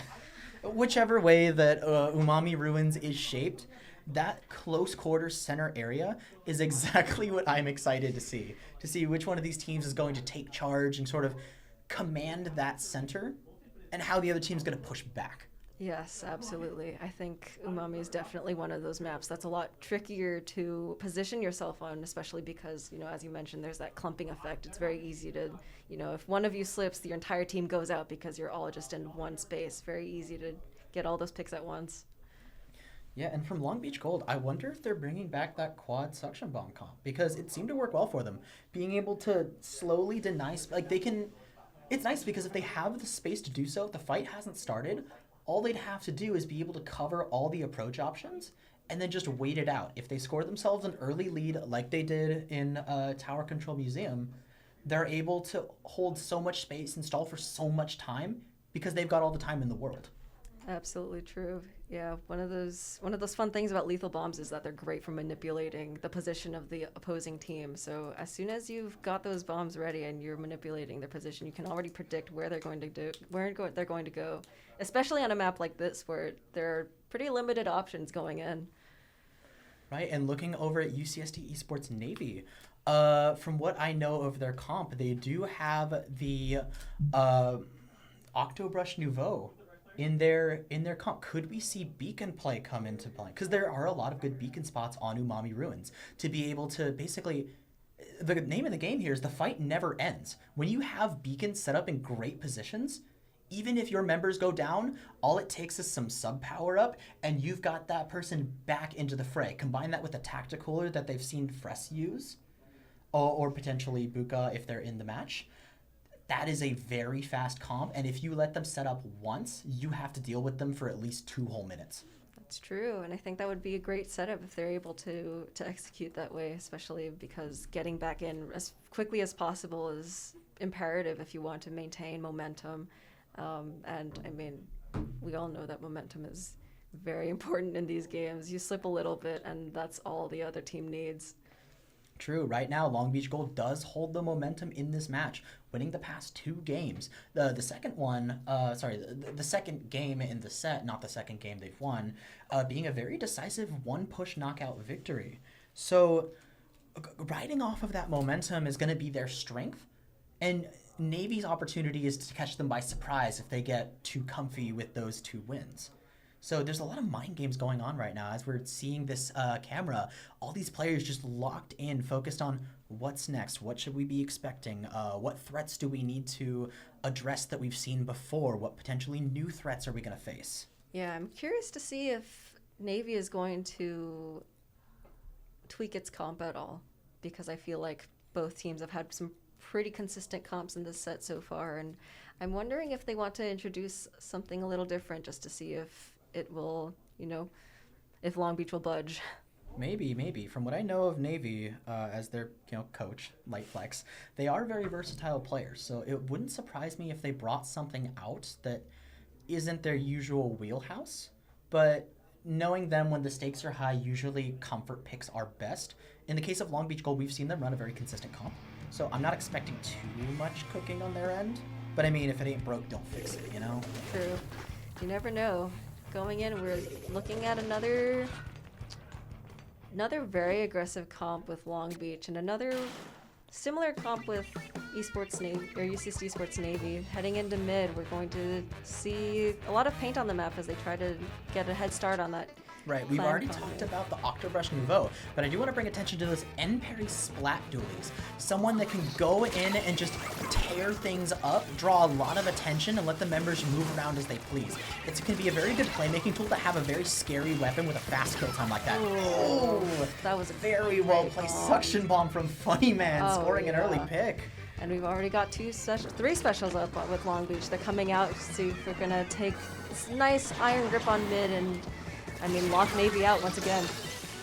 Right, the power climb does go in, but that is 2 members down on the side of Long Beach, as Navy doing a very solid job of just pushing them out. No more clams are going to go in from this push, most likely. Yep, that push is done for now, with the pity climb going over to Navy. Yeah, we've got 2 specials coming out, or 1 special coming out on Navy. It looks like they're going to hang on to that wave breaker just to see if we can take some more space first, get a little better positioning before we pop the specials, try to coordinate. Oof, there is a lot of messy combat going on with bombs going left and right. Sometimes it's hard to tell which bomb is which. So honestly, I don't blame anyone for running into these because, I'm watching from a omniscient point of view and I can't even tell. Oh yeah, no, sometimes we get those Houdini bombs and we've got some, 1v2s out on mid right now. Oh, and that Kosame being the only one left to get Navy back into the fight with 2 from Long Beach Gold. Looks like Long Beach is going to hold control of mid for now. But as we've seen, this can flip very fast. Fress being able to use the middle to skirmish the Thermopolis and Tails. Sugar V is over there on the right side trying to push Tails out of the right side so Navy can set themselves up. Kosame skirmishing over by the Tacticooler. 1 member goes down on each side, but it is very tense. All right. Took 3 of them, but at least we got that pick. Two Good collapse, specials good up. collapse, yeah. Two specials up on Long Beach's end. UCSD is going to start popping at special, see if they can make a little space, try to get a little bit of a push in here. Oof, 2 specials too late. It looks like Navy has taken back control of mid, but they haven't quite found their opportunity to push just yet. Those 2 members down have come right back, so they have to kind of go again. I feel like the winning control of mid here is either you flip after a wipe, or you have to try twice and win 2 team fights. It's true. We are seeing those beacons as you mentioned earlier, so I mean Navy has got a pretty good setup. As long as they can hang on to mid, they can come back pretty fast, but it's going to be really hard breaking into Long Beach's brass basket with how well their defensive plays. Well, and Kosame barely escaping outside of the range of those weapons, away from that beacon and securing themselves back with their team. There's 1 power climb on the side of Long Beach Gold, looking to start pushing back into mid, slowly managing to do so. However, with the numbers still even, bombs checking out left and right, there's nowhere to run. Oh, Kosame goes down to a suction bomb as I say it. Yeah, I mean, that's all Long Beach needs. I mean, we're already heading back into mid, gonna try to take neutral back, and another UCSD player going down. Oof, it is tough. 1 pick after another, never at the same time, but this has started a very slow push into the basket. Filmopolis managing to dunk. Tails is right underneath. Are they going to throw some clams in? Potentially? No, backing off. Okay, respectable. They've got the lead. They don't need to rush this. There's 90 seconds left on the clock. You know what? Take it easy. Let's take our time. We don't want to squander what we have. That is a dangerous clam count on the side of Navy. If they're able to secure themselves a solid team fight win, this push could be big. Oh, absolutely. And it could turn the entire game around with 1 minute on the clock. There's not a lot of time, but enough time to make something happen if they play their cards right.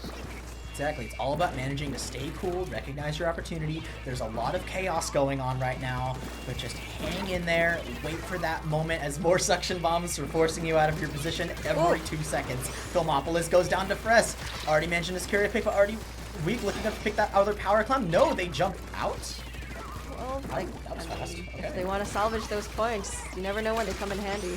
I'm not surprised about that. I'm surprised about how fast that was. That was very fast. That's crazy. Yeah. Alright, the strikes are already coming out, forcing Navy forward. Are they potentially thinking of taking a fight right here and now? The right side is looking really, really blue right now as Sugar V does go down. There are 3 power clams on the side of Navy.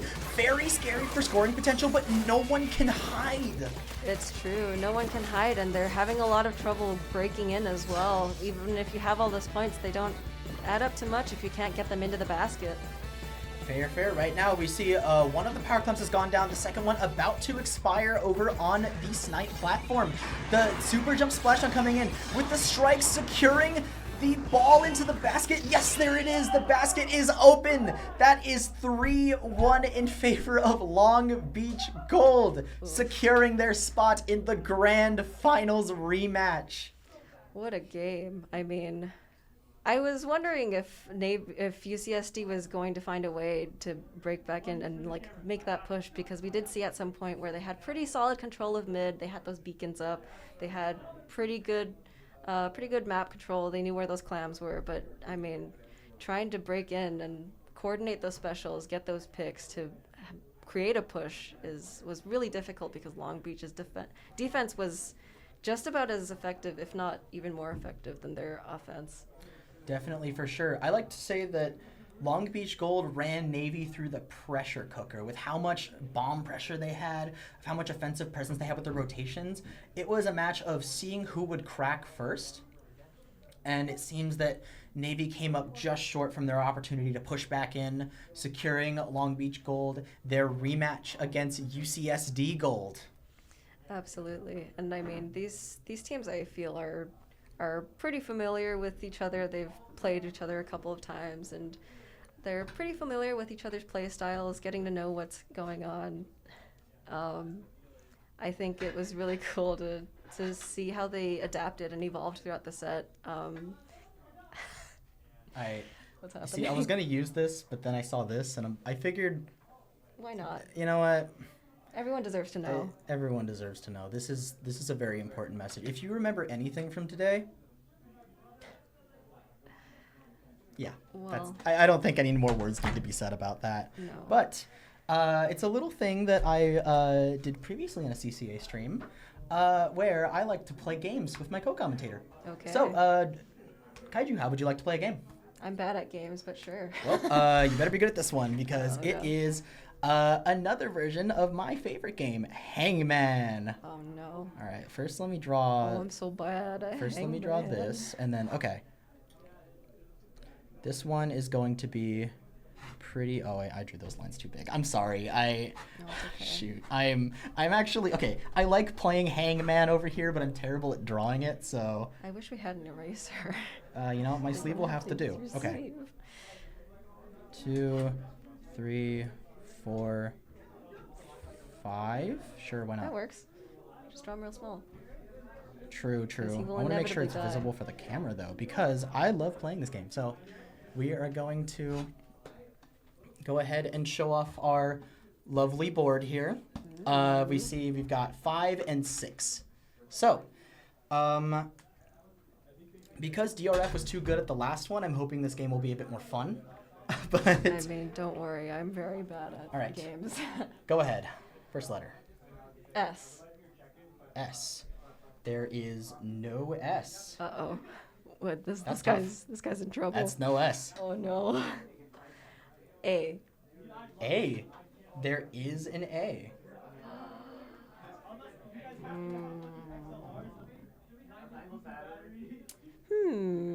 How about an O? An O. There is no O. Uh-oh. Oh, this guy's doomed. Oh no, he's Oh, not looking too no. good right now. Did I guess S already? Let's do T. T. Oh, there is no T. This is a Oh, tough one. yeah, no, this No, guy's- okay, this okay. guy's Let, doomed. I'll give you a free pass. Okay. I will give you all the vowels. Okay.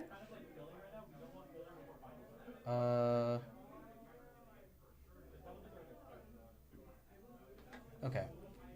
Those are all the vowels. Okay. All right. Okay. In that case, I will leave the screen where it is for right now because we are going to take a really quick break. So, if you want to see the completion of my wonderful game here, as well as catching the grand finals of UCSD Esports Gold versus Cal State Long Beach. Or sorry, yeah, Cal State Long Beach. Gonna finish strong. Yep, gotta finish strong. Don't go anywhere.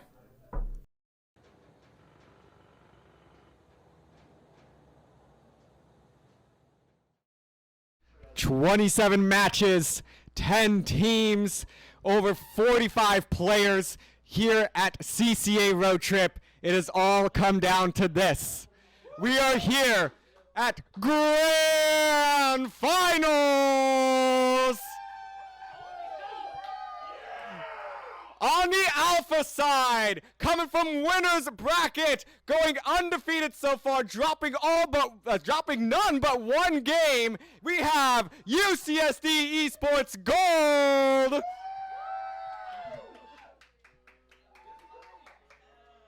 And on the Bravo side, coming up from loser's bracket, winning all their sets except for against UCSD Esports Gold. It should be a fun one. They are here for some vengeance. It is Cal State Long Beach Gold. 2 gold teams here fighting for the gold at CCA Road Trip.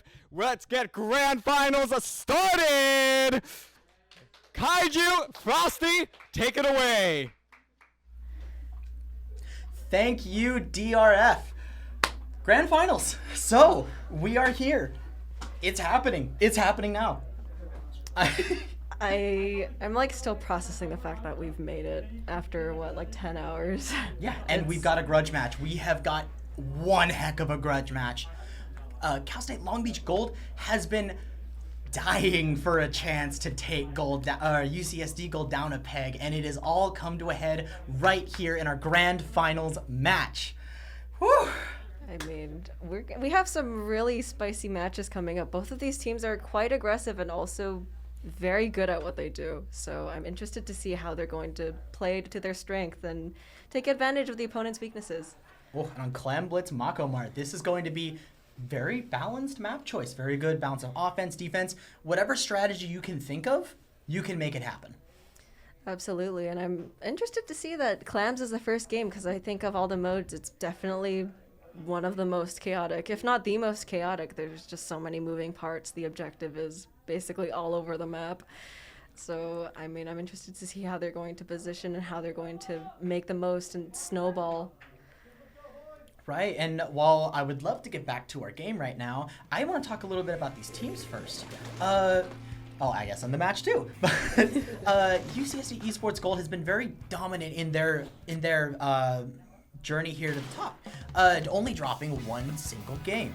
So seeing them right here with all this pressure on, I wonder, has anything changed? As we're seeing right now, UCSD Gold is already taking advantage of their stack. Long Beach Gold matching them there, trying to secure this. We see the return of the quad suction bomb comp, being able to deny so much space. How will UCSD Gold respond? One goes down, Nerdy Adam is down. That is two down on the side of UCSD.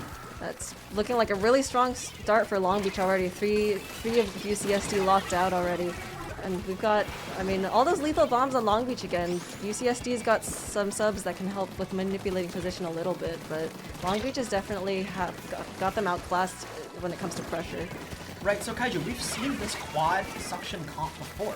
We've learned to love it to some extent with how nonsensical it sounds on paper, but we're seeing it used to devastating effect here. So what's your answer? Well, I'm wondering if I believe they have one splat bomb this time, which, again, still a very aggressive sub to use, and I do think that it's going to give them a lot of room to kind of push UCSD a little bit around, right as UCSD scores a clam, of course. And pushed around, UCSD says, no, of course not. Here comes the clams in 68 points already. Ocean Opal being picked off from that Trizuka. However, CD Woomy managing to pick up a few more clams, taking down Ezekiel in the process. Their push may be over, but by no means are they going down negative, taking some with that push end. Yeah, about a minute and a half, 2 minutes in the game, and we're seeing as many points as they can score with what little they can push, because they know going against Long Beach, it's going to be hard to break in, so whenever they can, they've got to get as many points as they can.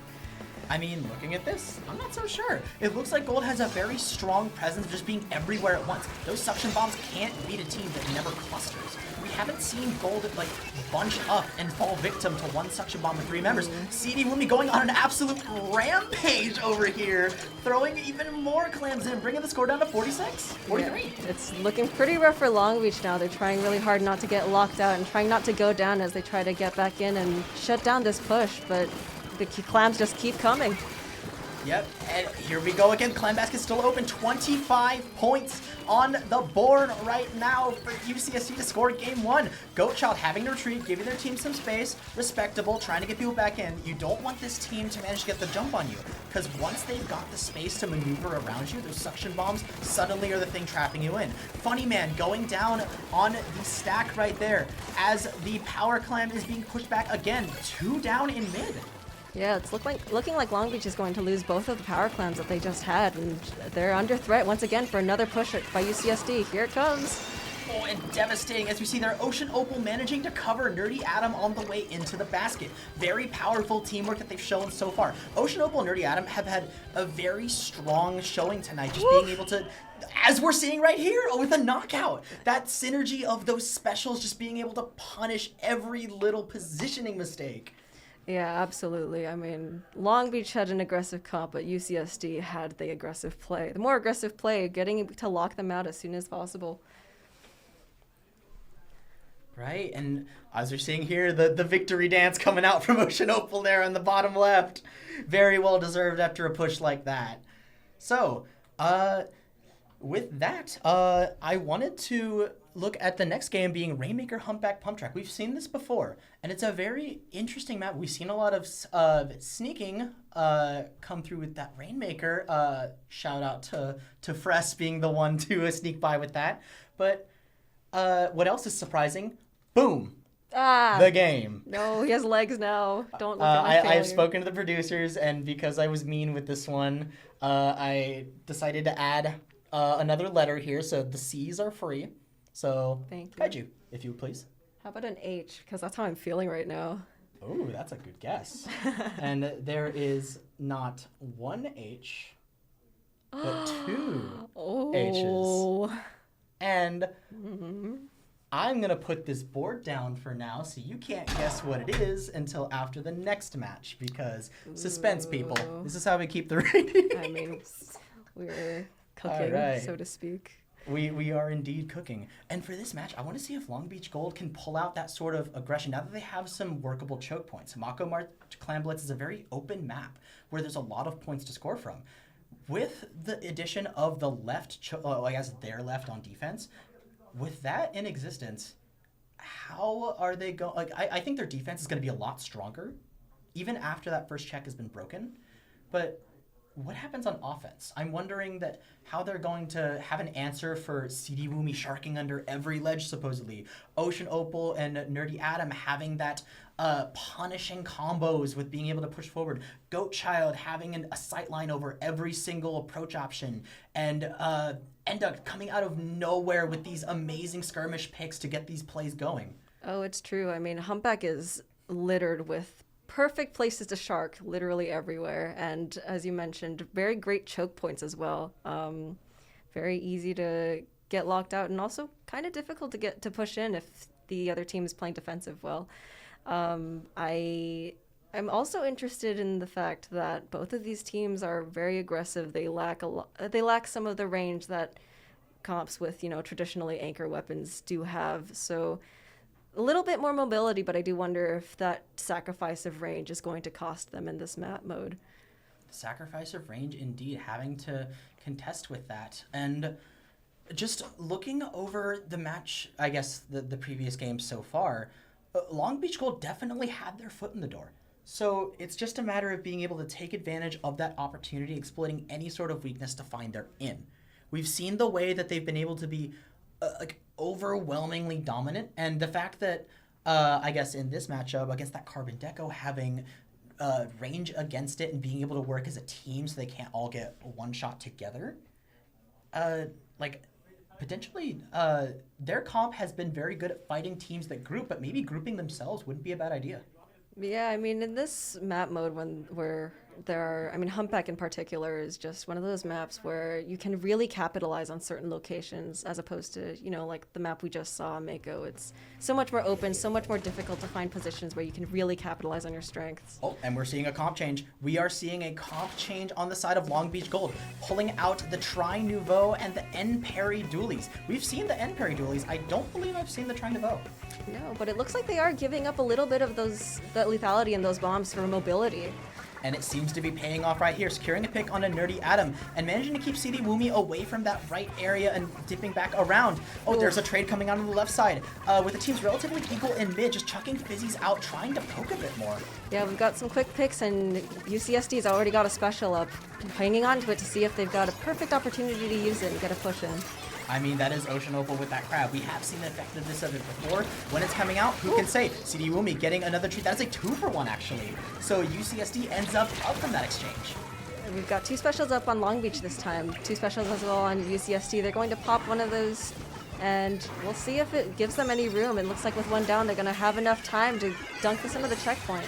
Oh, and Nerdy Adam trying to run away with his checkpoint, but no! Being able to be caught by Shu with the end parry splat duel, securing another pick onto CD Woomy. Trying to force Goat Child out, but no, it doesn't look like they're ready to give that up. Jumping out, smart choice, trying to keep the team alive. Trying to get that splash down back off of cooldown as soon as possible. Ezekiel keeping guard over there by the Rainmaker. However, looks like CD Woomy is trying to find their way around. Yeah, I mean, what an excellent shutdown. Right on that podium with 3 down on Long Beach. That was exactly what they needed to stop UCSD right in their tracks. Take back mid and build those specials back up and get ready to lock them back out. You see the Zipcaster coming out from Long Beach Gold right here. Not sure if that was able to find anything. However, the N Parry Splat Dualies are trying to set up near the podium, trying to get their team some time to get that Rainmaker. No, gonna go down and leave them hanging. Yeah, that was one of those great choke points that would have been awesome if you were able to get those picks. But with 2 down on Long Beach, UCSD is going to see if they can make something with this Rainmaker this time. Oh, and right now the Tri-Strikes are coming out with the Tri-Zuka, managing to keep Funny Man away from where they want to be, chucking these fizzy bombs. And the ballpoint just poking them back, keeping them far away from the checkpoint. Nerdy Adam gonna be shut down by the Zipcaster right before it. Yeah, I mean, UCSD is having some pretty good pretty good plays, but not quite able to dunk it in. It seems like their timing is just a tad off getting those picks in. Oh, Kaiju, we might be seeing something here. We might be seeing something. Oh, the splashdown comes out, trying to secure the pick on Nerdy Adam. Not quite. What is happening in mid? I mean, What in the... a trade 3 for 3. That was fascinating. And we've got UCSD, their opportunity to finally get this checkpoint, and as soon as these specials clear out, see if they can get this Rainmaker on that first checkpoint once and for all. Okay, so first checkpoint has been cleared. Kaiju, we've talked about this before. How is Long Beach Gold going to do here? I mean, they've sacrificed their lethality for their mobility, and I'm wondering if they're going to find a way to squirm their way in, but it looks like UCSD is going to get this podium, and not quite. That shutdown on the specials. Oh, Goat Child sacrificing all safety to get that 7-point lead. CD Woomy still trying to find their in, taking the left route. Ooh. I mean, a carbon sneaking up on you is no joke, but it looks like Long Beach has got an eye on them, shutting them down. No, not quite. Tails spotting them out right before the nastiest flank of the century. Yeah, I mean, don't underestimate Long Beach's ability to find where their opponents are, even if you're sharking and even if you're flanking. Like, they've got their eyes on you. Oh yeah, eyes watching like a hawk, especially after having to deal with that carbon roller for two straight matches. At that point, they're like, okay, we're sick of this guy. We're just gonna keep him under lock. Get him out of here. Yeah. It looks like Long Beach is trying really hard to take mid, but CD Woomy is applying some really good pressure on this duel. He's not quite gonna get a pick, but... Ooh, right now the Trizuka not going to find that pick that Woomy was looking for. However, right now we are looking at a Inkjet special potentially on the horizon with Shu holding on to that triple splash on that we've seen come in clutch to secure a lot of ground really fast. Tails almost getting caught, got saved by Ezekiel. One down. You've got those specials coming out with Long Beach. They're going to see if they can get this first checkpoint in. I mean, nice and clear. Oh! Let's go! There's the checkpoint. Nice dunk. Long Beach Gold is still in this match with 27 seconds left to play. It's right not now, over. Ezekiel still under that ledge. Hasn't been detected yet. Oh, that suction bomb may have given it away, but who knows? They have 4. Yeah, I mean, with 15 seconds on the clock and 7 points in a lead, it's going to be hard for Long Beach to beat, but if they can really get a nice push in here and just the right opening, if they bide their time perfectly, I The think... Tri-Star's coming out. The Zipcaster is gone. Tails is going to pick up that Rainmaker. They have managed to clear a path. Whoa! No, the Inkjet comes out. Goat Child manages to snipe for the game to win. I mean, that was an excellent special, first of all. I mean, I am a big fan of Inkjet kills, but saving that special for that final push from Long Beach was a great call from UCSD, able to shut them down before they could get anywhere dangerous. The patience that it takes to hold on to that Inkjet and know exactly when to pop it, when the strikes have settled, when the zip has casted, then from the ashes rises the Phoenix to strike down the Rainmaker. And leading into game number 3 and potentially match point for UCSD Gold. Splat zones on Shipshape Cargo Co. What are your thoughts, Kaiju? I mean, Long Beach better come up with something real soon, because this is basically their final chance to get their foot back in the door and heads back in the game. But, I mean, I feel like everyone's starting to feel a little bit of burnout after all these hours sitting at these computers or at these monitors. Definitely. But Grand Finals is no place to slow down now. Right. Speaking of not slowing down at all, this game that we've got going on is going to keep on rolling with our... you've got quite a few letters now, actually. I mean, I think I'm about ready to make a final guess. Oh, you're ready to make a guess. I think so. All right. Well, lay it on me. So, CHU and CHA. Chump change, perhaps? Chump change, a very bold guess. And that would be a correct one. The word that I am looking for is indeed chump change. Ta-da! And in classic fashion to how I've always done these types of reveals, I'm actually going to wait until after the game to announce it. Aw, because man. this word is very important, and you should remember this one as well as let me also write down the other one that you're supposed to remember. Ooh. Oh, come on. There we go. No. You're also supposed to remember this one, That's but not a also this word. one. This one's gonna be important. No. It's on the test later. Well, I mean, I'm okay with that first one, but that second one is really. I mean, okay, this one was great. You don't like him? He's just a gentleman. I have mixed feelings about him. We can talk about it later. Dang, it's that deep. Okay. Yeah. I didn't know it was that deep. I I'm know, sorry. it's I complicated. apologize. Okay, I am excited about this announcement, though. You left me hanging there. DRF lets me cook. That's all I can say. It's And true. speaking of cooking, Splatzone Shipshape Cargo Co. I love this map. I love seeing this map. I love playing this map. This is a map of all time. I mean, I have to agree. It's definitely one of the most fun maps to play on. I'm personally an anchor player, and I feel sometimes like it's hard to play on some maps if you can't get the perfect positioning. But Shipshape is one of those maps that feels a lot more flexible for me. And with Splatzone Shipshape Cargo Co., this is actually one of the few times I think Nintendo has consciously made a choke point over an objective. And not like, the map just is small, so this just happens to be a choke point. No, this is legitimately a choke point with glass walls, places to hide, which I'm pretty sure that one particular Carbon player that happens to be in the room would be more than happy to take advantage of. On the flip side, Long Beach Gold now has a new toy to play with. Those suction bombs on those walls, if you don't know the geometry of those walls and where you are in relation to it, a pretty little fixture that they put there can get really, what's the word? Yeah, explodey. Oh, yeah. No, those corner bombs have gotten me too many times. More times than I'm proud to admit. But I do think that it's going to be fun. Yes. Yeah. Fun for Long Beach for sure, if they can break those suction bombs back out and see if they can take advantage of the shape of this map. And once again, a little bit more verticality with this map.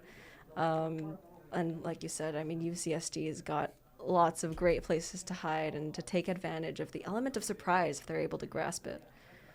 Right, and the element of surprise is exactly what Long Beach Gold wants too. They've already dropped the 2 games in this set. They've lost the 2 matches beforehand. Now is the time to rally that comeback. Right now is the spirit bomb that is ready to be unleashed. Long Beach Gold is raising their arms, calling for your energy to start this potentially reverse sweep. Ooh, They have the opportunity. I wouldn't dare, but you never know. Oh, we've got a table turf card. We've got a table turf card. I repeat, this is not a drill. Table turf.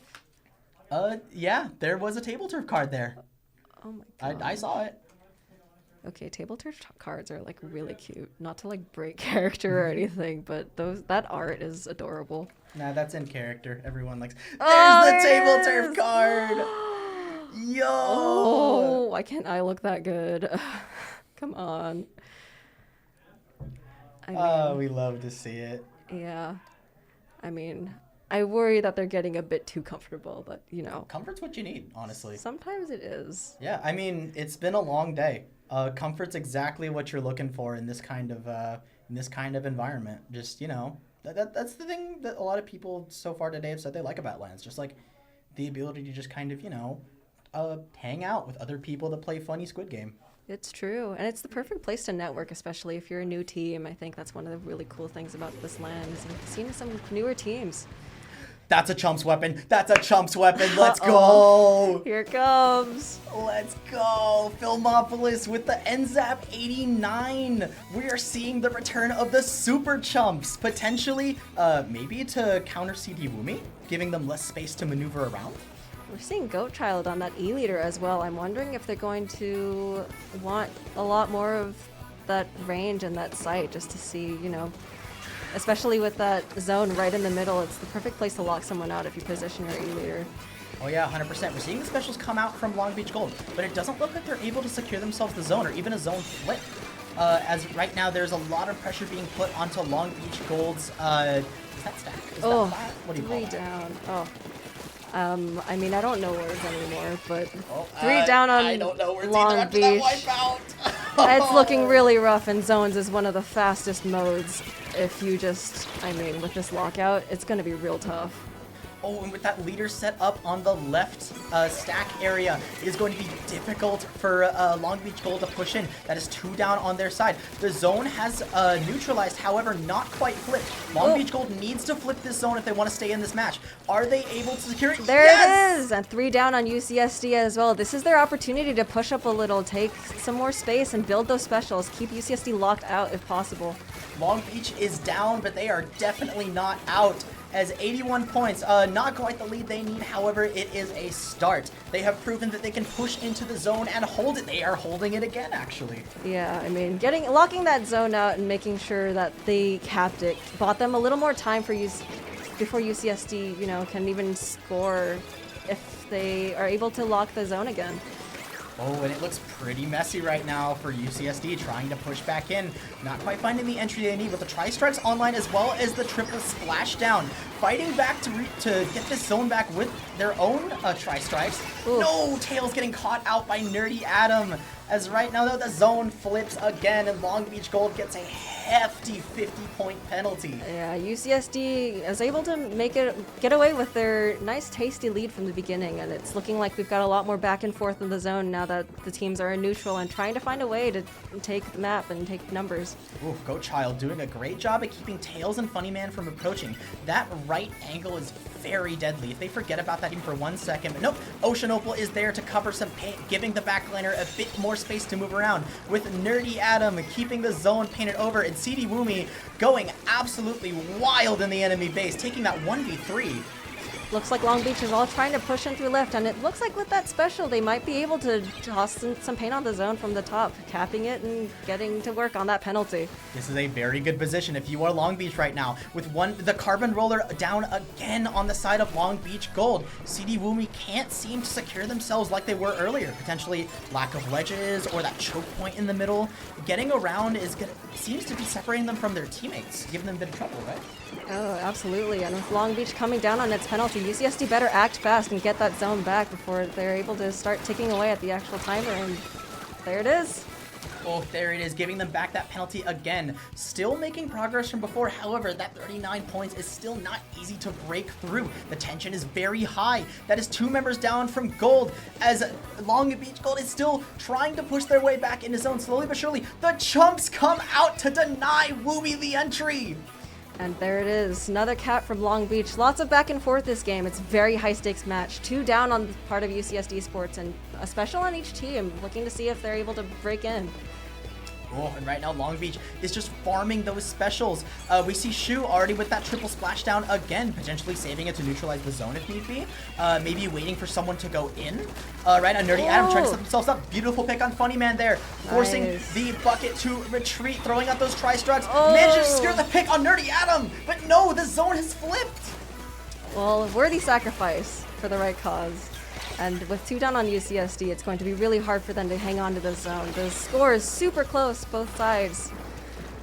All right, Kaiju, top priority right here. 30 seconds left on the clock. You are barely losing and still cutting through your penalty. What are you doing right now? Keep it cool. This is about the time that I would love to panic, absolutely, and just try so hard to make something happen, get those kills. But I really like that Long Beach is doing a good job of keeping it cool, and they're about to take lead. And there it is. That's the lead flip that Long Beach Gold was looking for. Here is the attempt to go for the knockout at the end of the tunnel of this devastating match. 5, 4, 3, 2, almost there. That is just a little bit. The zone just needs to be flipped. Vying for zone. Oh, CD Woomy goes down. There the it zone is. Oh. Oh, jeez. Oh, my. we were talking about Long Beach trying to switch up their strategy, and with this map especially, with those suction bombs and with the way they positioned, I think they found what they needed. If you ask me, it was all the chumps, and it's not just my obsession talking. Those chumps were genius at being able to neutralize the zone, deny CD Woomy the opportunity to go in, or if CD Woomy's already gone in, deny them the escape. Being able to isolate that powerful Slayer on UCSD Gold is critical to managing UCSD's offense and just putting them on the back foot every single time. It's true. If you don't allow Woomy to enter the middle of the map, then it's basically free real estate for you. You don't got to worry about a carbon sharking around every corner. And I mean, that's more paint for you to put on the map too. Definitely, definitely. And looking at Game 4, Tower Control Hagglefish Market. This is not a map mode you want to see if you are Long Beach Gold. This is a brutal tower control map if you don't have a solid defense. Which we've established that Long Beach Gold has their strengths in their offense and their ability to have these rotations, to pivot, to fight with each other. If you blunder for even a moment, Hagglefish is going to eat you alive. It's true, but I mean, if we're, Game 4, wasn't expecting Long Beach to take that game. It was such a back and forth game, but here we are. You never know. And I mean, what is it they say? Sometimes the best defense is a good offense. Something like that. Right. And if I can get a sign from our lovely production, potentially, do we have a bracket reset if Long Beach Gold manages to take this? I'd imagine so. If they win the set, yes. Okay, all right, we've got confirmation. They have a gauntlet to run right now, but honestly, with that match alone, I have hope for them. No pressure or anything. No pressure, but I think they can do it. They've got the high spirits off of this dub on Splat Zones. Granted, they did have a very smart way of tackling that challenge of that choke point and denying the carbon roller space. How will it work on Hagglefish? Because, like you mentioned, it's a very interesting layout with those side lanes that you need to cover. Chumps alone aren't going to cut it. I love those things to death, but they're not going to clear an entire Hagglefish Market length. Oh yeah, no. I mean, opening your map, watching for flanks, and being careful, very important for a map like this where both the pits are basically open range for either side. Anyone can take them. Dirty Adam is asleep. All right. Well, I'm not sure how this affects UCSD Gold's chances with their midliner being asleep, but who knows? Maybe he's a sleeping genius. I mean, I'd be EP too if I was in a position. Maybe he is not moved. Hey, UCSD Gold, you sure you don't want to sub out your sleeping player? Of course maybe. not. Oh no. Oh, he awakens! Everyone knows that's the key, is a couple winks of sleep right before a game. You know what? Maybe that's the tech. Maybe that's UCSD Gold's tech to close out this game. The power nap in between games. And as we're seeing right here, loading into the match, we are seeing, the Forge Pro coming out on the side of UCSD Gold. And seeing the return of that comp that we saw at the double bucket with the Chumps. Ooh, Sloshers on tower control. I like what they're thinking. Also got a Tacticooler once again on Long Beach. Looking to see if they're going to use that to make some quick pushes or quick comebacks. The Tacticooler is something you love to see, especially with a game so messy, so full of these little tiny fights where like one or two members go in and commit to that engagement. Right there, we see Nerdy Adam trading for tails as Filmopolis and the rest of Long Beach Gold are managing to pick up that Tacticooler, kind of keeping themselves safe for now. Not quite engaging yet. They have the cooler, but it's not quite the time to go all in and take the fight to them. Right, specials coming out. Let's see if we can try to take mid. One on Long Beach goes down. We're going to see if UCSD is going to capitalize on this. 2 down. Let's get a push going. Oh, Nerdy Adam is on the warpath. That power nap did some work. And with the Booyah Bomb ready to pop, they're just about ready to log Long Beach out already. Oh, the coverage on that tart. Being able to keep that bucket away from the critical teammates closing in on a mid. See, he will be a bit behind the team, but catching up fast. Managing to catch a pick on the bucket. Tails is down as the auto bombs are just slowly rolling the team back. Long Beach Gold is taking the long game. Maybe that's what they want in this kind of thing. I mean, it's looking like it. They've got 2 down on UCSD now. It's looking like it's their turn to make a push here. Not very many points yet on UCSD's side, so anything could happen. Right, and looking at the map as it was, those chumps were a minefield. Even if CD Woomy's out of commission during them, the other members can't quite go in without that extra firepower and guarantee of a kill. Having those dummies out, is able to block so much damage, cover so much turf. It's basically, as long as you're able to support it, that's an instant neutral. Looks like both teams are resetting, trying to take neutral, trying to let the tower do its thing, get some map control before they try to make any moves here. Specials popping out, pushing Long Beach back to their plat. Oh, Goatchild not quite finding the pick they were looking for. However, Nerdy Adam following up with that Booyah Bomb. Keep the team back. One member goes down on each side. It looks like right now the chumps are coming out, but too little too late. As right now a bombardment is coming at UCSD. However, they can't quite manage to secure any picks. No, not enough. Just not able to get that first checkpoint at all. CD will be putting in some work though, getting these 2 picks right off the bat. Might be another opening. Oh, CD Woomy is done with the games. It is time to throw those burst bombs and swing that roller right over enemy spines. Oh, yeah. Setting up here with the Trizuka, managing to get a pick on tails. Another one coming to the tactical and trying to get a pick on top. Nope, no one there. However, the tower is still moving. That is first checkpoint for UCSD. And a nice, cool push. I mean, it looks like it's going to snowball pretty quick here if Long Beach isn't able to get back in. Oh, managing to get that zip caster canceled. Very smart play, keeping that tower push moving with Funny Man and Philomopolis trying to cut off the Carbon Roller. No, Carbon Roller pounces onto the Tri-Slosher. I mean, once Woomy is going, there's no stopping them. Oof, and Long Beach is having a lot of trouble not staggering on their plat, having a lot of trouble finding their way back in. Going down in these team fights into these specials, 3 down in Long Beach. They've got to think of something quick. Oh, that is a very scary thing to show. No, CD Woomy is still there. No, don't approach that ledge. Out comes the Inkjet. Goatchild coming out with that Inkjet, still just firing off shots, trying to find a pick, managing to land one. No, And that is a that's wipeout. Long Beach wipeout. Gold has successfully defended their 3rd checkpoint. Oh, and with only 21 points on the clock and 1 minute on the timer, Long Beach has got some work cut out for them if they want to take this game. Same question as usual. Kaiju, what's the plan? I think I would try to focus map control and try to stay up, try to build those specials, coordinate. 2 down on Long Beach is quite unfortunate at this time, but there's still enough time to make something happen. 2 down on UCSD as well. Ooh, nice flick. Okay, I see you. I see you. Very strong, being able to get 2 picks on there, secure back control of neutral. Tower slowly pushing towards UCSD Gold. However, there hasn't been an opportunity to push just yet. 45 seconds on the clock. They need to keep moving if they want to get this close to the checkpoint before they're forced to in overtime.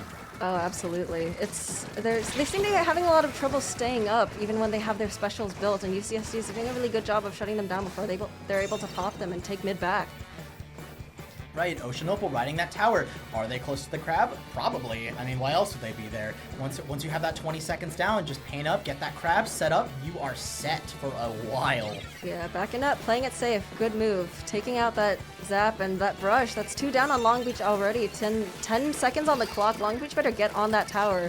Oh, they need a miracle right now. The Tri-Strike's coming out, trying to isolate CD Woomy. But no, throwing out a lot of hitboxes, can't quite approach. Managed to secure the pick on Funny Man. Then goes Tails. That is the wipeout to end the match. And UCSD Esports Gold are your CCA Road Trip champions. Oh, jeez, the ending to that match. So much bloodshed, the GG Booyah on the tower, the wipeout to add insult to injury. But hey, both teams played super well. They really had me thinking there was going to be a reverse sweep. Whew, yeah, Long Beach Gold had some fight in them in that end. They were like, okay, well, we're locking in. We're locking in. We're not going down without a fight. You got to earn this one. What is happening? Hey. Oh, they're swarming. Okay. It's time to celebrate, dude. That reminds me of like the enemies in side order running at you. Just like they all come in a bunch and they just like swarm you, you know? Yeah. Yeah. It's funny. I mean, that's how it is. They both played really well. Congratulations to both teams making it to Grands. Huge achievement. Very tough bracket. And right now, UCSD Esports Gold hanging their heads high. Long Beach Gold, definitely great showing from them. Really showing their teeth in this. Very promising. All the agony that was the first part of this day, this was totally worth it. And I don't know, I think it really goes to show like the sportsmanship in Splatoon as well is just unparalleled, especially in the collegiate scene. Heck yeah, high fives going all around, all good vibes, very good set. Love to see it. Absolutely. Oh man, my heart is still racing from that set. Yeah, I am out of breath fully. And as we're tuning over to the camera from the actual LAN hall, we are seeing the winners lineup of our CCA road trip with Nerdy Adam, CD Woomy, Goat Child, Enda, and I should know Ocean Opal. It's been a long day. It's been a long day, but it was definitely worth it. I think both teams did a spectacular job. Everyone who showed up today, spectacular work. It was amazing to see like all of those games, and I'm so proud of everyone who came today. It was really awesome. Today was great. We are actually being asked if we want to chat with UCSD Gold. So, yeah, in like two or three questions, if you've got them. Any burning questions for the victors? I mean, how could I say no? True. We are being invited. As I mentioned earlier, brushes off noble clothes. Of course, we would love to accept that invitation. Oh, I'd like to ask him about, especially coming from the perspective of someone who doesn't play competitive Splatoon so much anymore, but used to and has seen the scene change over the 2-ish, 3-ish years that have passed. Yeah. So, there is quite a ruckus outside. Remember that thing about side order enemies? Yeah, I think we're about to be swarmed. Hey! Here they come! Hey, the congratulations! champions! Should we just go back here? Yes. Yeah, sure. Just go ahead and squeeze in, yeah. What? Oh, now you're awake. Come in. Okay. Please. All right. Join us. Yo. Get in there right here. I'm trying to slow down, bro. Right. So Nick's on me, dude. I'm in the corner. I'm trying. I don't have any more space. Should I just get rid of this chair? No, they're squeezing in. Okay. Oh, We're here, dude. Right. So, congratulations, CCA my Road gosh. Trip champions. How's it feel? That feels good. It's pretty good. I'm not gonna lie. They had us in front of me. I knew this was a bad idea. It's the best idea. Autism wins. What is the chat think? Is chat hyped? I can't see the chat. Man, what? Kaiju, you first. Man, You I first. didn't hear what the heck.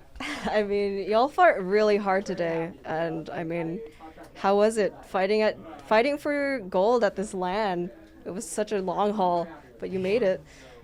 Any thoughts? I'm hungry. Fair. Sorry. Fair. I'm sleepy. Valid.